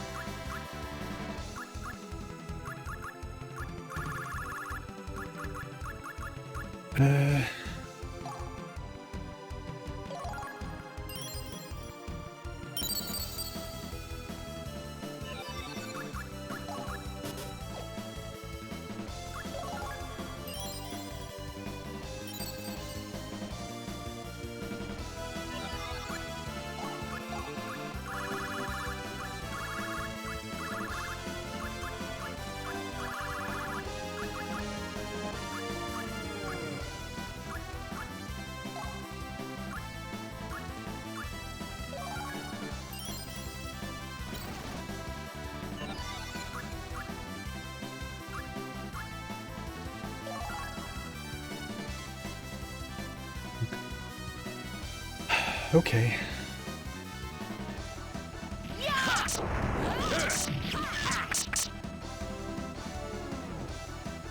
It shall be engraved upon your soul. Divine assault.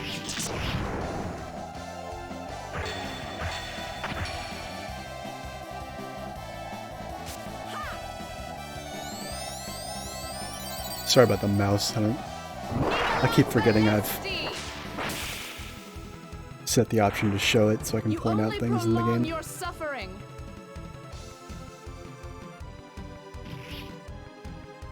Oh my god, please don't. Please don't, please don't. Okay. It's basically just praying that he won't use his other stupid big magic thing.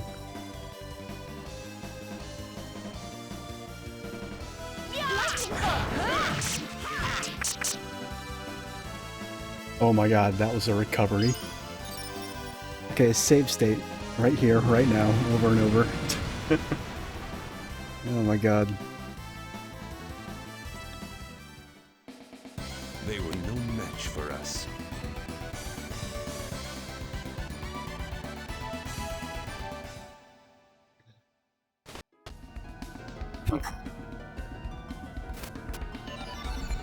Oh, bye people. We're down to 4. Oh well. I can't really. I'm a complete and total hypocrite because I'm in like, I want to say like 1 or 2 dozen Discords, and at any given time I am a non-lurker in at most 2 of them. And yeah, I actually had some friends from way back in the day, like we're talking my teenage years, that I used to do like online role-playing, like chat-based role-play, like RP stuff, basically like a chat-based equivalent of tabletop. And a bunch of them like hit me up out of the blue recently, and I'm like, oh my god, like how did you even like get my information to like contact me? And we caught up, and they invited me to their Discord, and I've been lurking in it because I just don't have the same kind of free time that I did back when I was a teenager. And like after I had only been in that Discord for like a few days, one of them messaged me and was like, hey, did we do something to piss you off? Like, you're kind of ignoring us and just like, you know, whatever.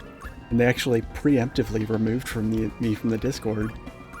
And I did my best to not take it personally and just feel like, dude, I'm like, my time is no longer my own in my 30s. And I told them about my stupid work schedule and other projects that I work on, and they invited me back to the Discord, but I still feel like, now I feel really bad for not, like, talking in there. But I'm actually trying to make it a point to make my presence known at some point soon.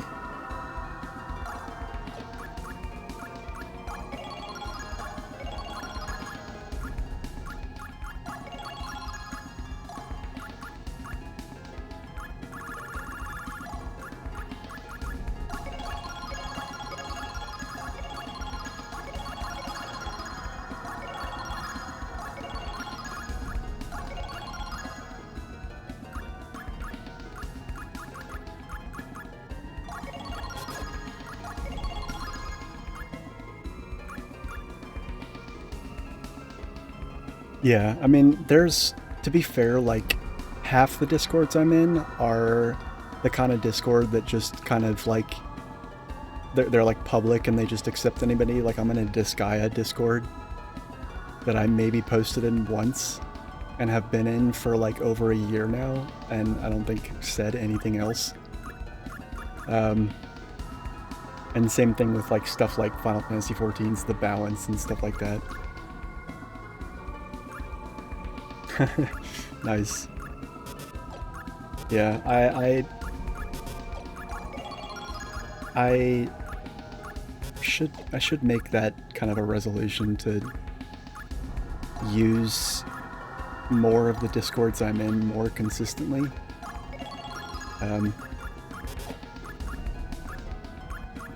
I'll have like bursts of activity in each, and then like long droughts of like nothing.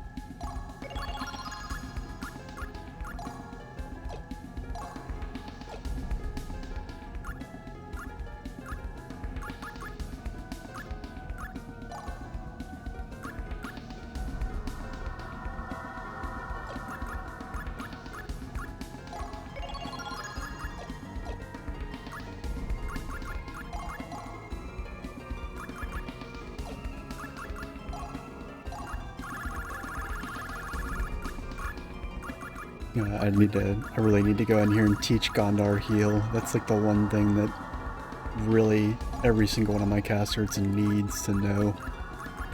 I just can't not have it. Particularly in this playthrough.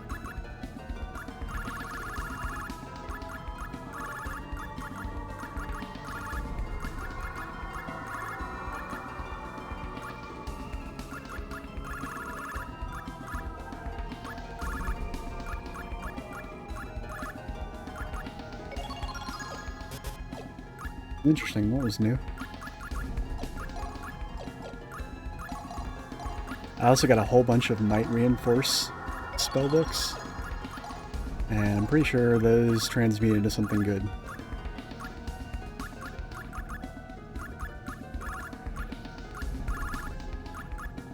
You know, if I can transmute them at all. I need the... maybe it's the gem, I need the gem.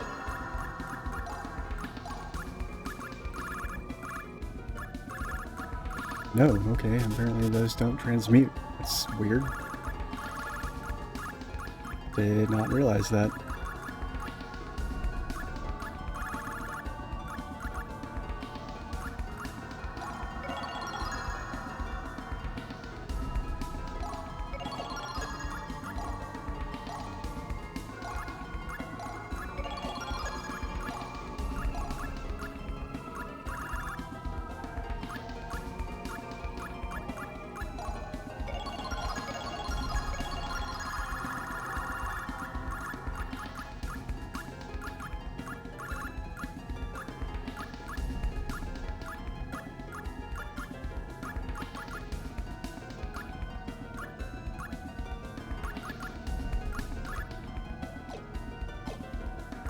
Okay.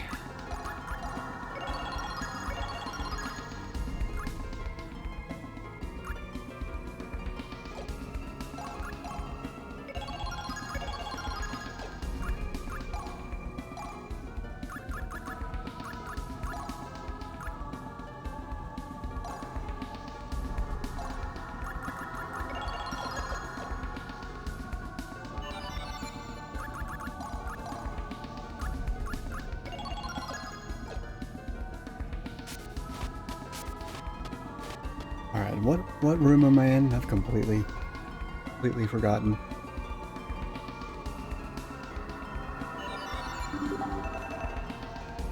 Yeah, the map of this dungeon is like completely fucking useless. Can Eye of Heaven even work here?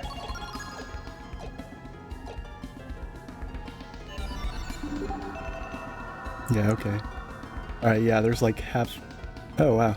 I don't think I've ever actively studied the map of this place. It's very strange. I like how it's like geometric, though. It's like almost actually, it is. It's kind of a cube. It's a cube resting on its corner, but yeah, it's a cube. More or less. Or I guess a diamond, depending on your perspective.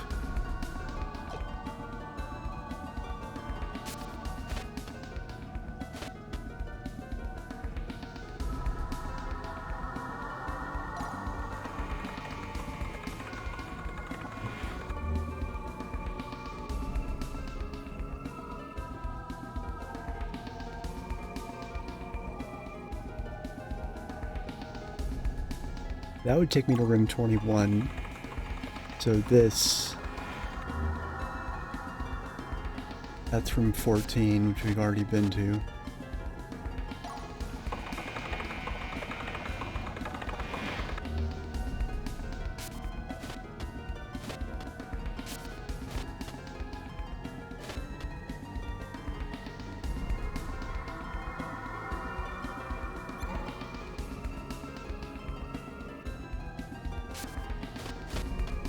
Fascinating. To my side, my noble Einherjar. These foes are more than they appear.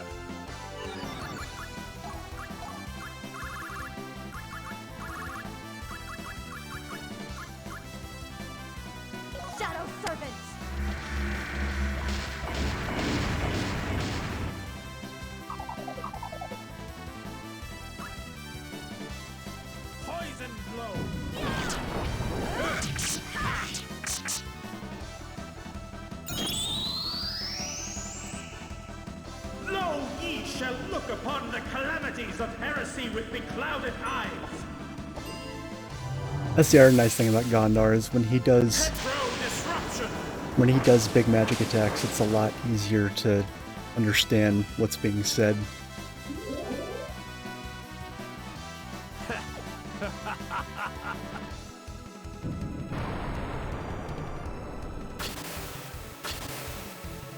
Awesome. Very nice.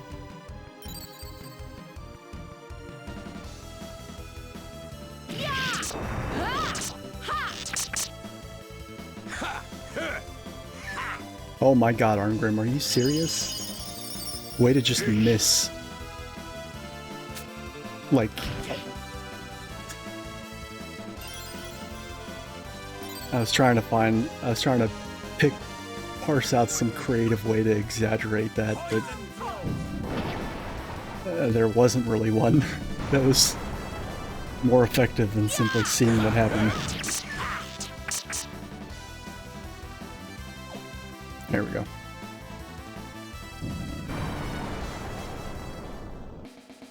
That was too easy. What's next?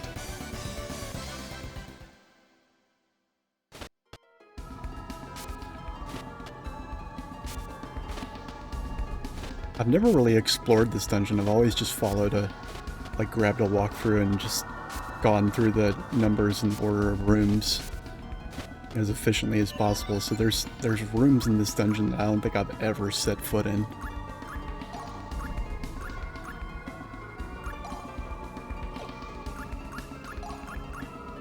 Oh shit. Shit, son. Arngrim broke 50k. Very nice.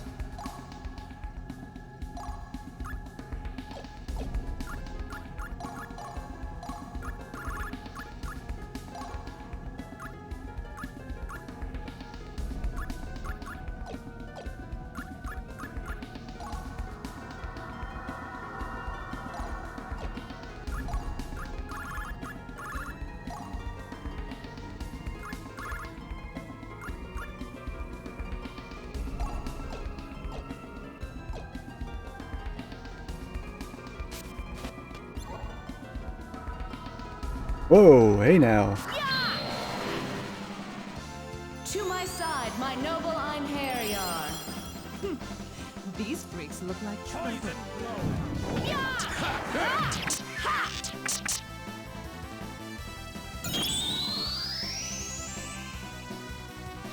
It is an omen. As hymns resound, thou shalt be offered as a sacrifice upon the feast of madness. Carnage Anthem!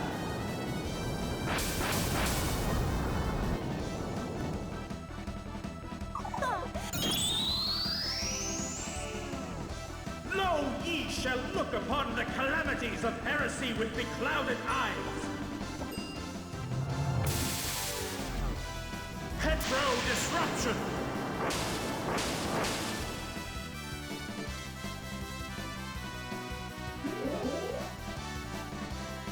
My sorcery makes even gods tremble. Oh man. What an ego.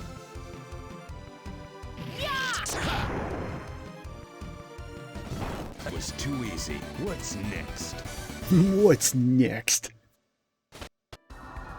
Alright. Yeah. This particular enemy right here, that model of enemy, I don't think I've ever seen one appear as like an overworld sprite for enemies, because like you know how what you see on the main 2D side-scrolling screen is not always the enemy that appears necessarily. I mean, there's this weird sort of like just blue like bipedal blobs that could be anything that you see in some dungeons.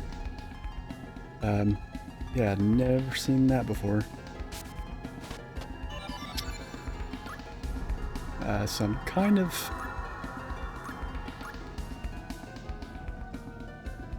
wanting to be slightly careful.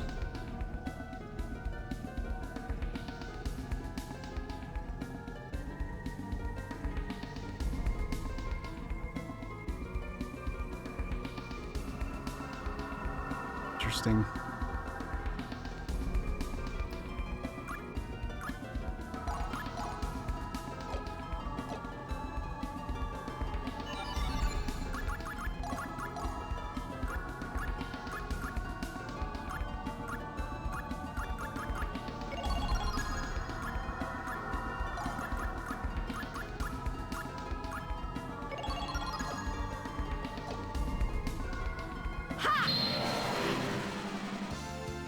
my side, my noble Einherjar. These freaks look like trouble.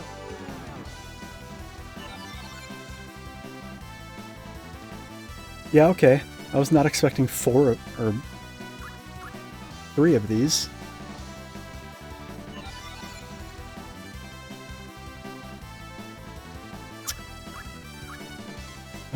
Okay.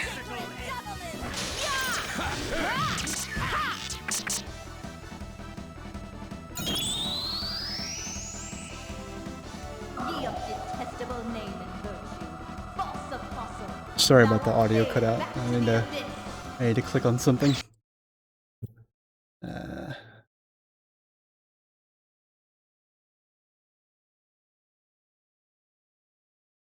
Come on, come on.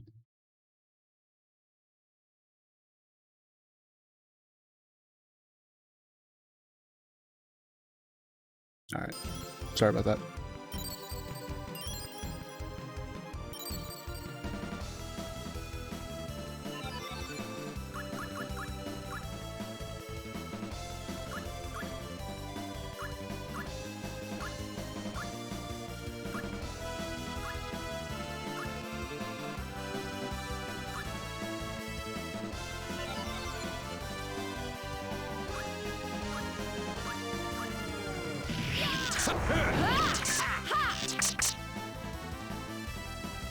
I grow tired of you. Finishing strike. Final blast.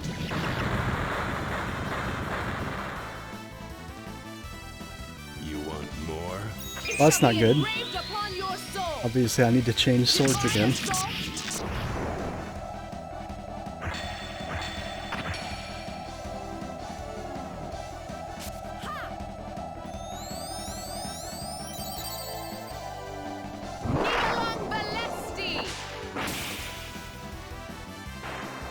You still breathe?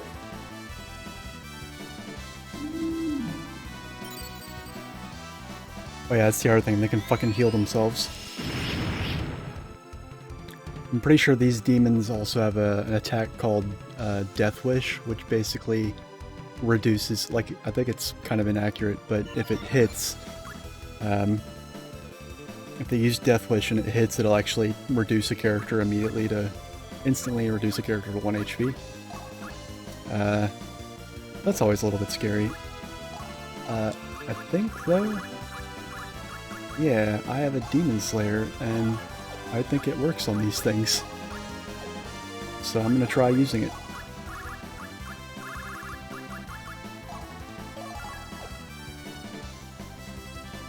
Very carefully, of course.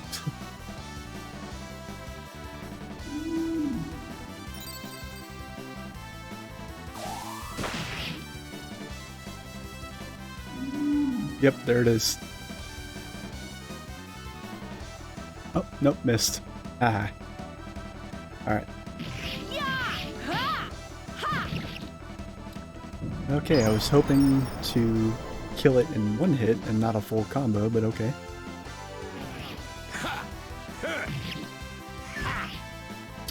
Fuck. Alright, hopefully they don't break. No. Okay, awesome. Neither broke. Nice. You have served me well, my Einherjar. 4 levels up? Oh my god.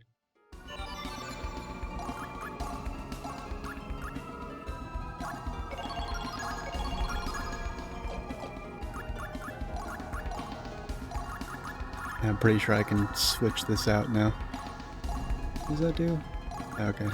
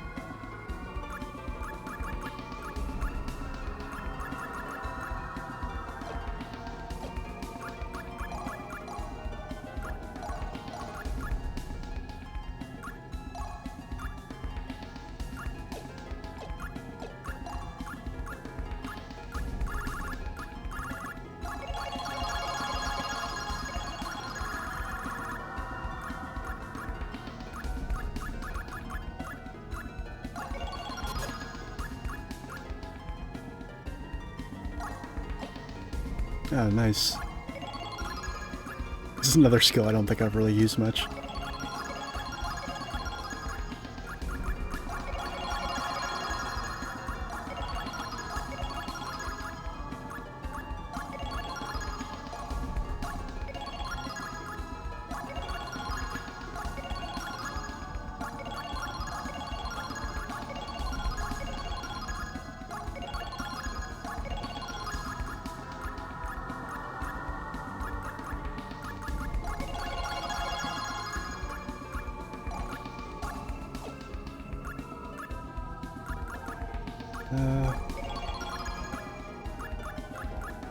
Wait, what do I care about? These guys aren't even my party. Fuck these guys. I'll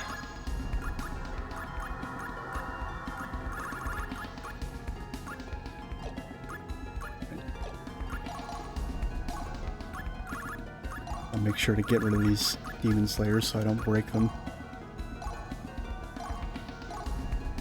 A bow with the power to shoot down enemies? I found this a few rooms back. It's cool though, because now I have 2 bows.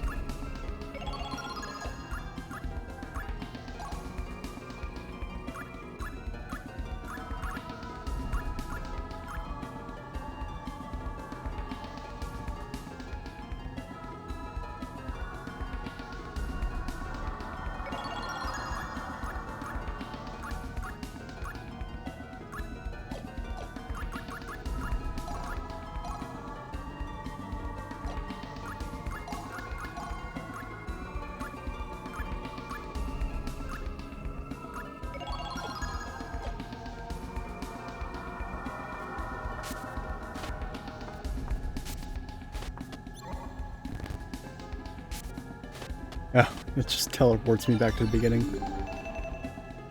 I'm kind of curious what's in all these rooms.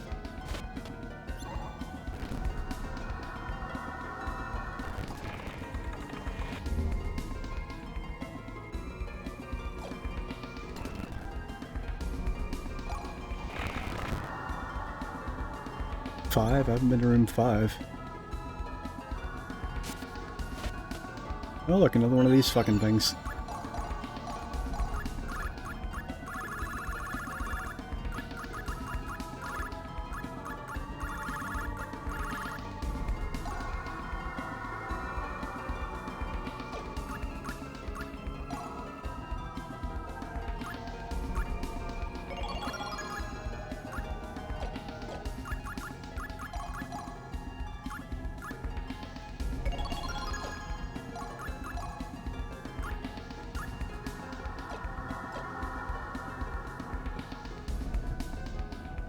Yeah, fuck it. These freaks look like trouble. Shadow Serpent!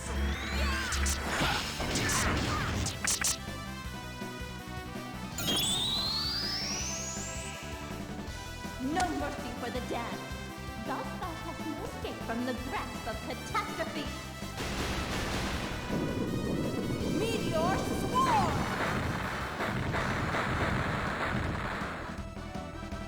Persistent fool. I grow tired of you. Finishing strike. Final blast. Nice. Look at all that fucking damage. Your time is short. Hark! Lightning that rides within the ashen depths, descend now as a storm upon thy foes. Gravity blessing!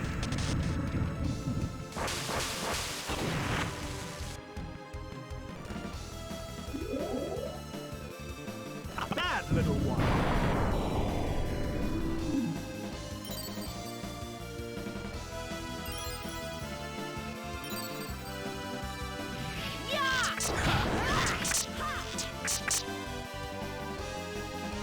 It shall be engraved upon your soul. Divine assault.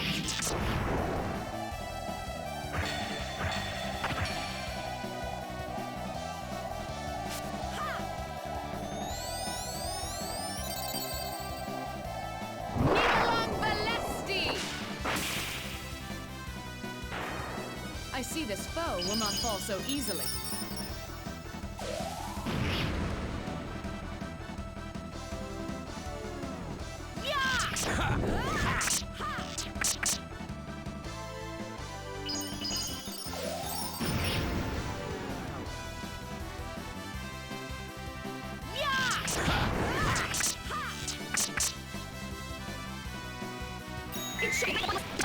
Come on.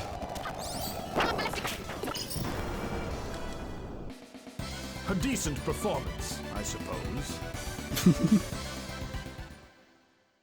Alright. I think I like this dungeon, and so I'm kind of dilly-dallying a little bit. Not wanting to leave.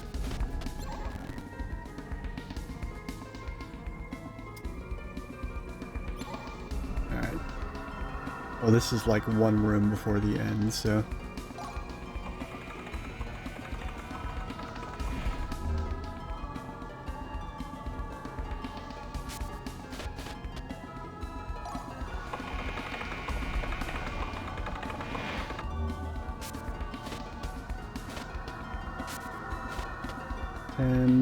Okay, 11.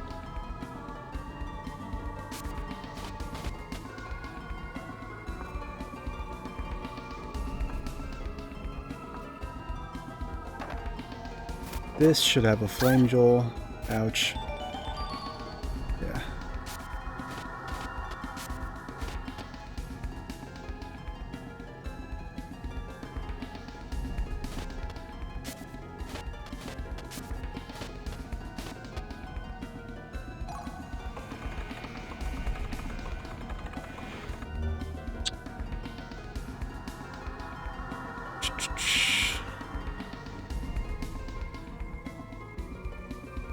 Alright, I gotta AFK for just 1 second again to hit the John because I'm staying hydrated.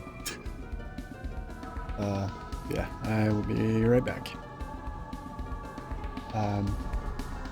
Actually, make that a solid 5 minutes because I also gotta feed my kitties, and I may as well. Their normal feeding time isn't an hour, but I may as well kill 2 birds with 1 stone as opposed to having to be right back again and at 7 o'clock. But yeah, be right back.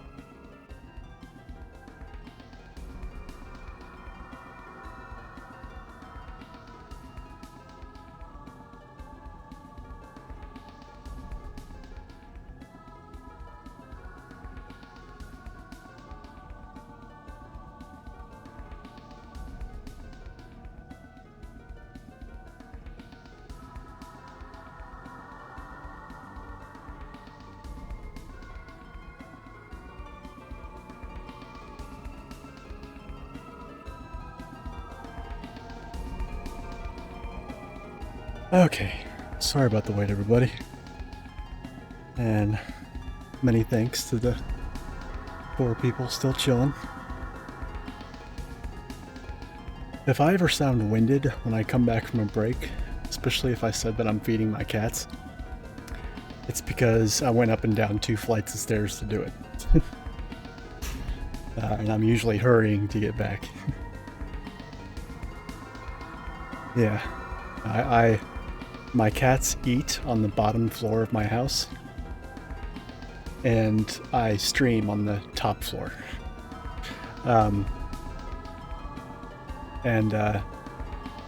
If that sounds like I have a big house, I don't. My house is very tall, but it's very narrow. It's very compact. It's actually, considering the number of floors my house has, the square footage is shockingly small. No, it's not a townhouse. I rent it. I don't have a mortgage or anything. But it's 3 stories, not including the basement, which the basements in Pennsylvania are basically caves. They're not usually furnished, renovated, or anything. When we were house hunting, we actually saw some basements that were almost literally caves. Like the walls weren't even fully flat. It was like somebody literally just dug a hole, stuck a staircase down into it, and lined the walls with concrete. Lined the walls and floor with concrete. And that comes from, like, in Pittsburgh, I'm guessing that comes from the days when it was a steel city and it was primarily industrial, but yeah.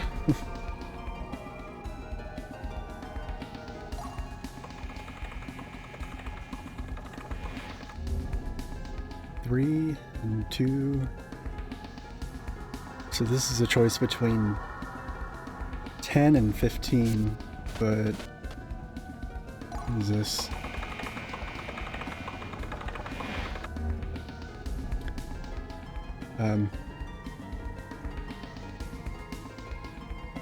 Basically each floor of my house is like each floor of my house is basically like a studio apartment, basically. It's like 3 studio apartments stacked on top of each other.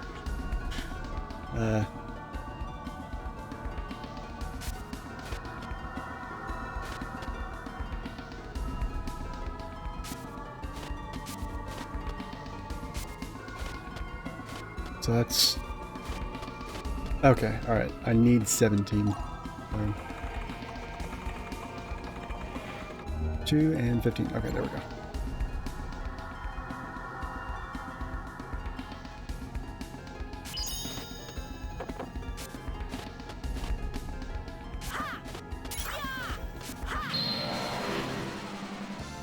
To my side, my noble Einherjar.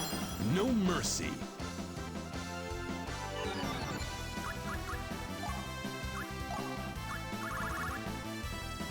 Icicle Edge.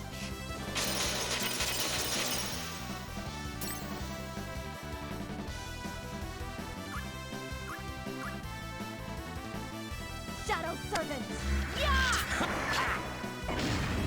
God damn it, seriously? Oh well.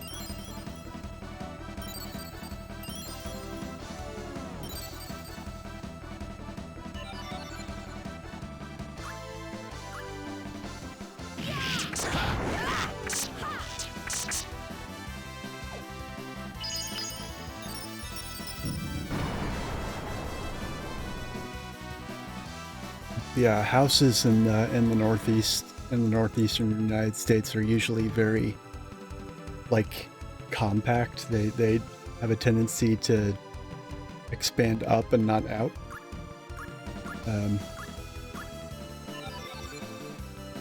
if you live, I would say that if you live in Pittsburgh and you have an expensive house, that house is very likely only 2 stories at most, but takes up a lot of ground space and is generally inefficient with the land that it's on.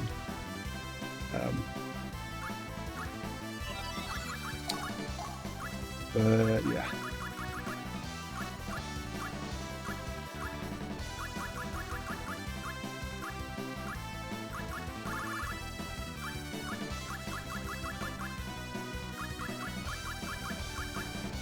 Icicle edge. Yeah, even this room that I'm in, which is essentially like a glorified furnished attic. I mean, there's carpet and everything like that, but this chunk of the room that you can see behind me is basically half of the wall on this side. So there's this, and then back here there's like another copy of this, and then that's all of that wall, and then it's that way all the way around. So you're essentially seeing about 1/8 of the entire room just here behind me. And then every floor of my house is like that, essentially. So.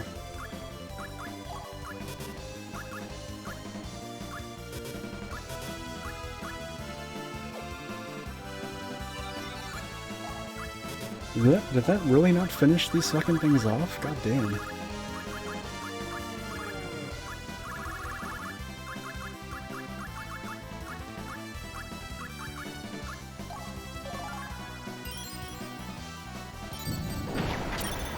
Surely. Finally, oh my god. Ha! Did you think you could defeat me?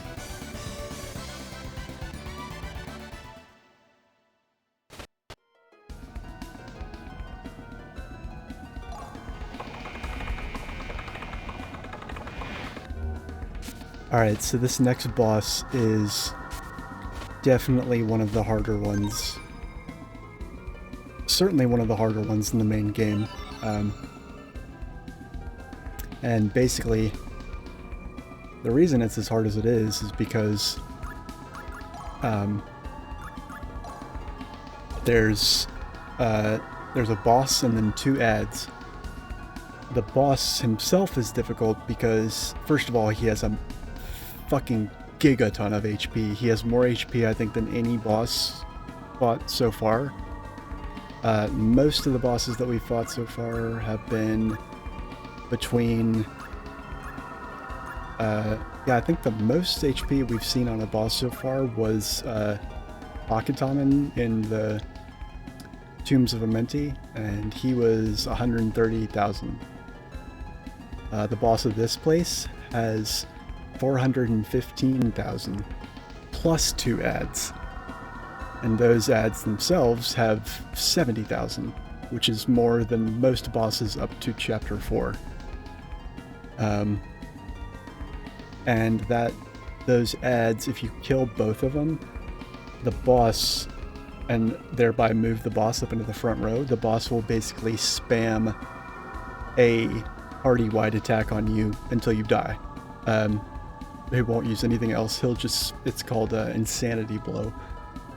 And he'll just spam that on your party for like,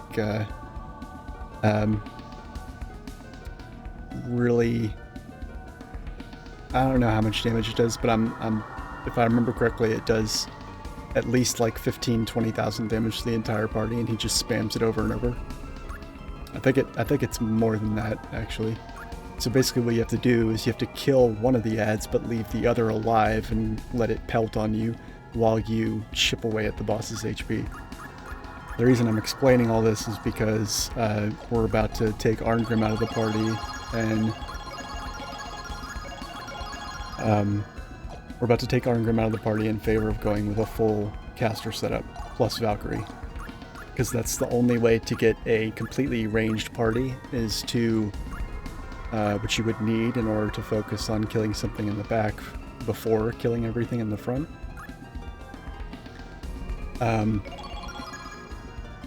So yeah, we're gonna bring Shiho back in. and yeah.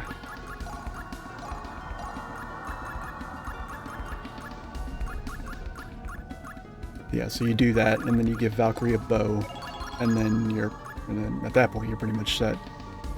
I'm gonna equip this, even though I don't think there's any magic in the next fight. I don't know, there might be.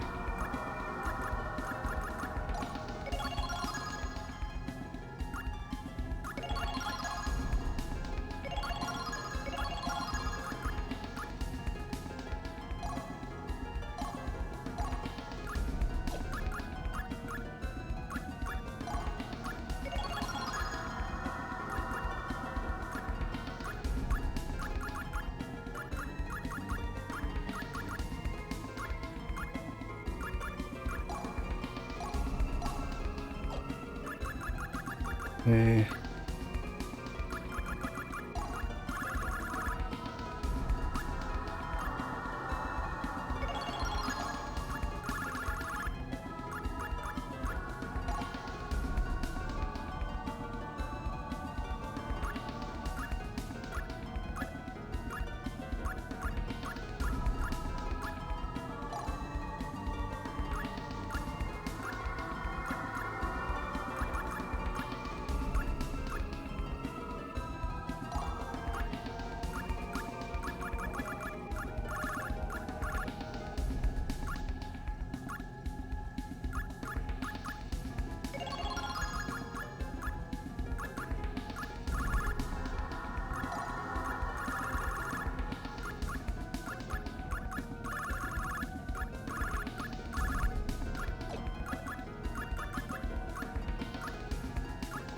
The other thing I'm really trying to make sure that I do is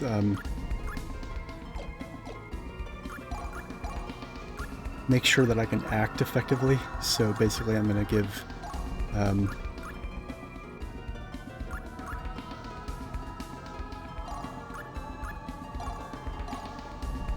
give mental reaction and concentration to everybody, basically. Except for Gondar, because I think he's using a fairy ring, which kind of makes up for it. But, yeah. So, what that's going to do is it's going to significantly cut down on the amount of charge turns I have to wait for. Otherwise, there's otherwise not a whole lot of ways around recharge times for casters.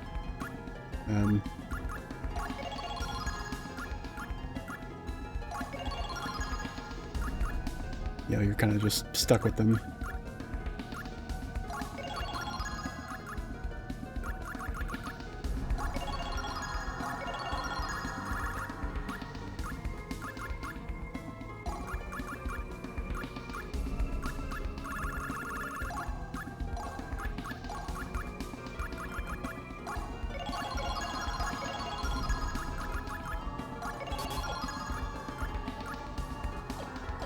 Okay. Look this over one last time.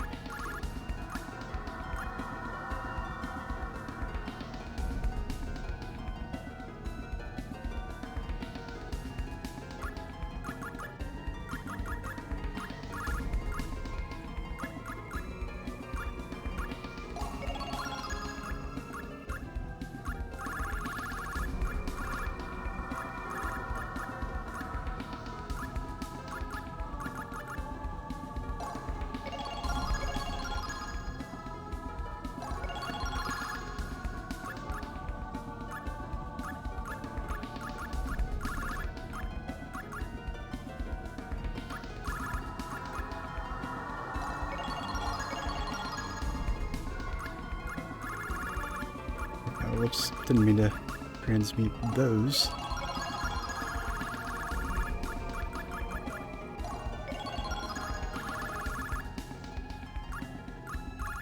Might reinforce, spell reinforce.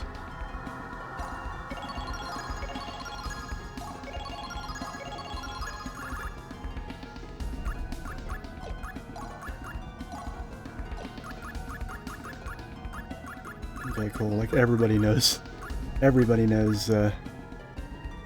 might reinforce. That's pretty good.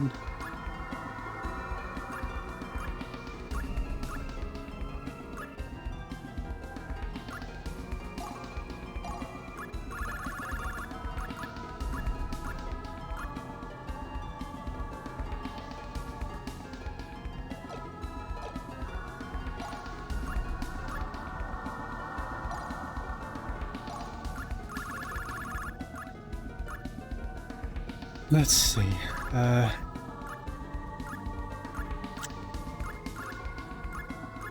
Looking over my spell list, trying to decide like how to most balance a party of 3 casters.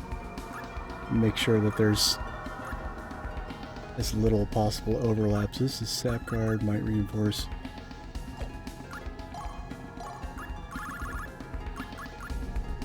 As spell reinforce and Sap Power.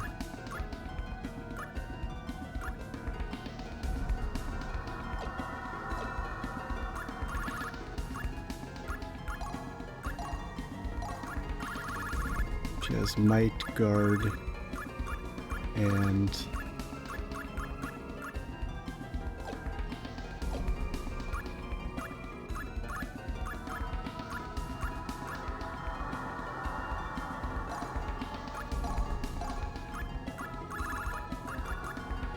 yeah, I'm gonna give this to Gondar.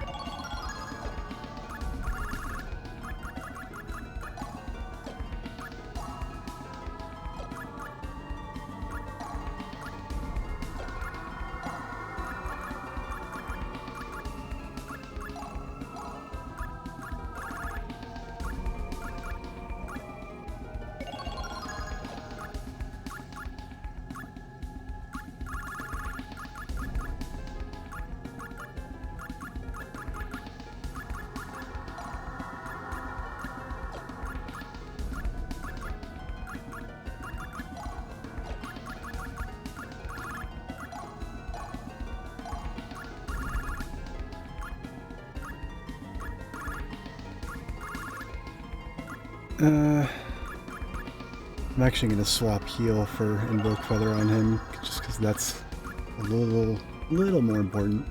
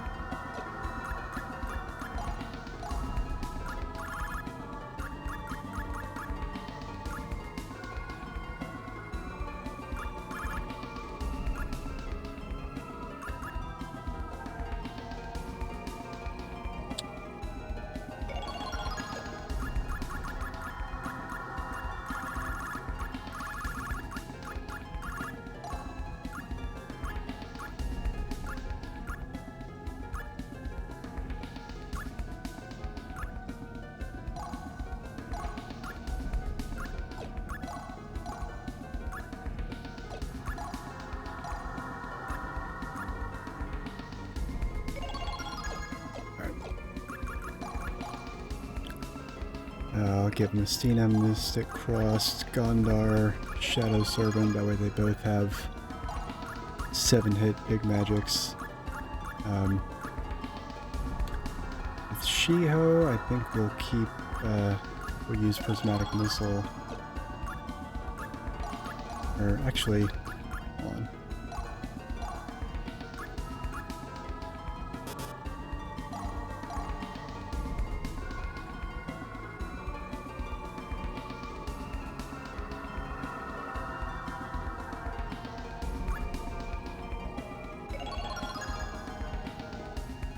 Let's stick with Sacred Javelin, just because its charge time is less obscene.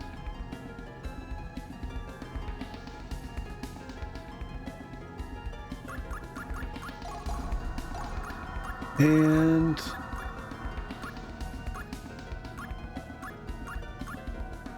alright, yeah, that's it. Enough lollygagging. Time to go. Time to go kill a boss. Well, I'll save here real quick.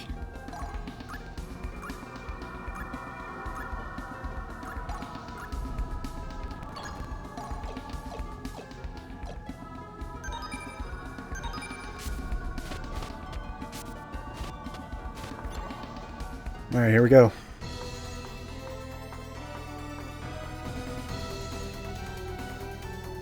I love this guy's pose.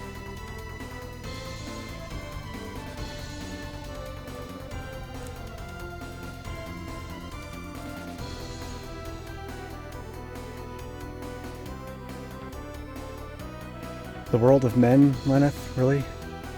Not very progressive of you. We need female demonic bosses too.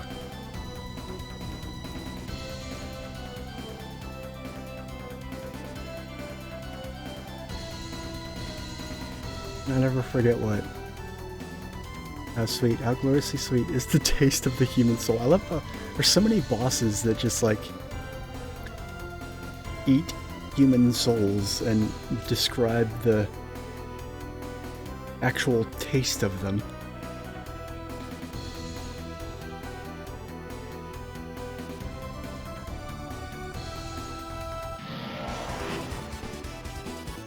Come to me, Dark Warriors. Battle awaits us.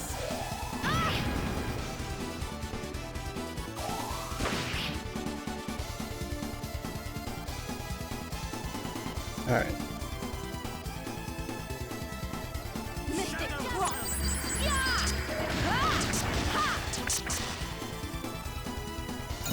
Evil has no place in this world. Why will this demon... It shall be engraved upon your soul. Divine assault.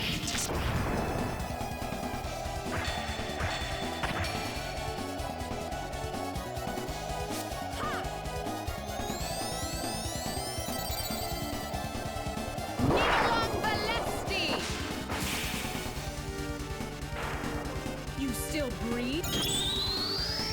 God damn. You must desire These demons have a lot more HP than I remember them having. thou shalt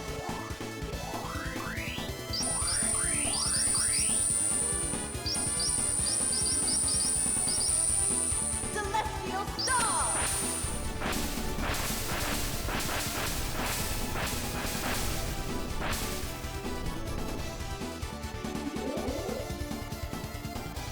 I'd have been impressed if you'd survived. Alright, there we go. Killed one of them. The other one is basically just gonna be healing himself from here on. The other thing is now I think I want to well, God damn it.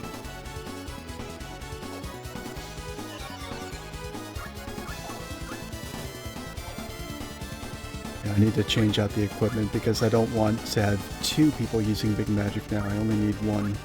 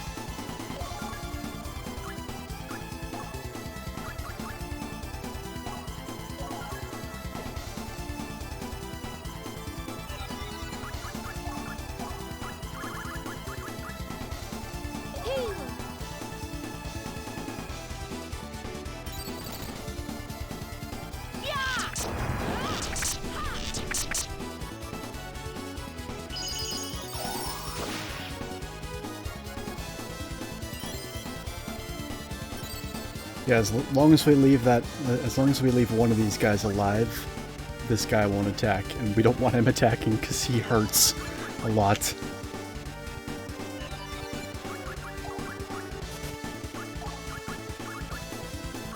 Sap guard.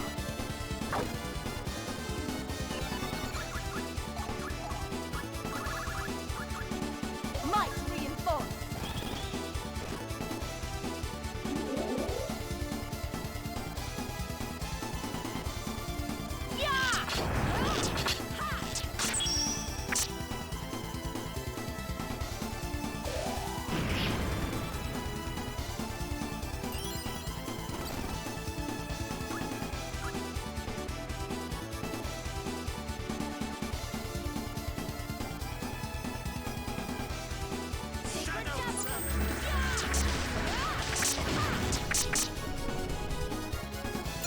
Evil has no place in this world.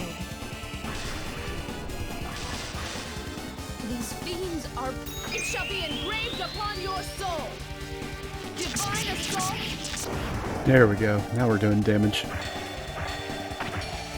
Yeah, Sap Guard and Might Reinforce together make a big difference. Like, easily doubles your damage output.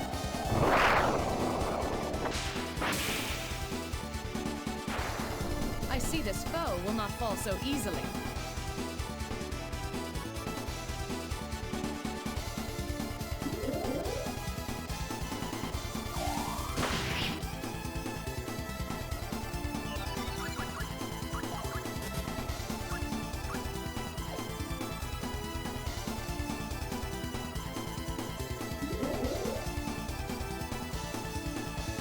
Mystic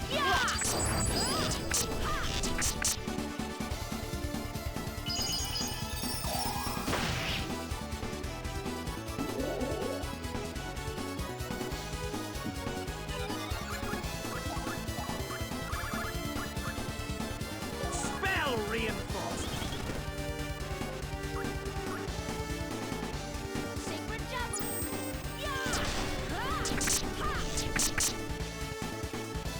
Shit.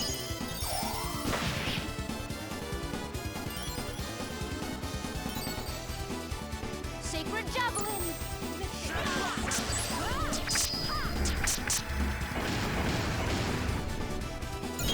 You freaks have no reason to exist. Nice. Oh, I get it. It shall be engraved upon your soul! Divine assault!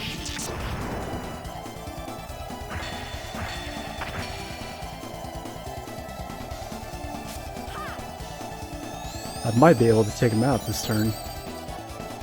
Nidalang Valesti!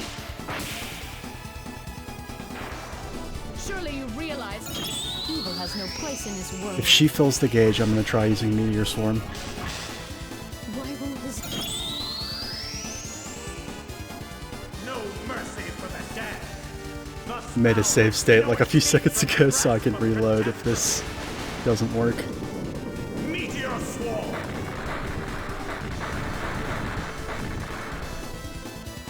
God damn. Well done, but you'll not stand another. Didn't work. Okay, so now you can see what this guy will do every single turn. Okay. 10k damage to the entire party, so that's not awful. But it's definitely not something I want to deal with constantly.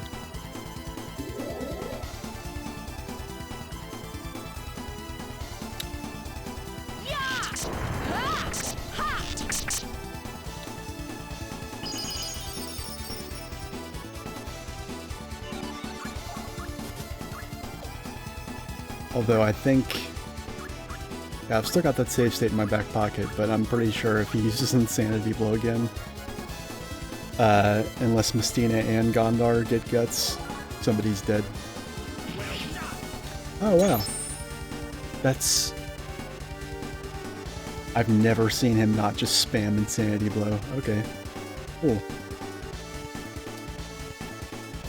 Well, that's fine, I'm cool with that.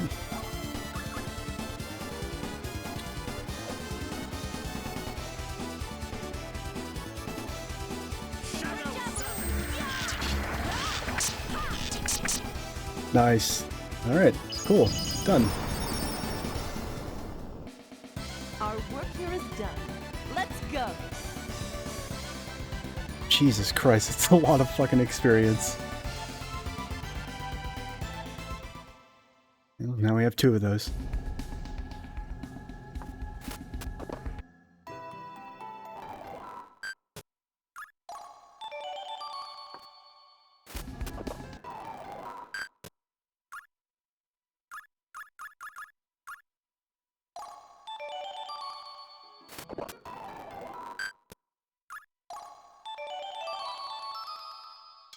Alright, so now we get to go to everybody that has ever played this game's probably at least 3rd least favorite dungeon.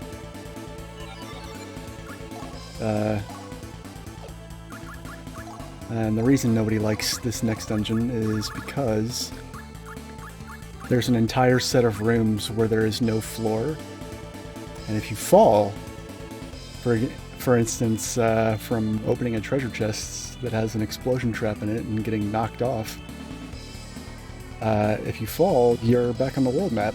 You get to waste 2 more periods going back inside and fighting all the enemies that'll have respawned and all that shit. Just generally not a good time.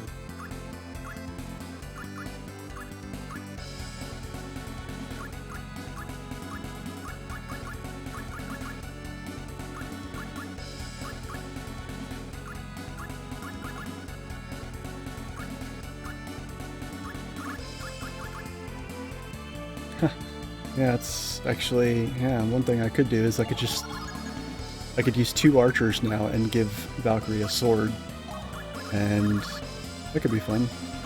Let's do that for the next dungeon.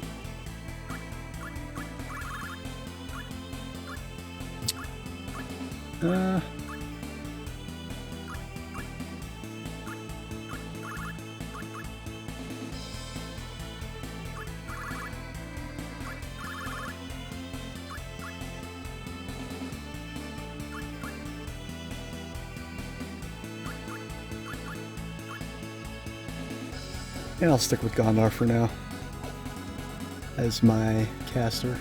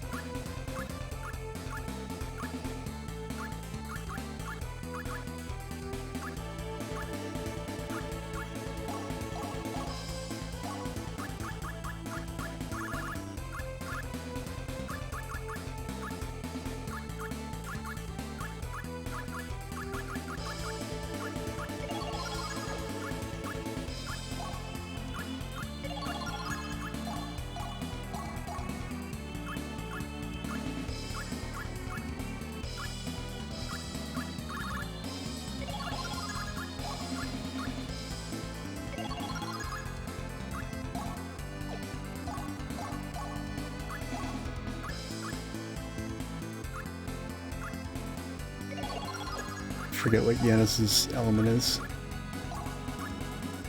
I think it's poison. Yeah, it's poison.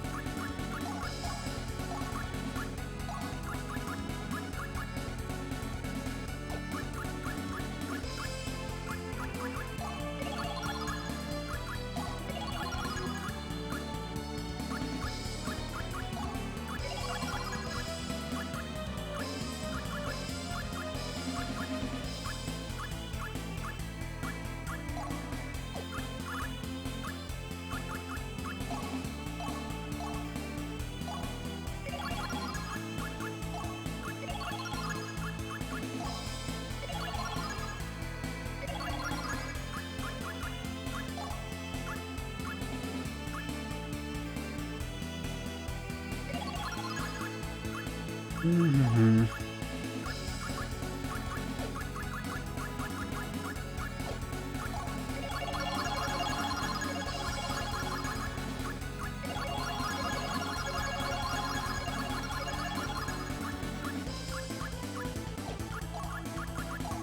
Yeah, the next dungeon other than the fact that you can fall through the floor and back into the world map, there's actually, even though it's a hard mode only dungeon, it's actually, number one, it's vaguely relevant to the story, and number two, it also has really cool music. In fact, fuck this, let me get out of here. Yes. Right. So, I'm actually gonna go and, yeah, get everything taken care of once we're inside. Celestial Castle. Witch's Castle sealed by the Battle Maiden. According to legend, both the castle and the witch sunk to the bottom of the sea. If the castle has reappeared in the sky, it can only mean that the witches returned to this world. And actually, as you can see from... oh, god damn it. Wrong button.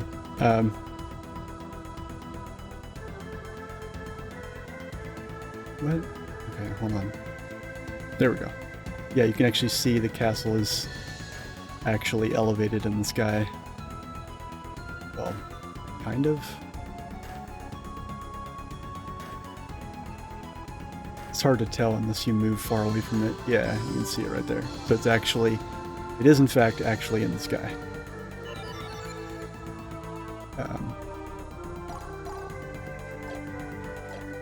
Yeah, we're gonna go ahead and head inside so we can at least listen to the cool music while I'm dicking around in the fucking menu.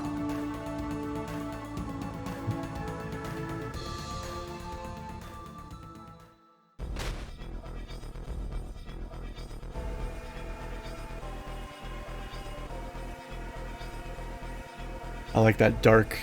It's very dark and trippy sounding, especially for something that's up in the sky like this. You'd expect something more heavenly and ethereal.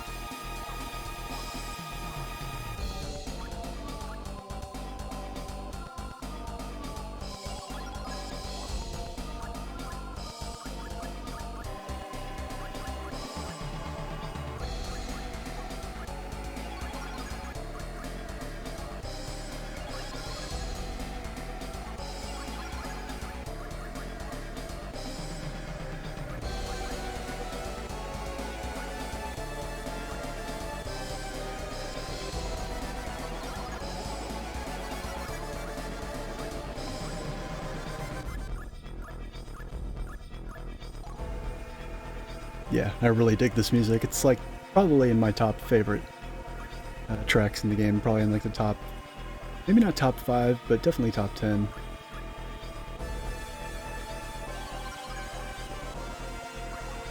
Even though we're close to the end of the game, there's a lot of tracks people haven't heard yet.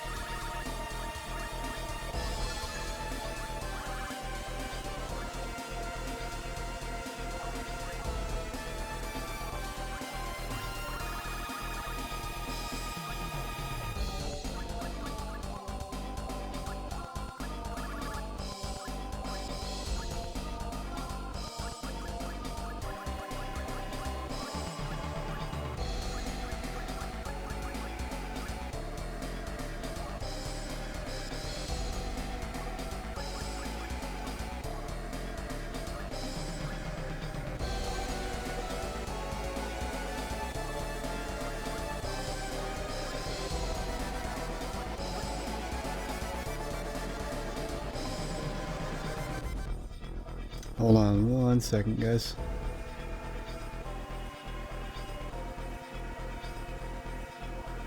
Click away for 1 second.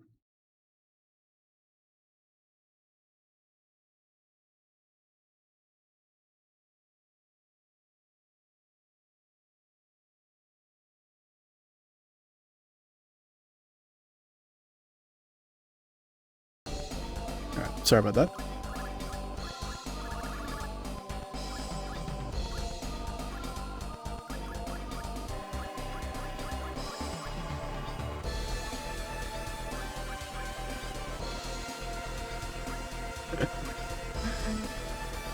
Oh.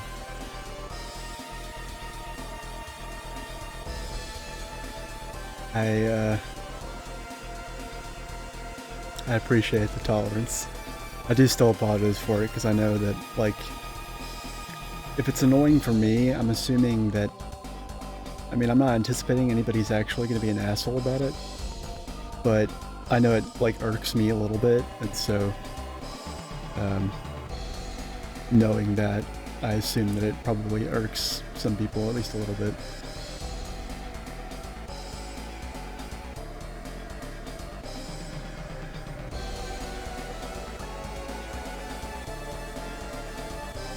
Alright, buddy, yeah, no problem.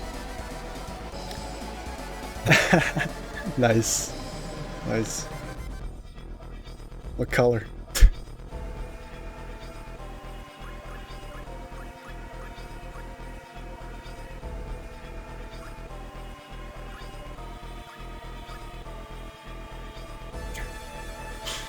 Nice. I used to paint my nails in college all the time.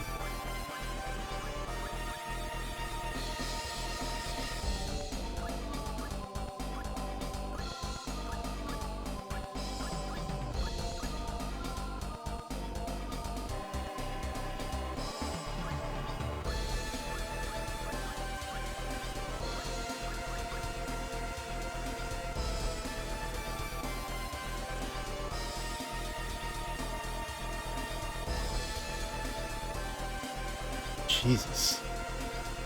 I'm looking at the experience curve for the game. All that experience right now in the experience orb, what is that, like 2,305,415 experience points? That's enough to take somebody, that's enough to take a level 1 character all the way up to level 32. Like, holy pole vaulting fuck. I'll look later. I do want to see. I just don't want to click away right now, and I don't actually have Discord open in a tab right now, so... but yeah, the... trying to... Usually I just paint them black because, you know, I was all... goth rivet head, whatever. But... I think on at least one occasion I painted them, like, brown... and there was once where I painted them some extremely out of character color, like I want to say it was like lime green, and I was just like, whatever, I'm wearing all black, I've got like chains and metal hanging off of me, who cares what color my nails are, they can be whatever color they fucking want to be.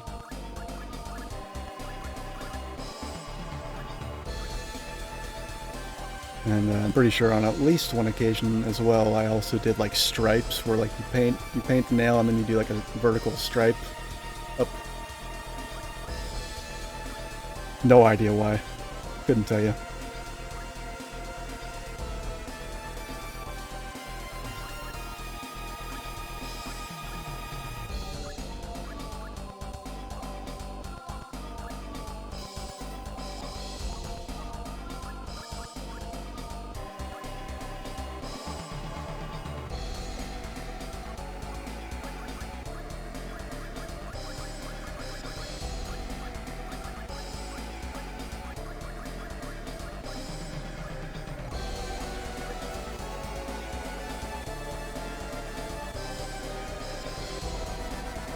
Yeah, I mean, I feel like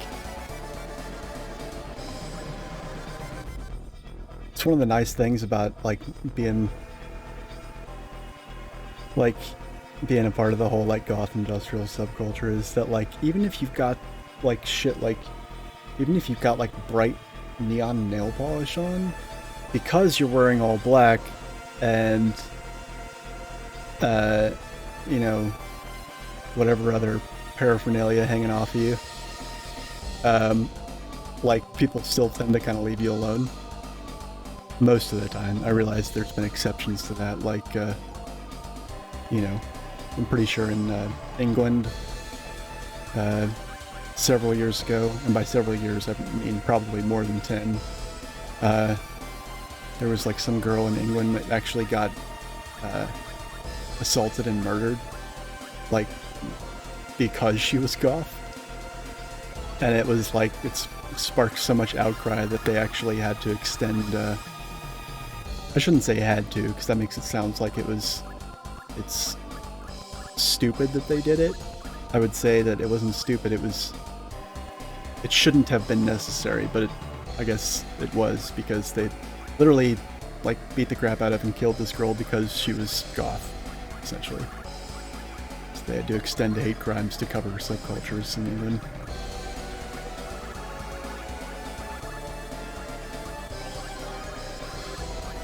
Can't remember the girl's name, but like if you just look up the details on Google, it'll probably come up a bunch of results.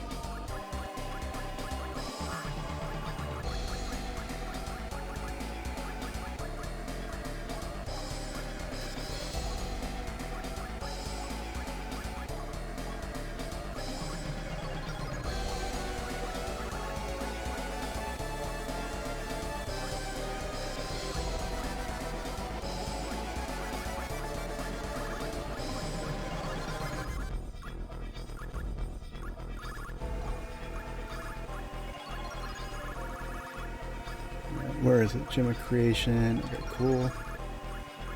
And then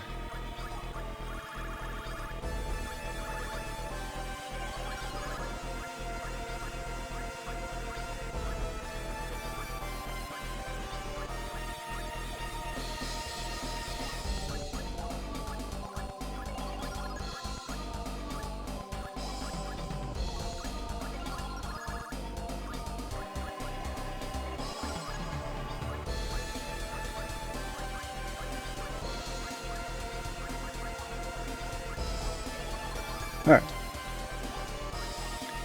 Finally ready, I think.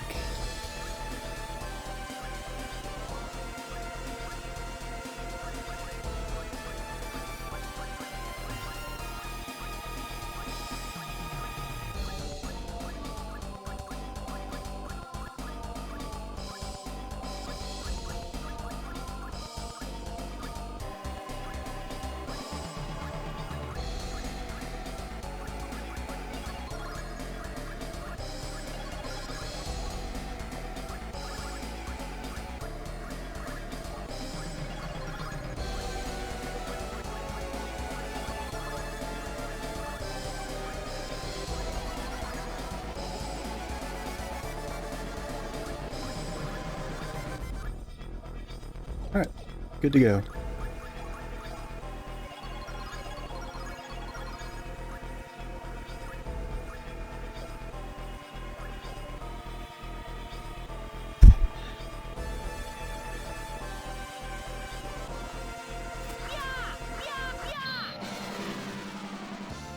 To my side, my noble Einherjar. I shall rend your souls from your bodies. Oh, oh, jeez. My goodness. Poison blow.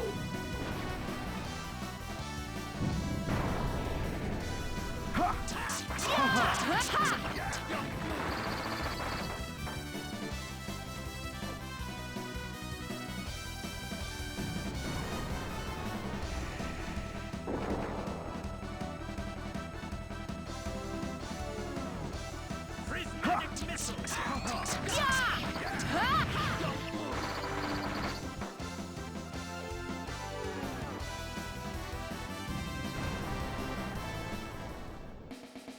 Phew, I could use a rest.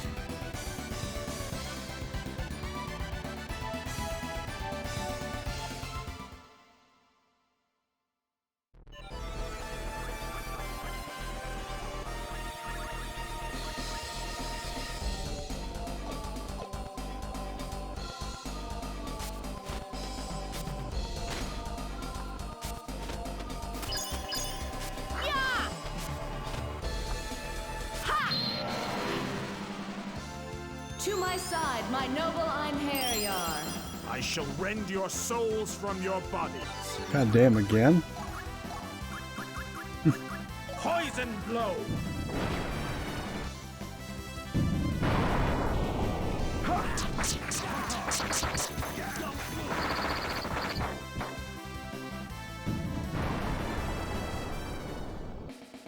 A decent performance. Session! Haven't seen you in ages. Where have you been?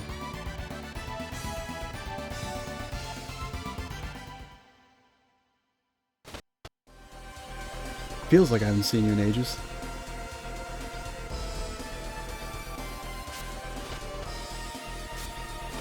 I mean, rendering, whatever. Who gives a fuck?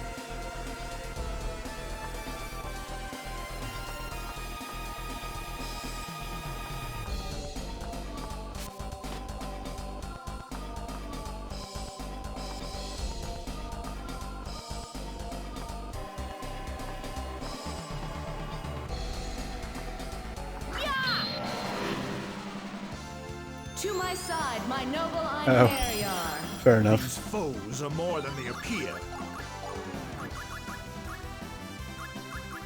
Poison blow. I think I just assumed that maybe older games weren't your cup of tea. For my honor. Which is totally okay. I have like a number of followers that I know for a fact Guilty break. only show up, but show up reliably for specific Very games. well. I will strike. It shall be engraved upon your soul. Divine assault. Yeah, I got a bunch of followers who I checked recently are still following me that have only ever showed up when I played like Metroid ROM hacks. But whenever I do play those Metroid ROM hacks, they all come out of the woodwork. Nice, nice, nice. Is it over? Well, since I know for a fact you're older than, you know, probably most of my viewers,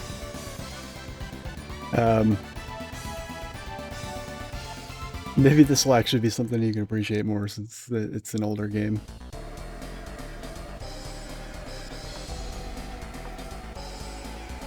Game to shit talk pretty much anything. Well, you will not hear, unlike, you know, unlike most other games that you've seen me play,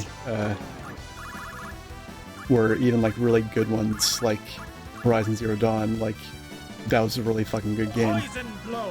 But even then I had some criticisms.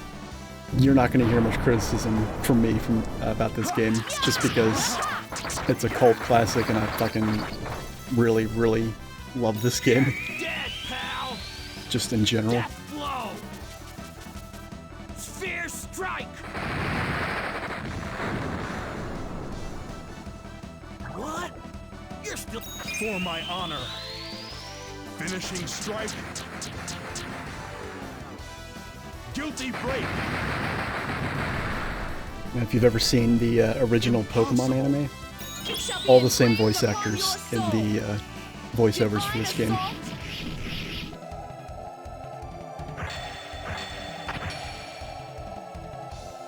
Did I say you would not hear me say anything at all bad about it? Period? That, and that's not really a flaw of the game. As a game. Return from whence you came. Killing You know. is thirsty work. I need a drink. Like, is there something about it that's coded weird? Probably, but in terms of all the, like, design elements of the game.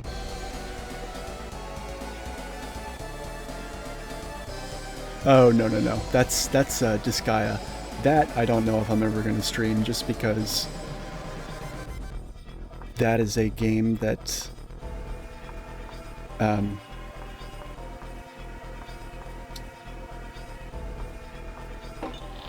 basically that game is like,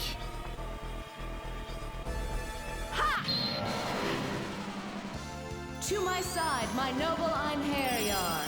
I don't feel that that game would make very good streaming content.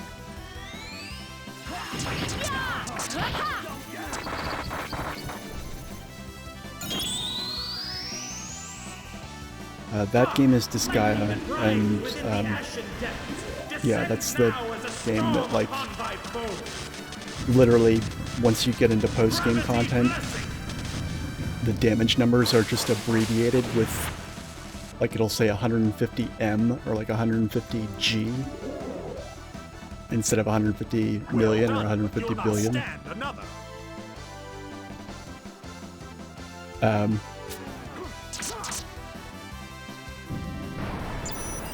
God damn it. I was hoping that would not happen.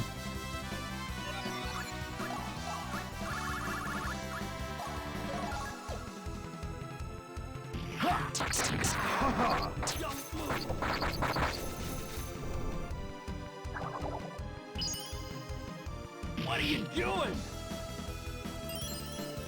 Ever played Final Fantasy? Well, for one thing, this game is, it's like a 2D side-scroller. Whereas most of, like, even older Final Fantasy games are like top-down perspective, and They were an unworthy foe to begin with. you know, the battles are usually in full 3D, at least on the, like, from PlayStation and going forward. This game actually has, like, platformer elements in it, as well as RPG elements, and when this game came out, most RPGs did not have full voice acting. This game also has, like, a really unique battle system that hasn't really ever been replicated or used. Like, it just has a lot of quirky things about it that I only ever saw in this game, and nobody ever did them again.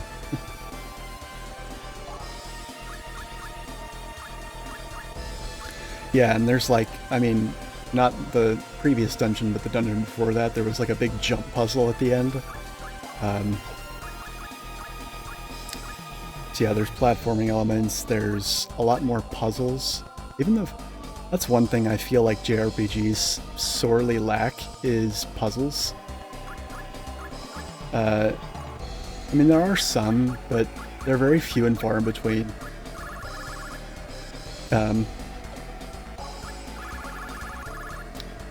I guess it's possible to overuse puzzles.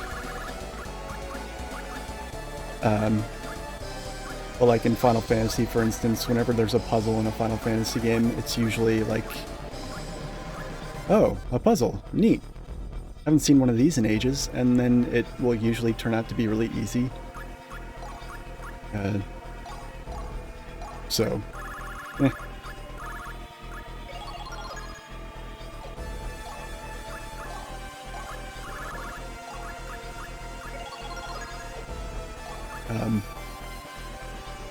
Yeah, you have a bunch of different, you have an entire cast of characters that you can rotate between freely, and you're like default party, and as you can see on this menu, each character corresponds to a different face button on the controller. And you can mash all these buttons at once and just have literally everybody dogpile the enemy at once. And that will be your turn. The characters don't have individual turns. There's a player turn and the enemy NPC AI turn. And on your turn, basically, just it's a free-for-all mosh pit of just, you know, everybody can mash their buttons, and that's a combo. Which is, to my knowledge, a really unique way of doing things, and it's really satisfying, and I've never seen anybody else do it in any other, certainly not in any other JRPG. It's also got a Norse mythology based story, but they took a lot of creative license with it, and you wouldn't think that it would be super creative given that it's sourcing material from something else. But the story is actually really, really good for something that, you know, does that.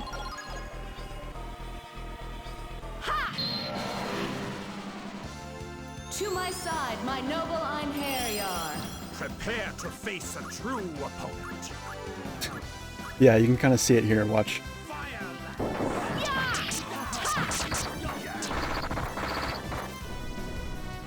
Yeah, you can just literally have everybody attack at once. Finishing strike. And then you have this combo gauge right here is how you do these big attacks that are happening right now. So as long as you keep refilling that gauge, you can chain together additional like limit breaks. Fierce strike. Well, you made me look bad. What are you doing?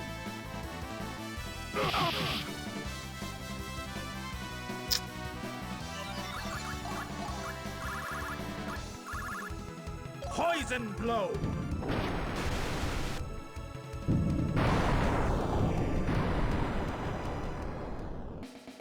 A decent performance, I suppose.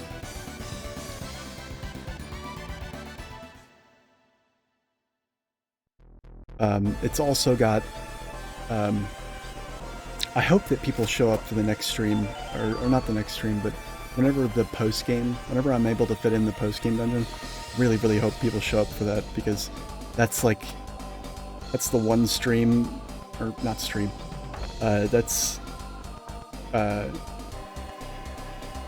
like if there's any stream that's going to show off how unique and crazy this game can get, it's going to be when I go into the post-game dungeon, because, oh man, like this game does like an RPG post-game better than any other game in its genre. Like, you know, Final Fantasy VII, for instance, you beat the game and then you have 2 super bosses to fight, maybe a few side quests. In this game, you literally have a gigantic super dungeon that's like easily twice as big as the next biggest dungeon, and like almost every fight is a super boss. Like every encounter, like it's just stuffed with super bosses, and all of those super bosses have killer loot, and you get to recruit 3 new characters that you couldn't otherwise get, and it's just a festival of like what any gamer would want in like an RPG post game.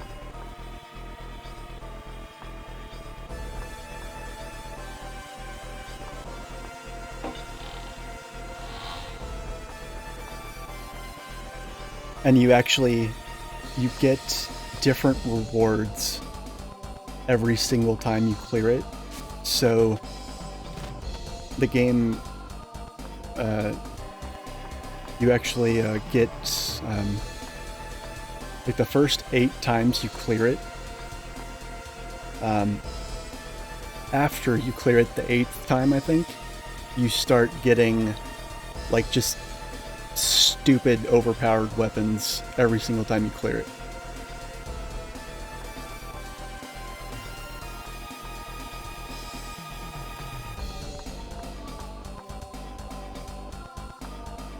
and it's one of the only JRPGs where it's actually easy to get to the level cap, provided you have that post-game dungeon to play around in.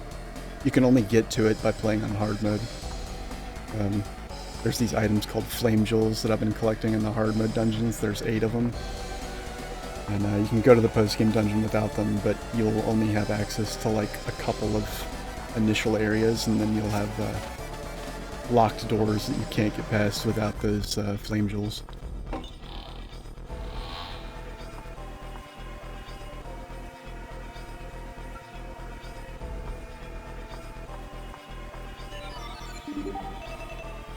I've been yapping too much and I haven't been paying attention to where I'm going. This dungeon is definitely a culprit in the whole all the rooms look the same thing. At least for some of the rooms.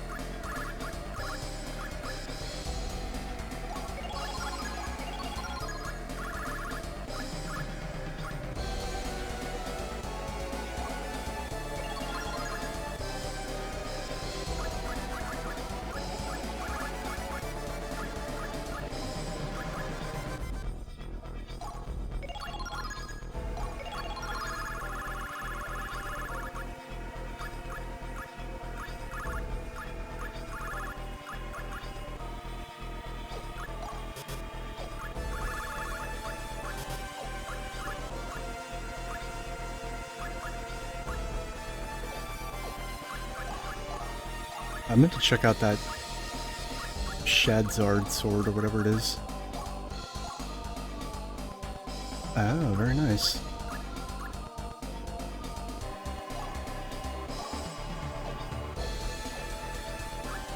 I might actually be tempted to switch to that. Or switch to a greatsword user just to use that. I'm gonna stick with this though. It's a fairly unique party compared to what I've been using for the rest of the game up until this point.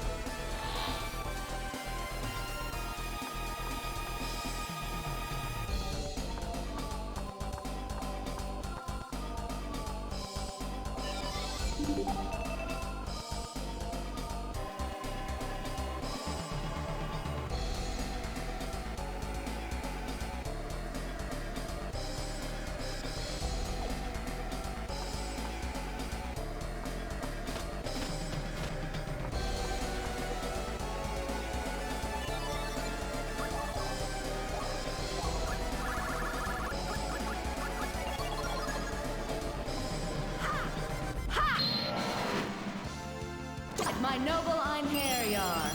Whoa, this looks bad!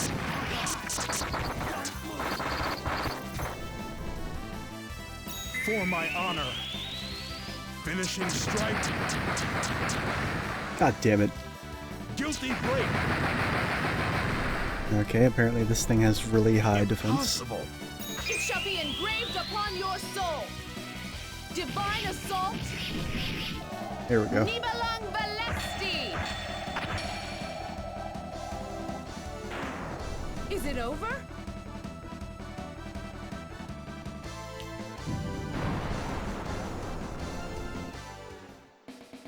How long must we keep fighting the same battles?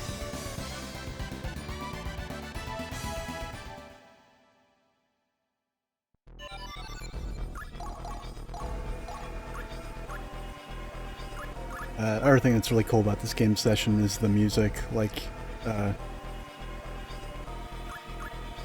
remember I had Sarai, Alanius look up the composer at one point, but I've already forgotten who it is. I should just look it up myself, but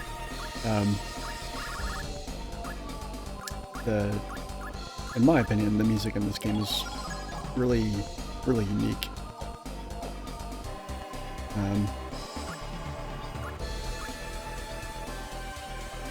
You sure? Really? Could have sworn it was you in, like, not this stream, but like one of the earlier streams. Maybe I am mixing it up. That's bananas that you have. It's bananas that your memory is that good.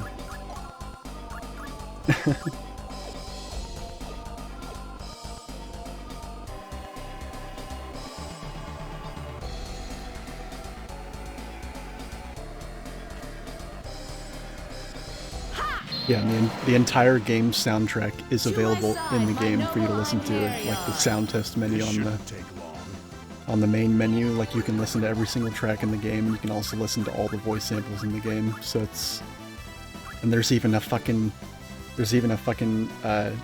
graphic equalizer that shows you like the sound, like the frequency of the sound, like jumping up and shit, like you have on some like high-end stereos and shit. Poison blow. Never seen another game with that. Closest thing would be like the Sonic games from back in the day with I will surpass the gods without fail. Well, actually, I think the Dreamcast Sonic games had that too, but got it. Yeah.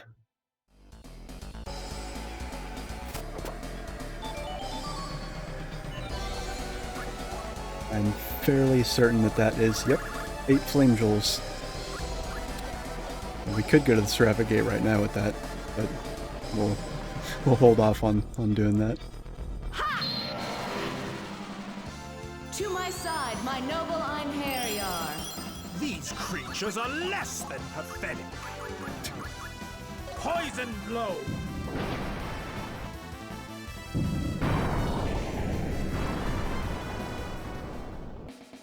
A decent performance, I suppose. Yeah, like what?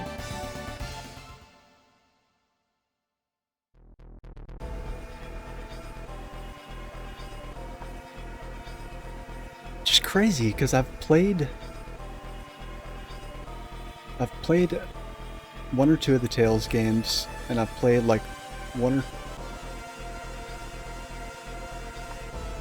No, I think I played one of the Tales games, and I really liked it, but it was so long that I didn't finish it. Same thing with Star Ocean, and actually same thing with Golden Sun too. But I remember liking them while I was playing them, but I don't remember them having music like this. It's interesting.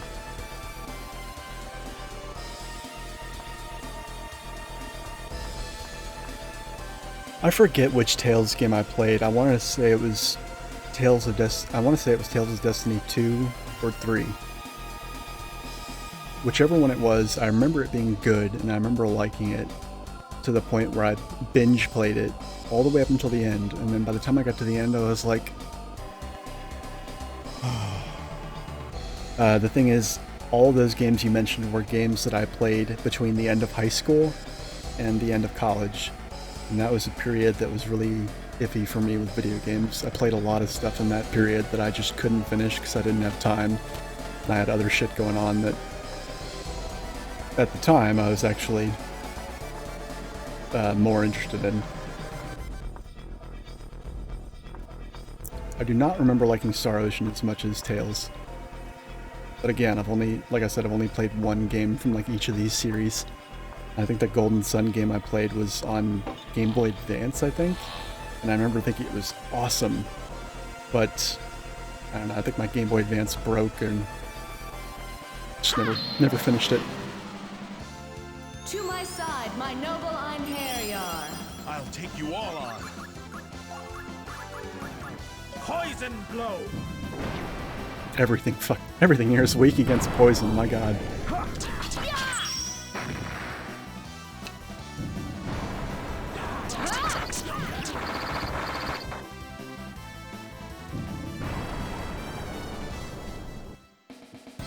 fighting monsters instead of summoning them.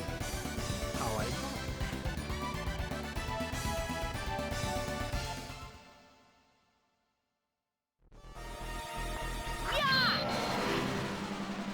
All right. To my side, my noble Einherjar. I'm thinking of the right. These punks will be easy. Oh my god, I've never heard him say that. There's still voice samples in this game that to this day I have not heard. Every character has like a collection of voice samples for the start of the battle, the end of the battle, various situations that the game randomly rotates between, and there's a lot of them that I guess I still have never heard.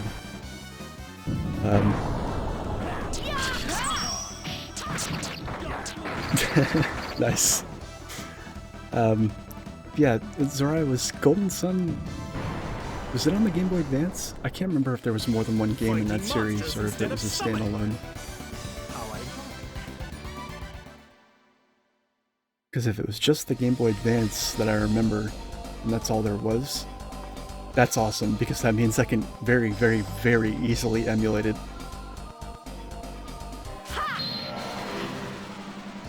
To my side, my noble Einherjar. Whoa, this looks bad. Nice. Okay, then yeah, I definitely need to go back and check that out. Because I remember liking that game, but unlike Tales and Star Ocean, I did not get far in Golden Sun.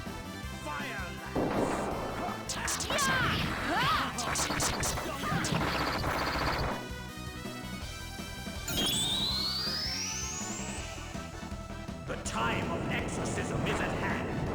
Venomous servants, unleash thy dark flames.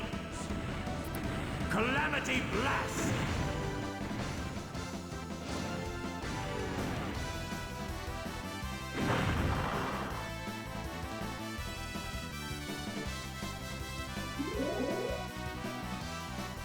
As expected.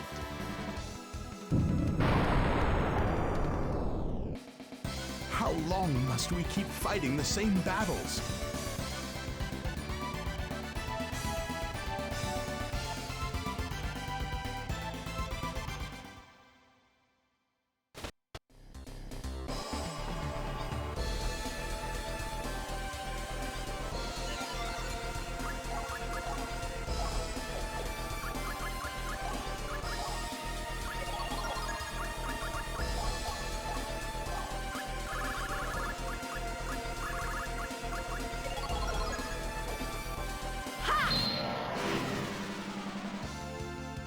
To my side, my noble Einherjar. What football game? Whoa, this looks bad.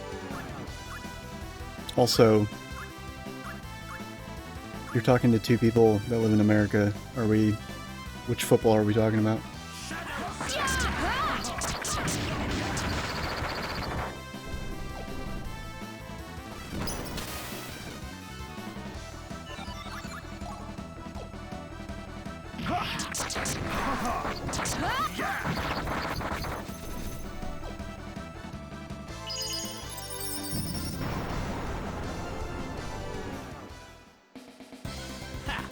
I'm ready for Valhalla already.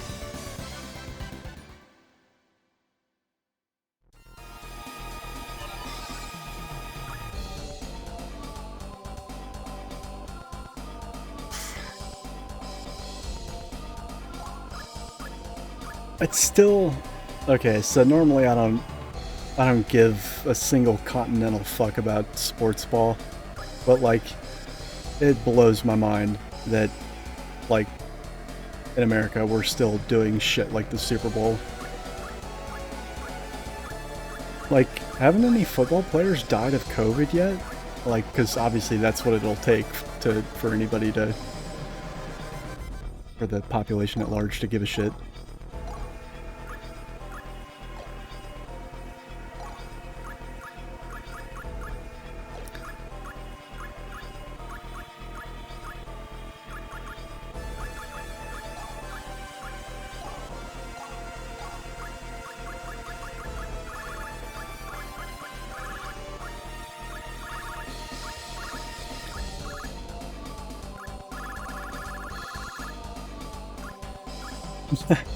You're like my wife. That's not anymore, but my wife's family's from California, and they are really big 49ers fans. And the first like several years that we were dating, we would watch the Super Bowl and the games leading up to it if the Niners were doing good. It was like the one thing. Yeah. When like I remember when Kaepernick became when Kaepernick joined that team, and this is before Kaepernick did the whole kneeling thing and got, you know, famous for standing up for you know, people of color and police brutality and all that shit. Even before that, my wife's family really liked him. But yeah, it was kind of cute. We actually bonded a good bit over like watching Niners games, and for some reason they were actually able to get me to care a little bit, and I actually paid attention. But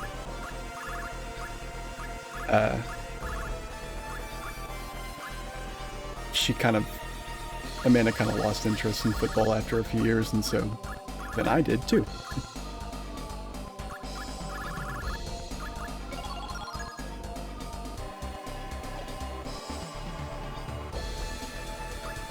Smash Brothers music? From which game? Which Smash Brothers game? Because, I don't know about you, but I can play any Smash Brothers game on mute, and not a thing of value was lost those days.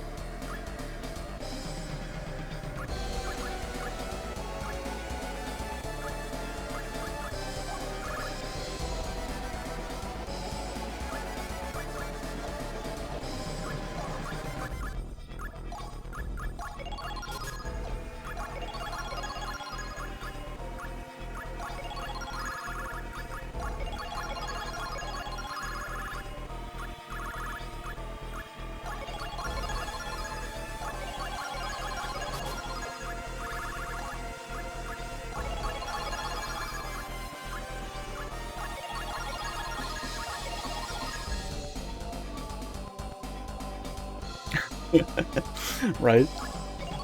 There's actually, it's really bad because I'm normally kind of a connoisseur of, not a connoisseur, that sounds pretentious, but like, I notice video game music and video game sound design a lot more than I think probably the average person does.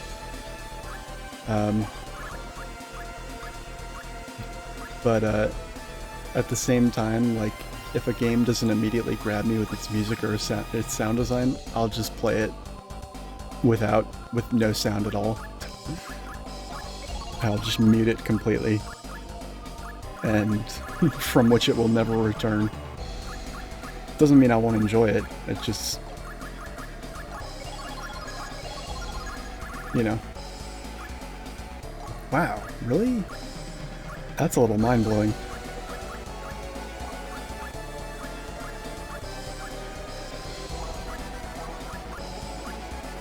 Really?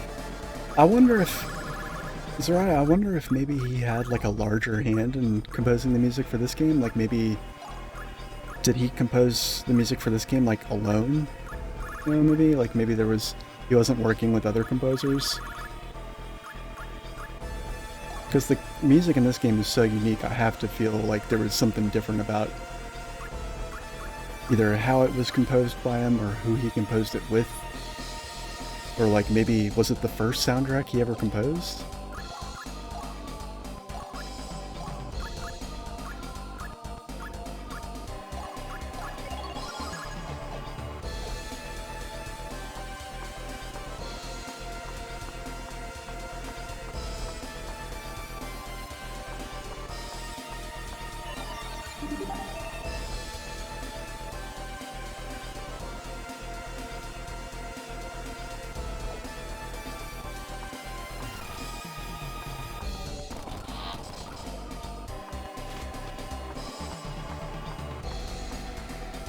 Oh god. Okay, this is the part of the dungeon that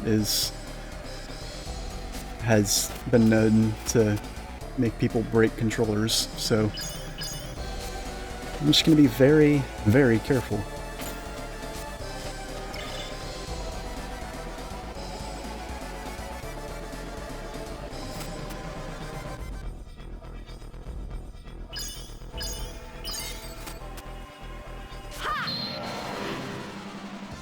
To my side, my noble Einherjar.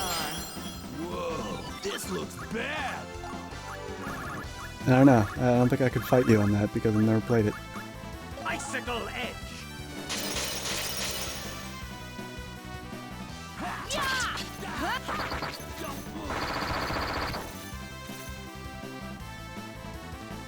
Well done. Well done. I love how he keeps getting smacked in the face and saying well done and then feigning.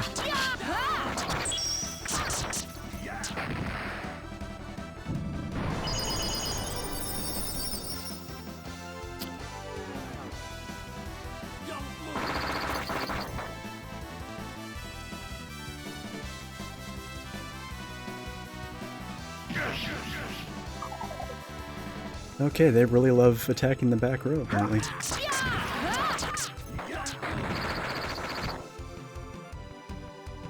For my honor.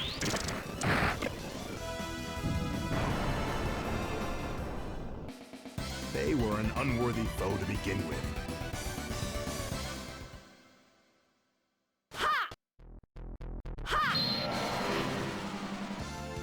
To my side, It my was noble not, okay. Einherjar. Was it even close to the beginning of his career?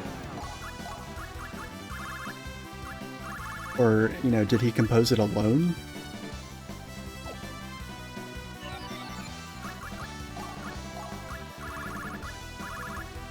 Poison blow.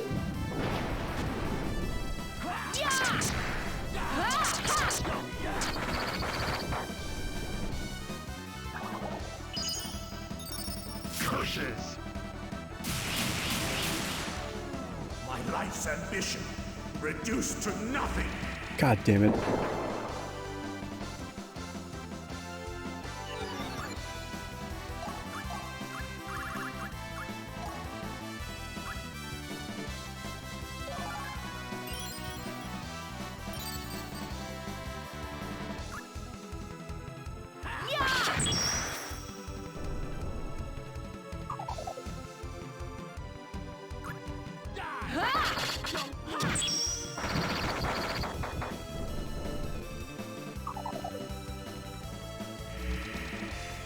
That has to have been it then. This has to be like whatever his unfiltered creative output is when he doesn't have to work with anybody. Maybe. Alright, well then I might have to revisit Star Ocean. All of the Star Oceans or just the one?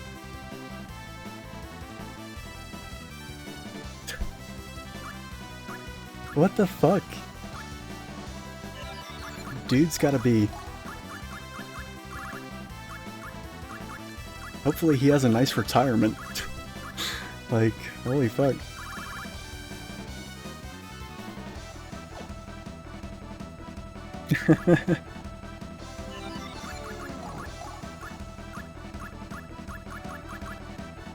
I would have loved... I wish there were interviews with the people that made this game available online somewhere. Poison blow. Damn. How old is he? Okay, that's not ridiculous. It's...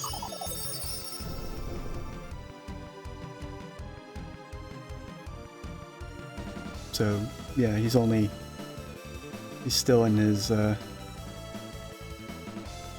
he just turned 60, I guess, probably. Or maybe, no, no, 55. Could be 55, yeah. Math is hard. My skills will be dulled Yeah, by that's not opponents bad. like this. Shit. Ogre from Skinny Puppy and Till from Rammstein they're older than that. And they tour, so, you know.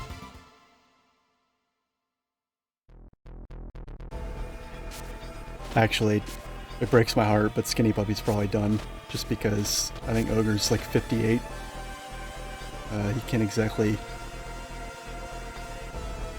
I don't know how well he's going to be able to pull off, like, doing the kind of live shows that they're known for. Alright, so this is where I make a save state and hope that one of these stupid chests doesn't knock me off the world.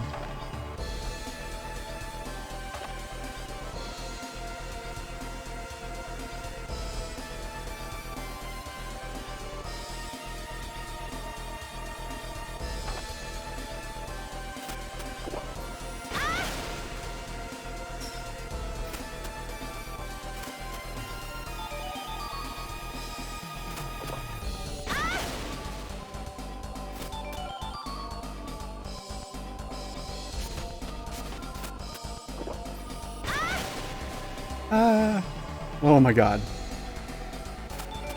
It wouldn't have mattered. I made a save state, but still. It's still nerve-wracking.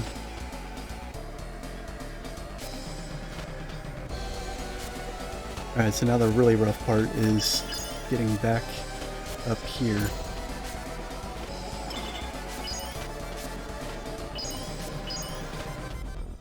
Yeah, good thinking.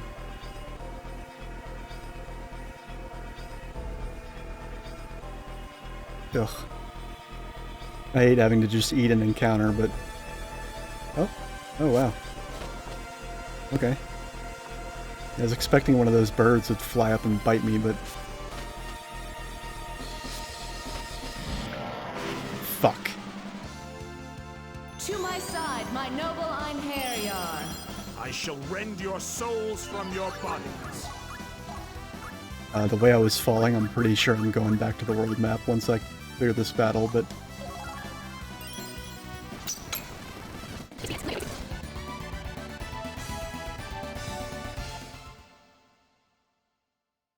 Oh, nope. Oh man. I was holding up on the D-pad as I exited the battle screen, and it was enough to get Valkyrie to grab this rope.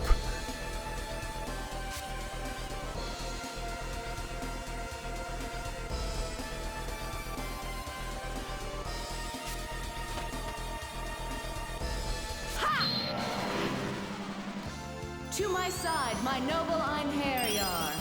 I shall rend your souls from your bodies. Shadow Servant!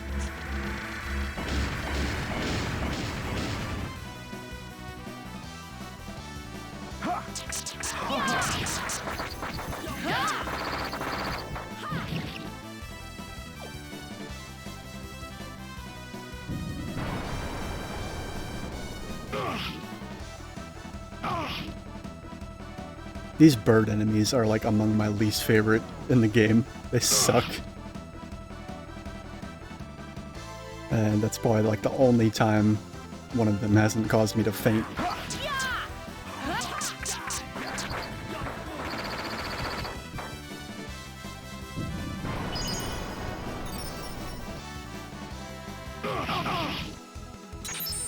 They also love targeting weaker characters. They almost never target Valkyrie. Shadow Servant!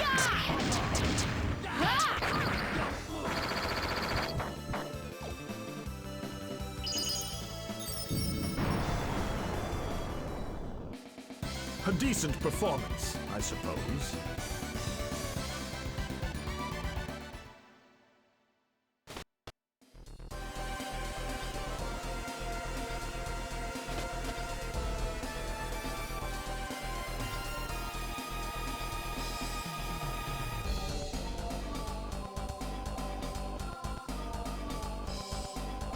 Okay, I'm actually not sure if there is a safe way to open this one.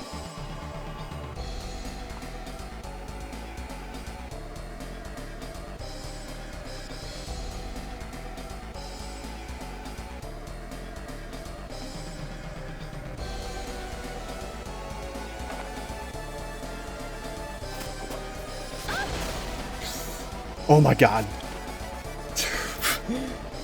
Like, out of sheer reaction, I just started, like, mashing on the D-pad trying to overcompensate and almost walked off the platform twice.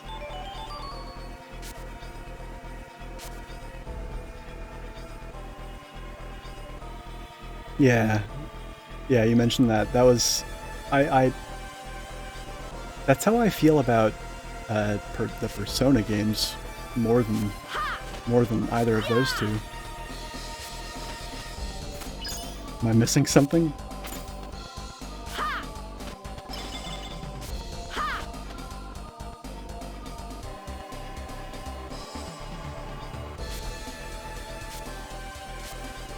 Dude, come down here and hit me.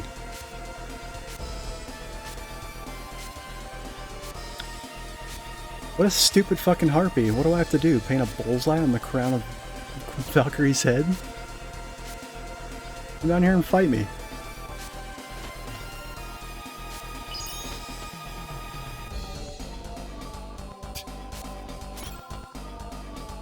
Oh, okay, so the dungeon actually does have a floor. It's just invisible. That's bullshit. Froze the thing and it fell into the...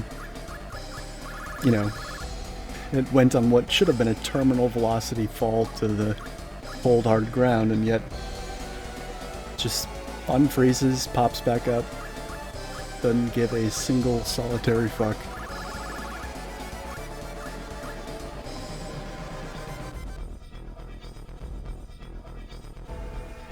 Right. I remember the Tales game that I played, which again I think was Tales of Destiny 2. I don't remember its story being gripping either. I think what kept me playing that game was the battle system. I remember the battle system being really good in that game.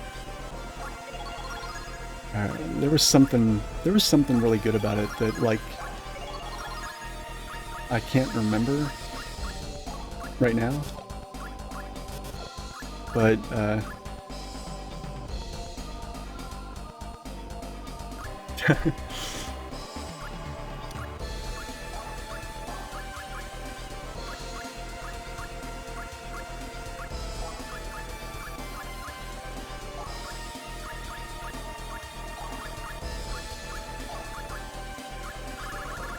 it's alright, hilariously embarrassing typos happen to the best of us.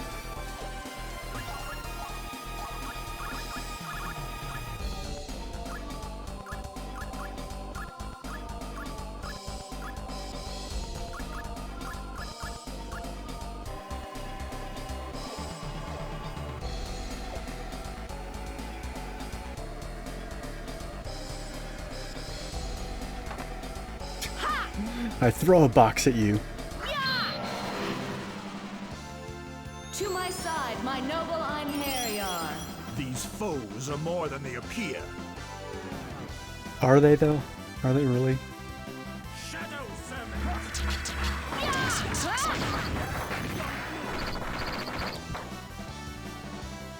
For my honor. Finishing strike. Guilty break. My power was not a... It shall be No problem, bud. upon your soul. Yeah, thanks for hanging out this entire time.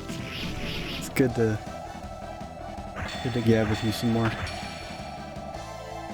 And have fun with your tablet. There. Have fun with your fabulous nails at the game. And I'll be sure to check Discord for that picture. No mercy. Oh, from nice, death. dude. Thus What position? thou hast no escape from the grasp of catastrophe. Meteor swarm. Aha.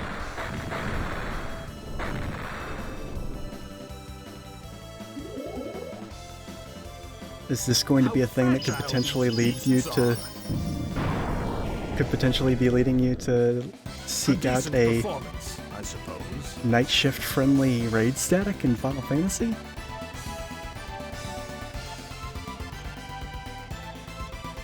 Oh.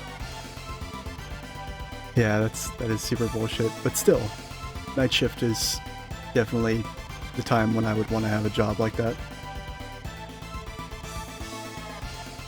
Got it. Yeah, nah, that's cool.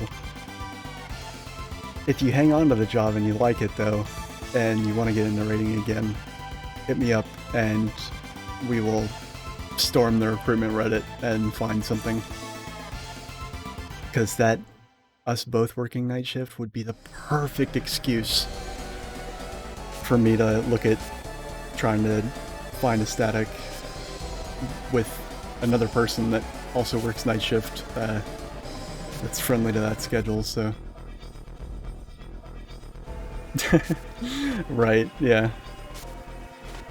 No, yeah, definitely keep me posted on that. And on your fucking Twitch channel too, because I still want you to stream and, you know, get a chance to pay you back for all this. Aw. Well, I mean, she still sees me when I play, so I don't think that's necessarily true.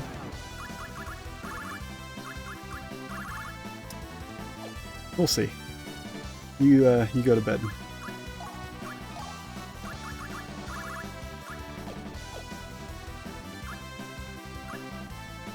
Shadow Servant!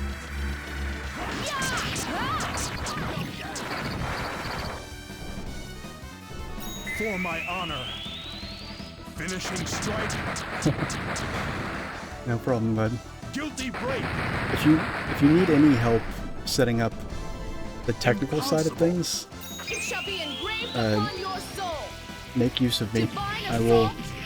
I'm happy to do like a screen share with you and help you figure all that crap out.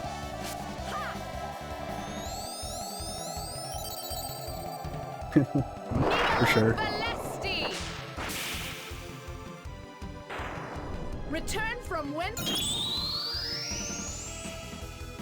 No mercy for the damned.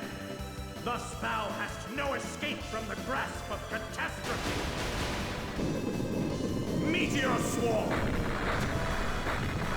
Yeah, I had a buddy try and tell me to get a green screen, but I have this behind me, which is professional in another way.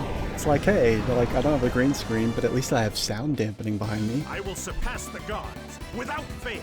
That, and I think green screens, like,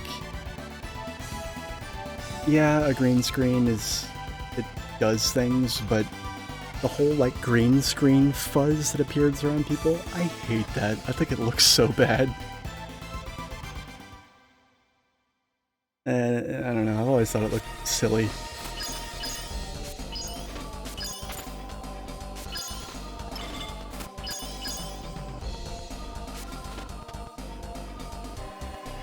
Thank you, Nightbot, for a link that actually works.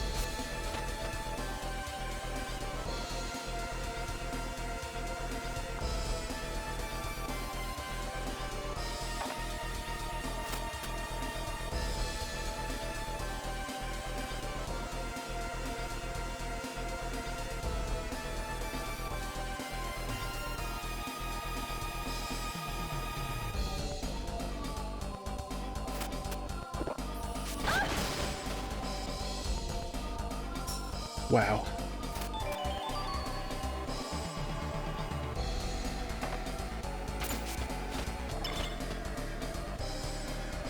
God damn it. Stop. Oh my god. I was trying to slash up. Valkyrie keeps picking up the crystal pieces instead. My life's ambition. Okay, yeah, no, this is a problem. Nothing. I need to teach Gondar heal because, yeah, this is not going to work without it.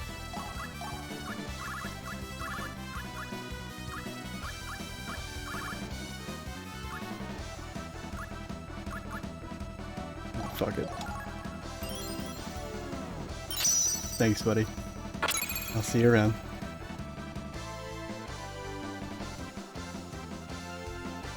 It's weird that both of those bot links showed up at the same time. How long must we keep fighting the same battles? I'll have to adjust that because they should not be showing up at the same time like that.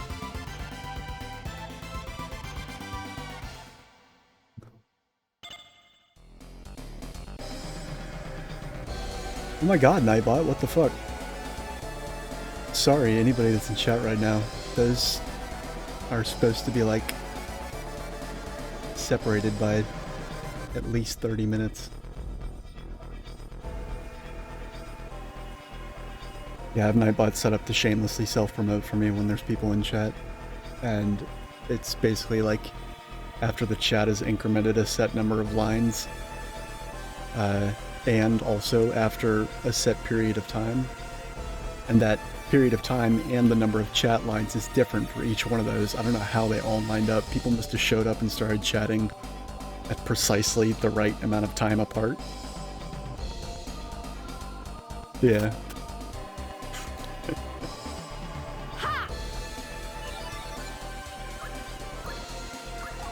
It's not even that I think it will be...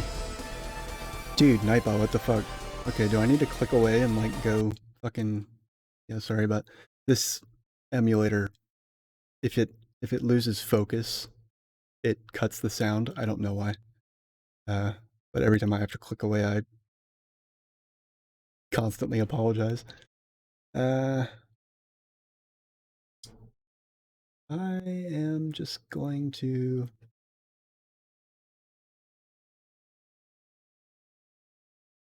Here.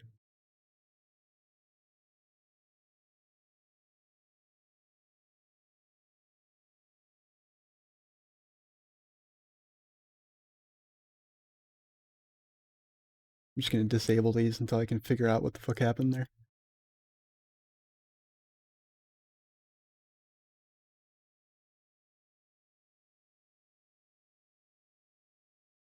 Alright, sorry about that.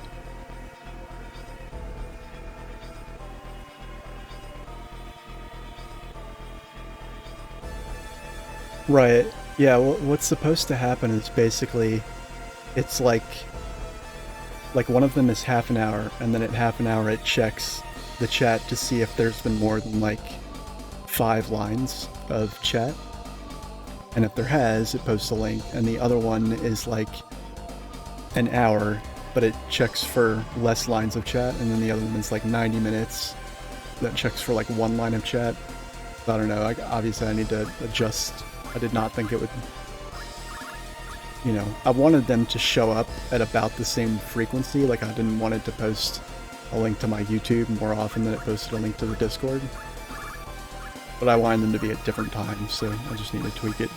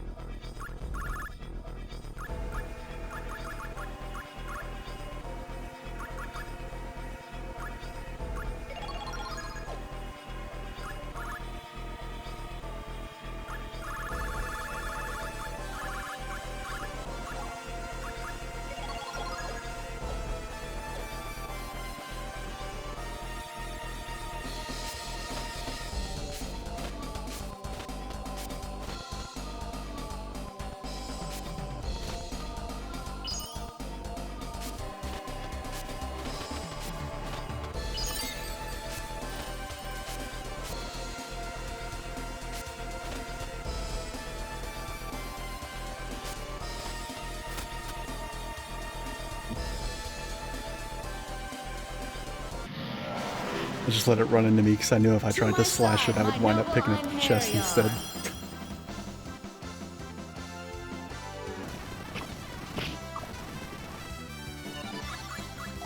I hate these bird things so much.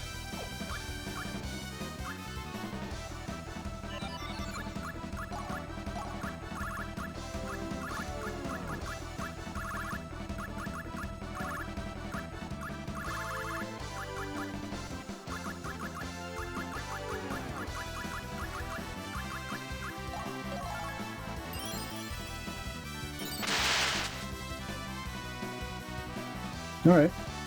I'll make a note of that. Sage and Endwalker.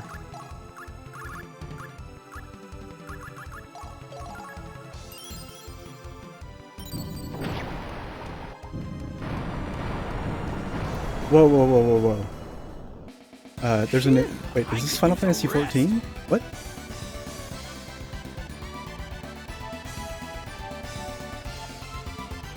They announced a new job, so there's Sage, and what's Endwalker? Is Endwalker... I have not been keeping up. So is Endwalker also a new job? There's Sage, and is Endwalker a DPS? I knew Sage would be it. Oh, Endwalker. So that's just the one new job, the new healer?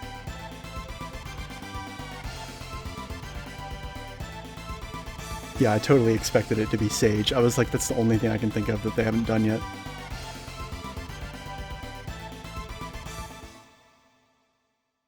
Usually they tease, if nothing else.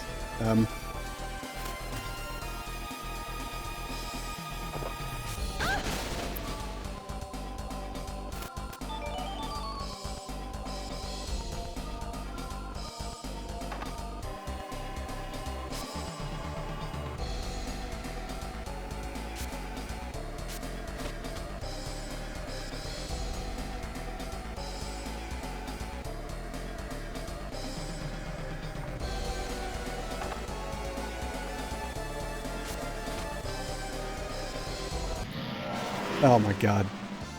To my side, my noble Einherjar.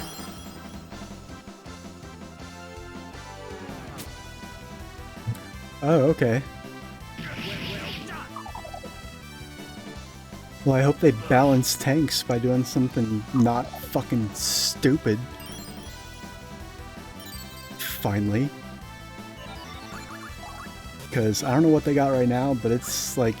They might be balanced in terms of DPS, but like... They just... The way they play feels like shit. It feels like shit.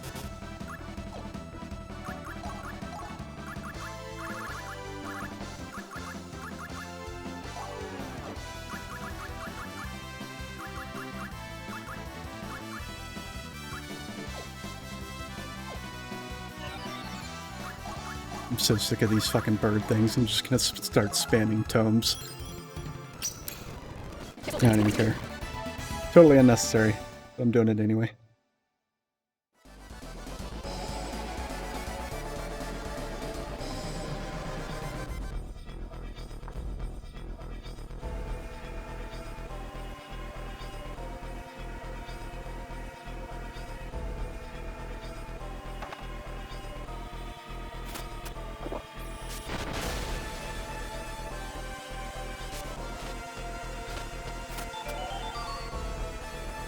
No idea how I managed to make that happen.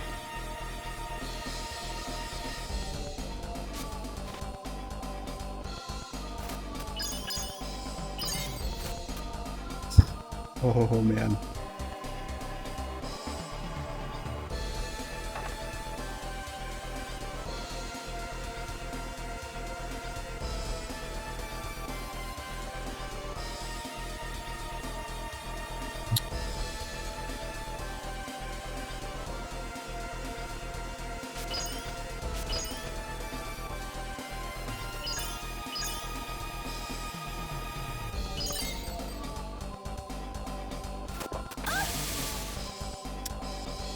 Ah, alright. Very clever game.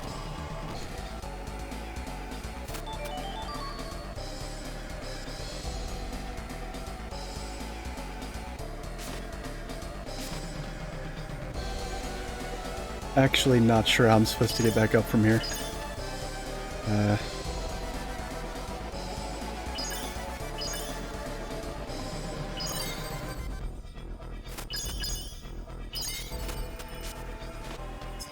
Oh man.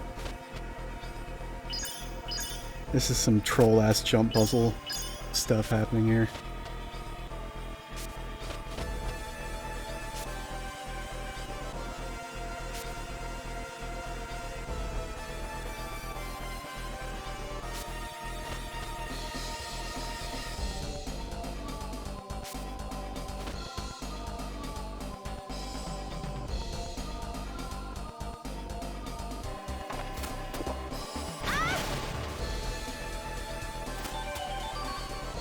Alright, please tell me that's all the treasure. That is all the treasure. Okay, fuck the enemies, I don't even care. Just get me the fuck out of here. Get me the fuck out of this stupid room. Oh, thank Christ. Okay. The dungeon's gonna go so much faster now.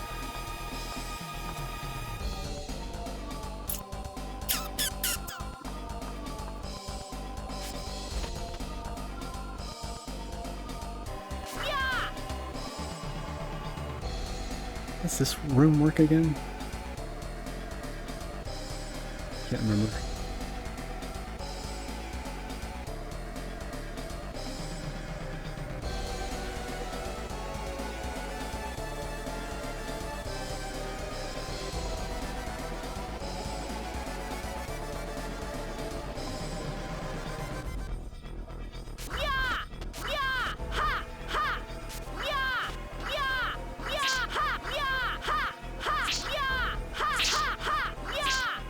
Butterfly murdering. What any RPG is just incomplete without.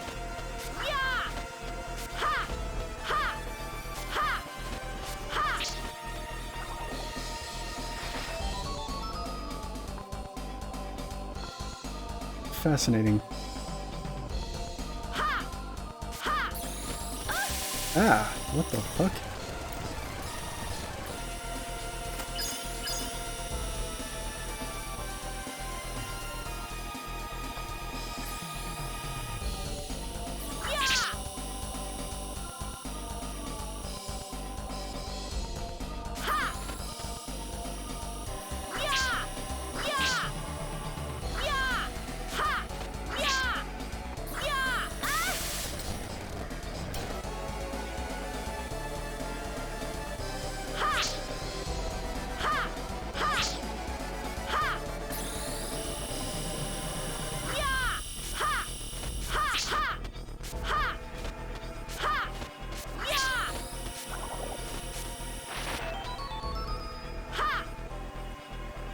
I do not remember that room being as annoying as it was.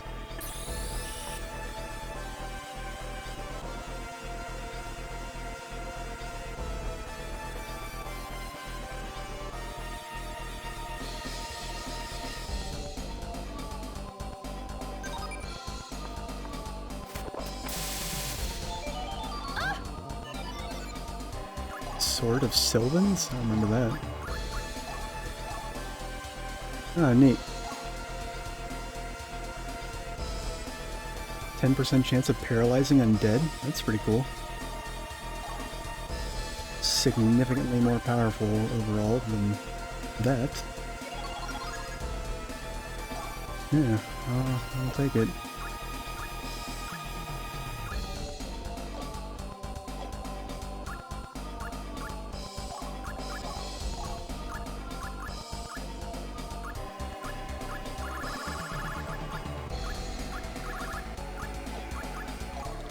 I meant to come in here and see what his hero value would be if I maxed all these out.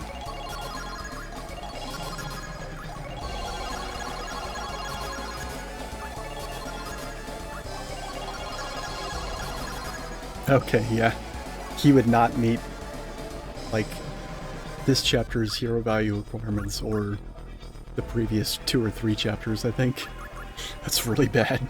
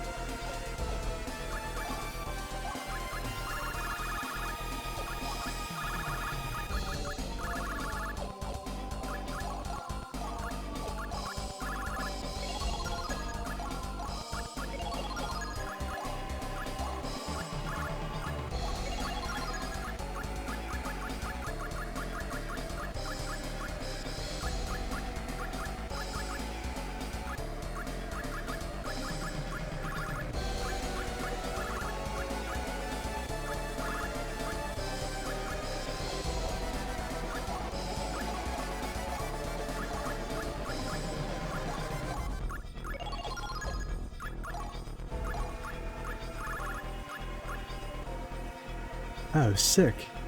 Icicle guard? That's new.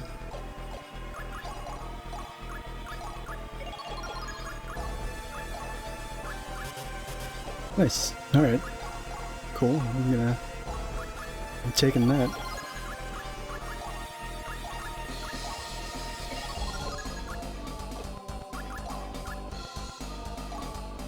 Not 100% sure who would benefit from it most, but I'll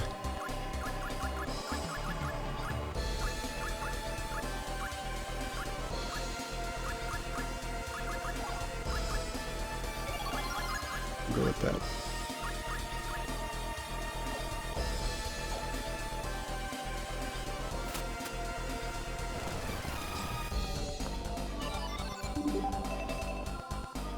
Next battle, I have to make sure to stop and fucking heal people.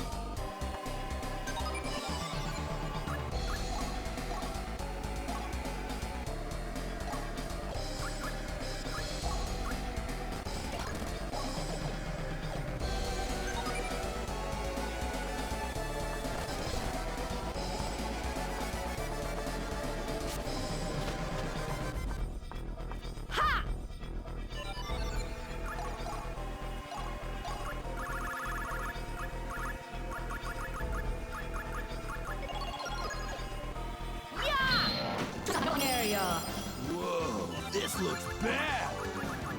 Heal.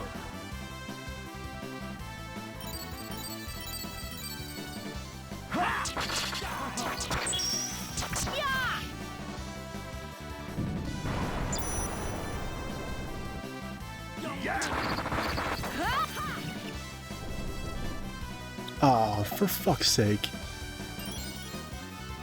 Don't break, please don't break.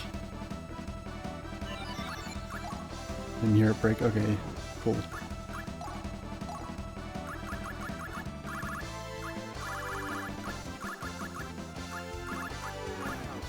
Just gonna go ahead and put that back on.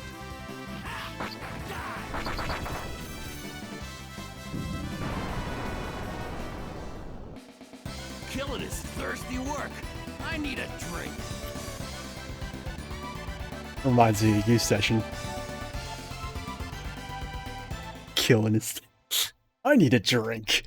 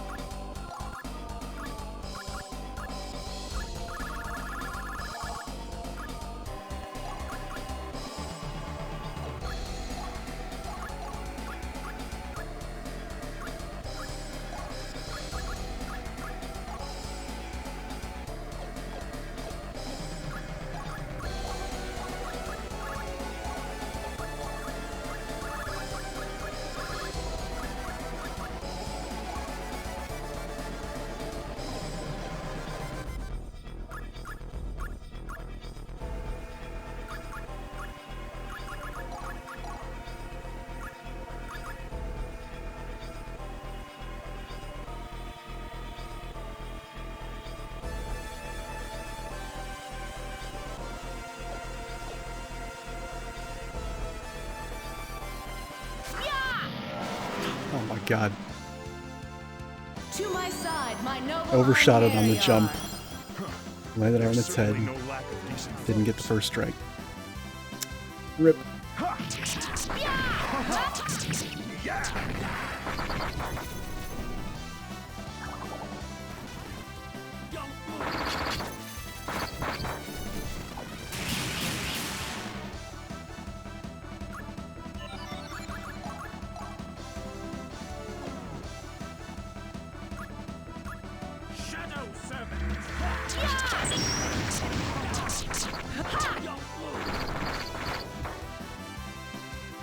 For my honor. Finishing strike. Guilty break. A worthy foe indeed. It shall be engraved upon your soul. Divine assault.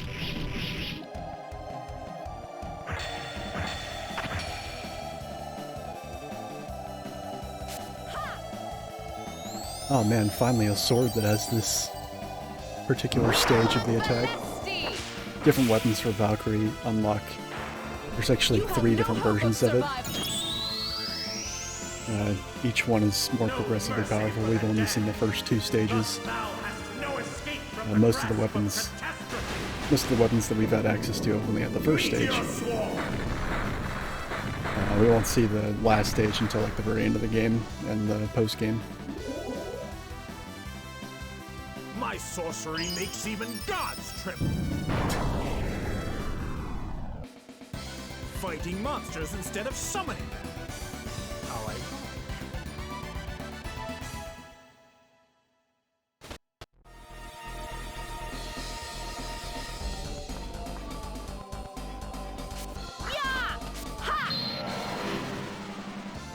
To my side, my noble Einherjar. Whoa, this looks bad. Shadow Servant.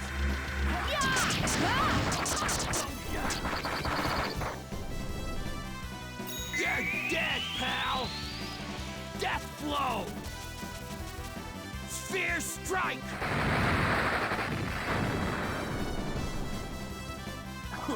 Hurry up! It shall be engraved upon your soul. Divine assault.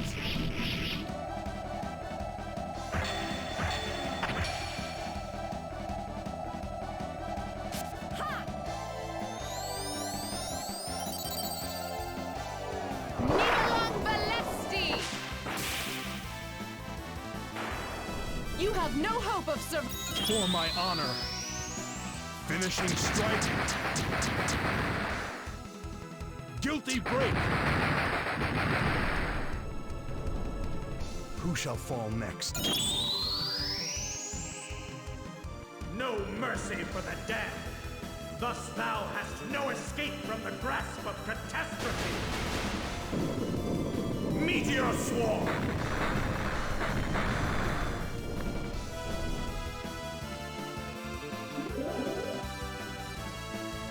How fragile these beasts are. I will surpass the gods without fail.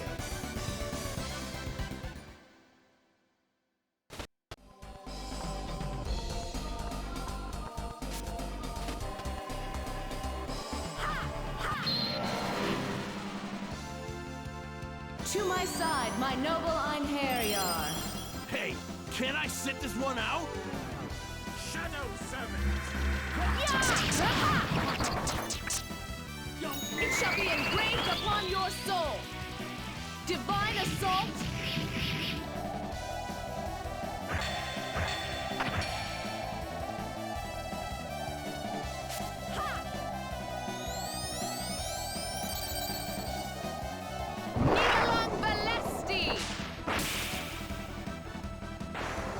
You still breathe? No mercy for the dead. Thus thou hast no escape from the grasp of catastrophe. Meteor Swarm!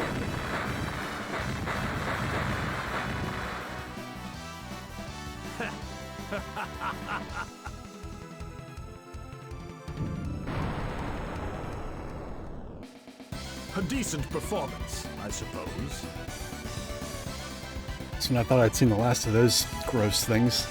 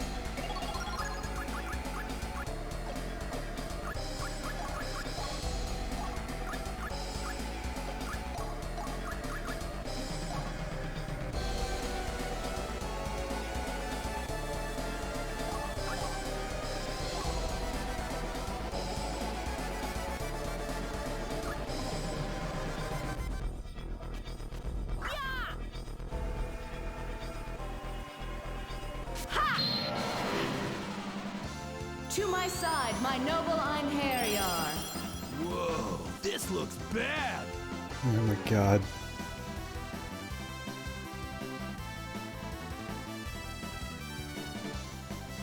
Shadow Servant! Right. For my honor.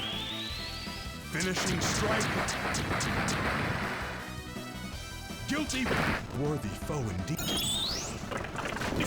Will not stand another. You're still standing. Okay, awesome. We didn't kill him, but we fucked him up with so many status effects, he's basically dead.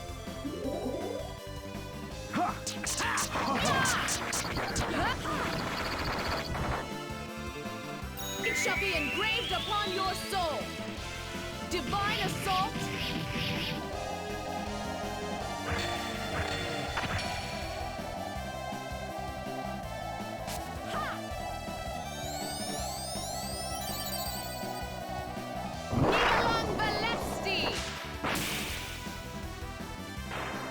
Is it over?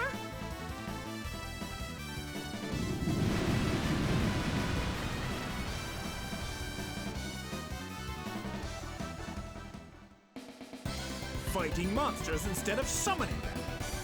How I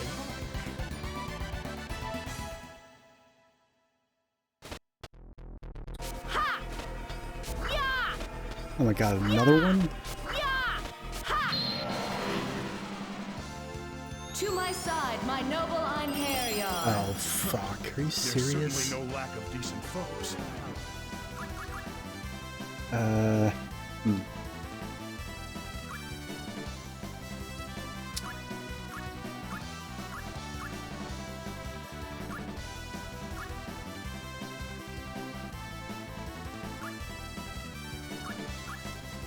Shadow Servant!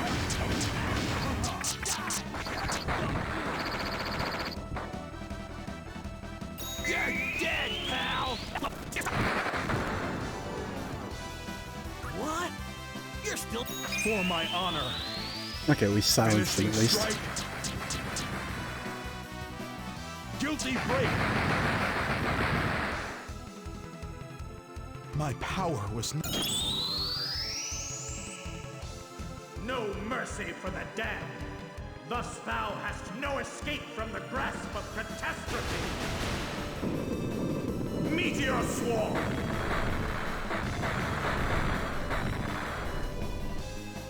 Your puny grip Damn on it. life is failing. Oh no. That's going to suck.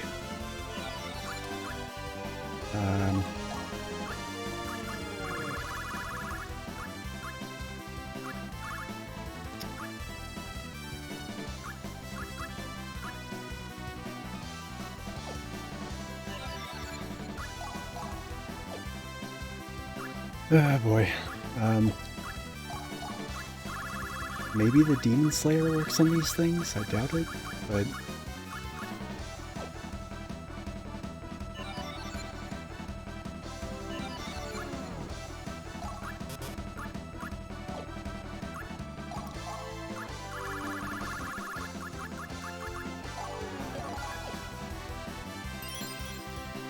I don't think it's gonna work, but we can try.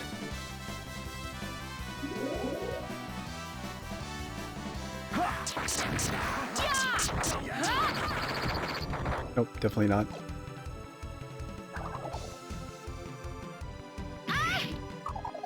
Fuck.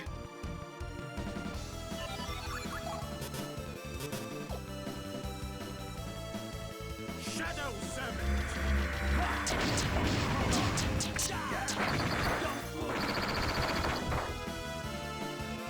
You're dead. Hurry up and die. This is just gonna take My forever. power was I'm not- anxious to get to the boss. Oh my god. Oh fuck. Oh man. Lightning that rides within the ashen depths, descend now as a storm upon thy bones. Fuck. Gravity blessing. Holy fucking shit. Oh no. What? It cannot be! Okay. Alright. Alright, that wasn't cool.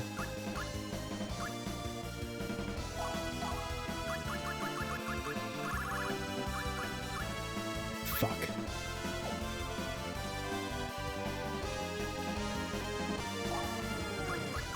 Oh fuck. Alright.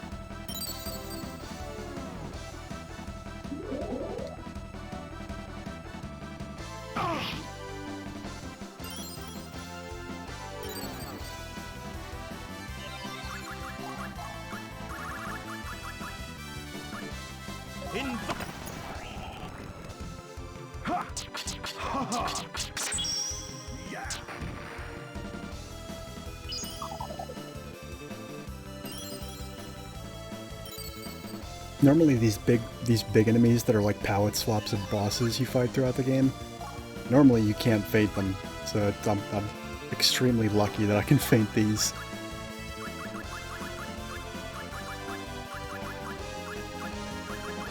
Alright,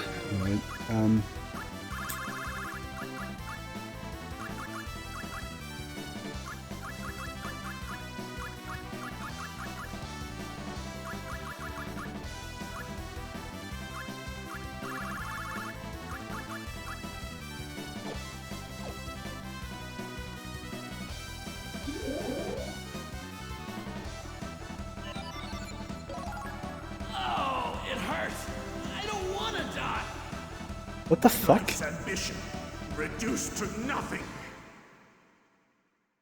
Whoa, whoa, whoa. What the fuck was that?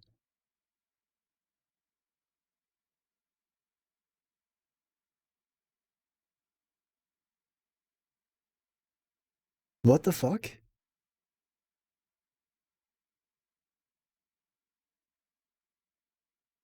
I wanna clip that because that was some weirdness I've never seen with this game.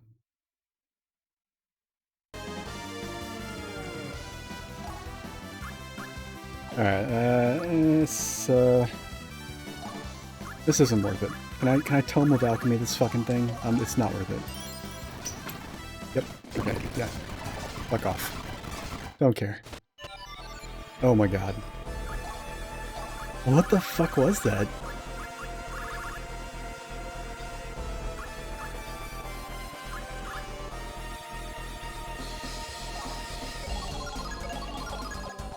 Not the first clue what that was.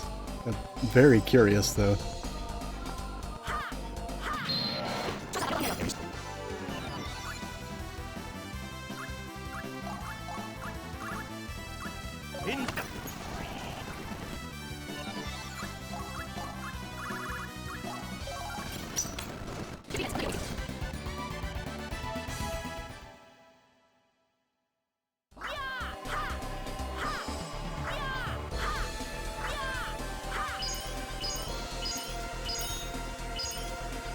There's another one right there, hiding.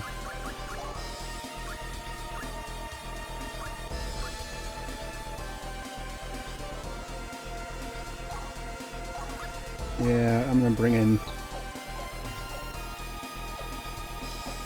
I don't know. I guess... Fuck it, I'll just use another tome. I don't care. Those are more than they appear.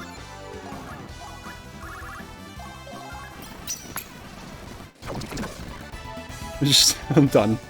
I'm done. I want to go fight the boss.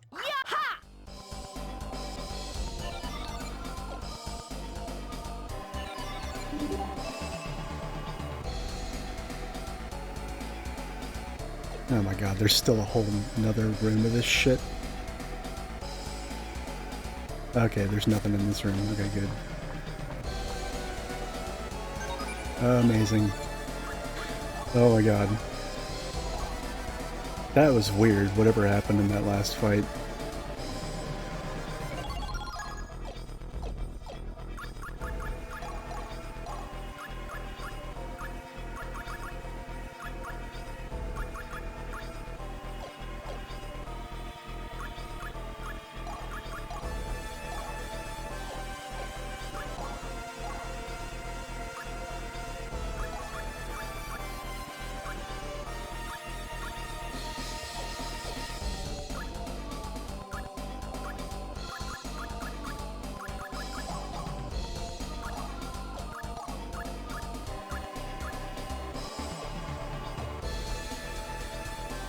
Alright, so this next boss is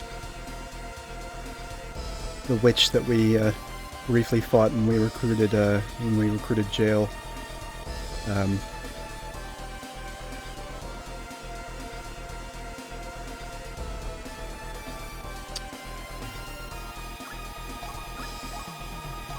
Unlike a lot of other points in the game, this is one part of the game where we can accurately predict a lot of a particular kind of damage coming at us.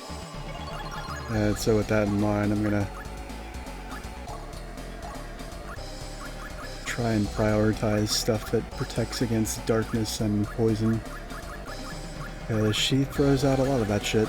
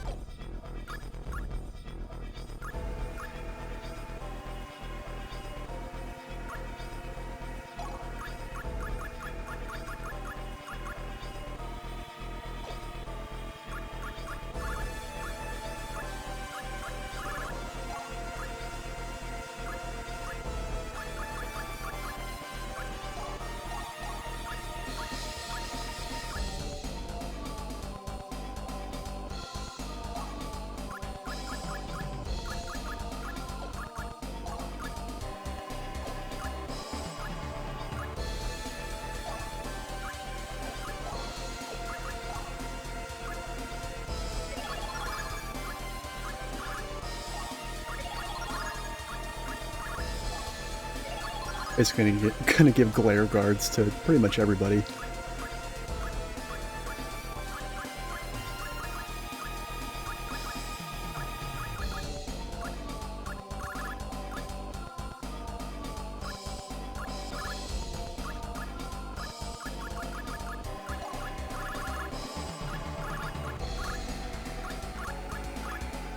Apparently, Gondar here cannot equip anything that will protect against poison. Or, nope, he can equip that. Okay, good.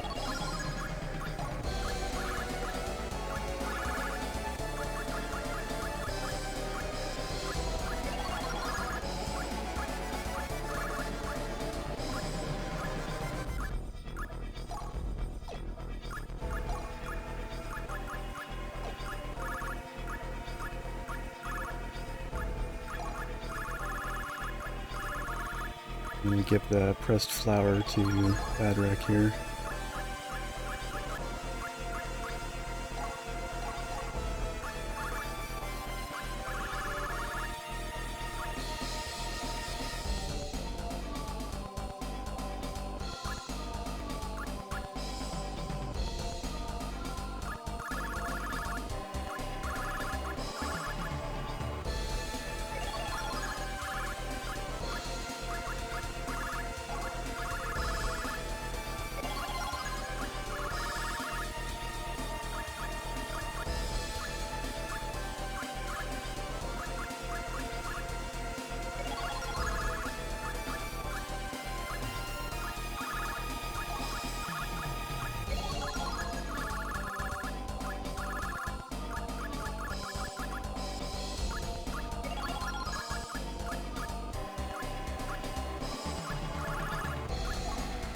I think that should be good.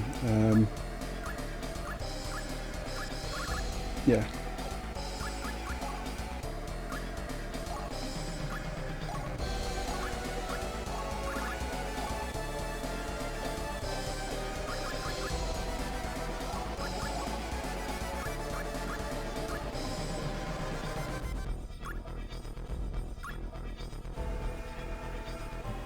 Not sure what magic they're gonna be weak against. They might not be weak against anything.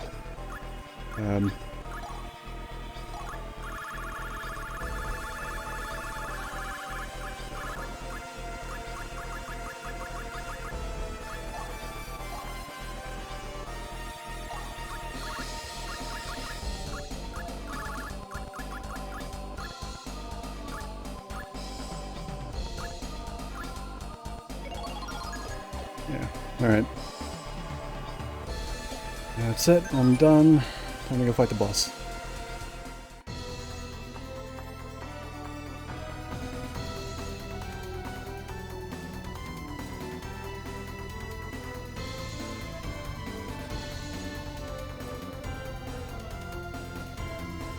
Unclean thing, defiler of life. Oh god. Can you say that? That's such a beauty. Oh man.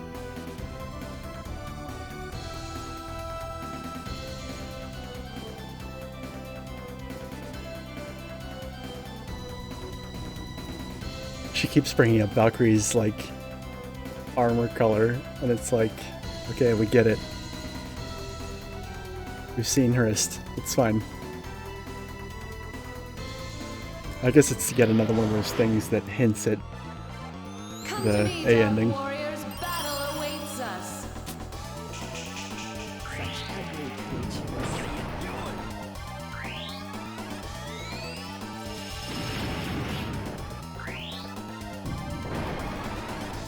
Please do not turn to stone. Oh my god. Yeah, that attack sucks.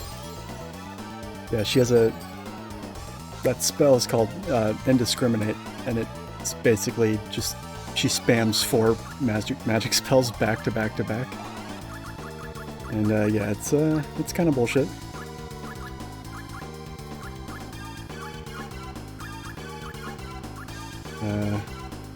Let's start with this. God reinforce.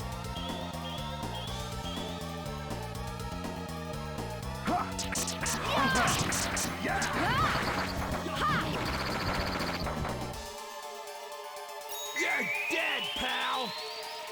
Death blow. Sphere strike.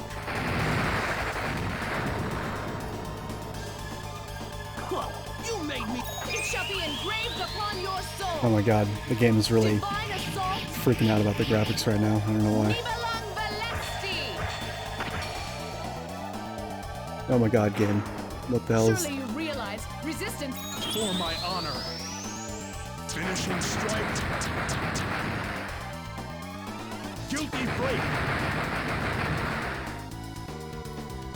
Very well. I will strike again.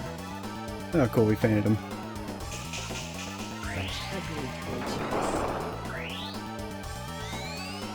God damn it.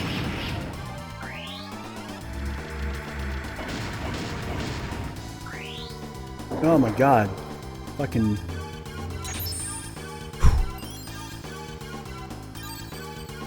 It's close.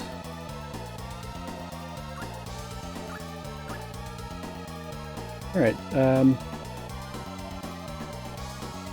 Shadow servant.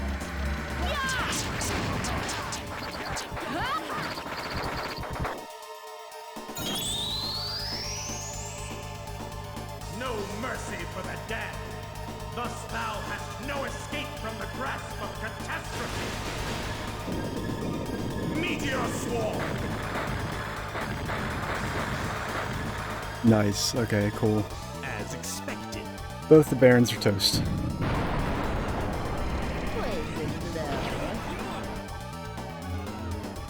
What? Ugh, god damn it.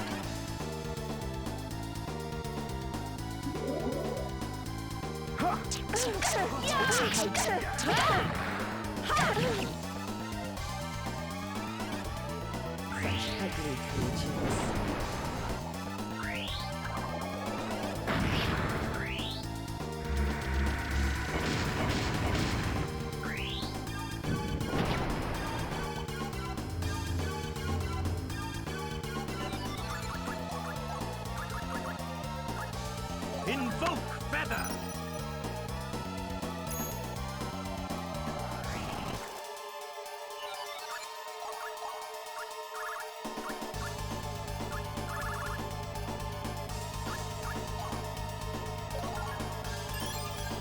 only option I have at this point. How dare you! Such ugly creatures.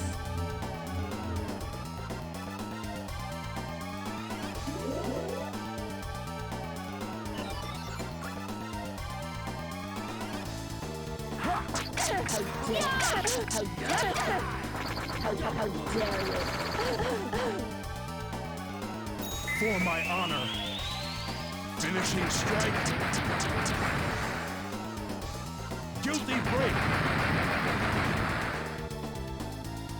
Impossible. It shall be engraved. Holy fuck, she has a lot of HP. Divine assault. Nivalang Valesti. She doesn't have that much. She has like a third as much as the last boss. Only prolong your suffer. You're dead, pal. Well, it just feels like I'm making very little impact. Sphere strike.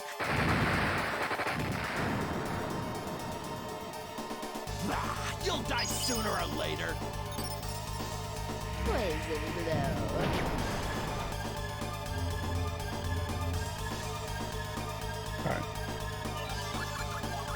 Alright. Might reinforce, please. Please, God.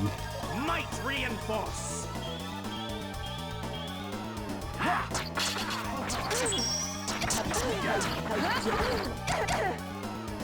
God damn it.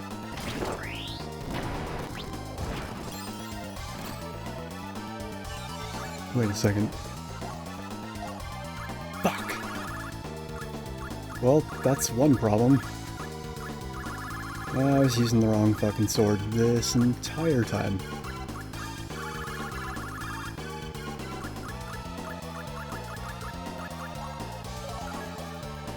Damn it.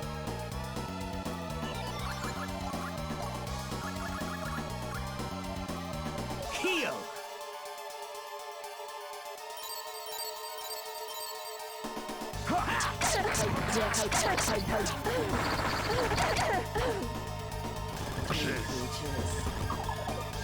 Fuck.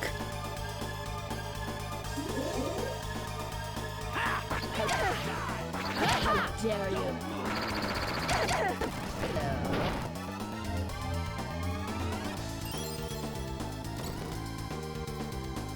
Amazing. Okay, now we can actually set up a decent combo, hopefully. Shadow servant. How dare you! How dare you! For my honor. Finishing strike. Guilty break. That might reinforce makes a huge difference. A worthy foe indeed. Oh my god, game, stop. Engraved upon your soul. Stop. Divine assault.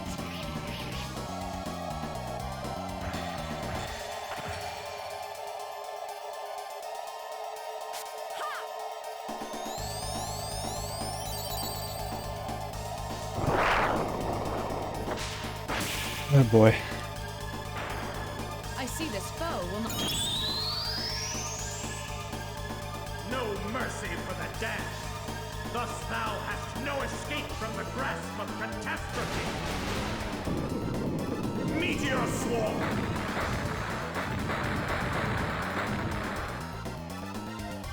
Ha ha! Not bad, little one.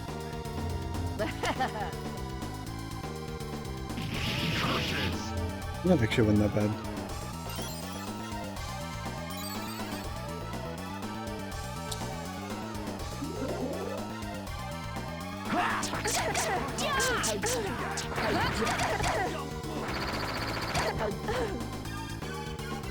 You're dead, pal. Death blow. Fucking bad wreck. Sphere strike. What? You're still standing. Such ugly creatures. This is crazy. Is she not going to use her fucking big magic? That's what I'm actually scared of.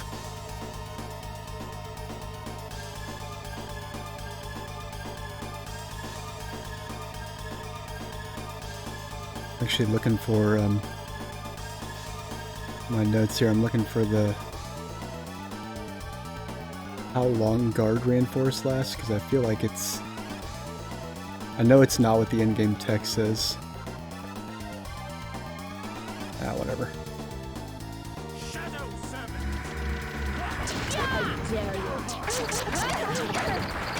How dare you! You're dead, pal! Death blow! Sphere strike! What? You're still for my honor. Finishing strike. Guilty break. Impossible. No mercy for the dead. Thus thou hast no escape from the grasp of catastrophe.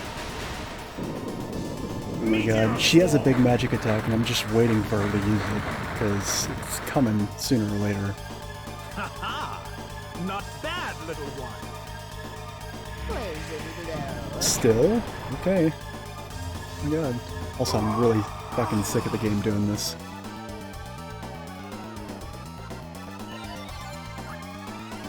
Fuck.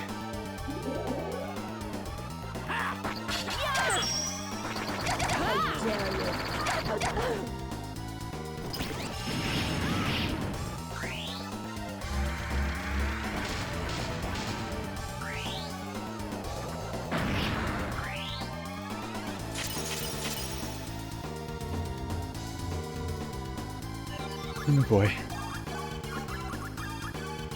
Invoke!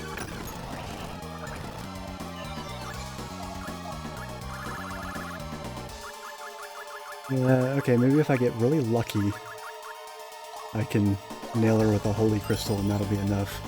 I doubt it. Nope. Oh my god, definitely not. Yeah.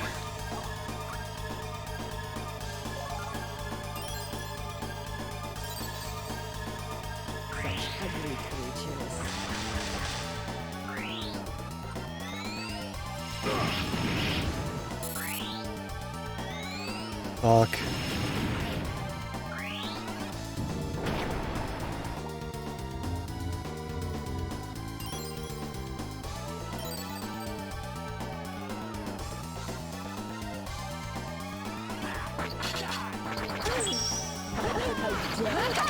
How dare you? Oh my god. Oh dude, this sucks.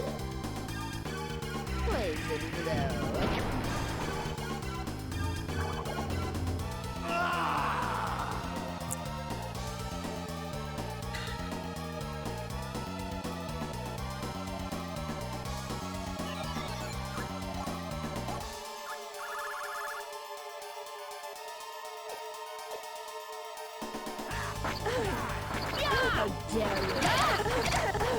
How dare you? Oh my god, that was the most anticlimactic ending to this fight I think I've ever experienced.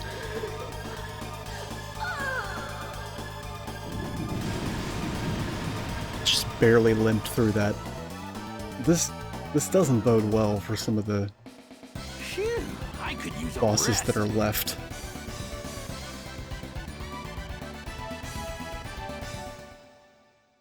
Like, not even a little bit.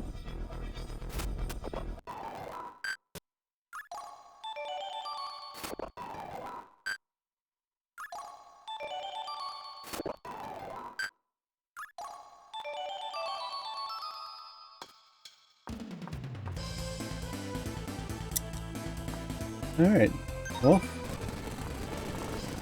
that is the last dungeon left in the vanilla game proper. After this, there is the final battle dungeon. It's really not a dungeon, it's more of a... It's a hallway. There's only one, there's no branching paths, it's just several screens that you go between. There's a couple of bosses along the way, and then the final boss, and then after that we get to go to the Seraphic Gate, which is the post-game dungeon. And yeah. That will all be at the next stream. Off screen, before that, I'm probably going to go ahead and go loot the rest of the caves of Oblivion. Not that I think I'm going to find anything there that's particularly amazing, but they will at the very least help me hopefully farm some random consumable items a little bit. Maybe I'll get some items that I can transmute. But yeah, anyway, I'm going to jump out of here and yeah. Here we go. The cutscene leading up to basically right now, basically the only thing that's left to do is to go to where is it? The right here? Yeah, the Weeping Lily Meadow. And once we do this, or we run out of, if you run out the clock and rest until the chapter's over, you'll get the B ending. But to get the A ending, all we have to do now is just go here to the Weeping Lily Meadow. And once we do that, there's a long cutscene that culminates in us being in the final gauntlet hallway / dungeon.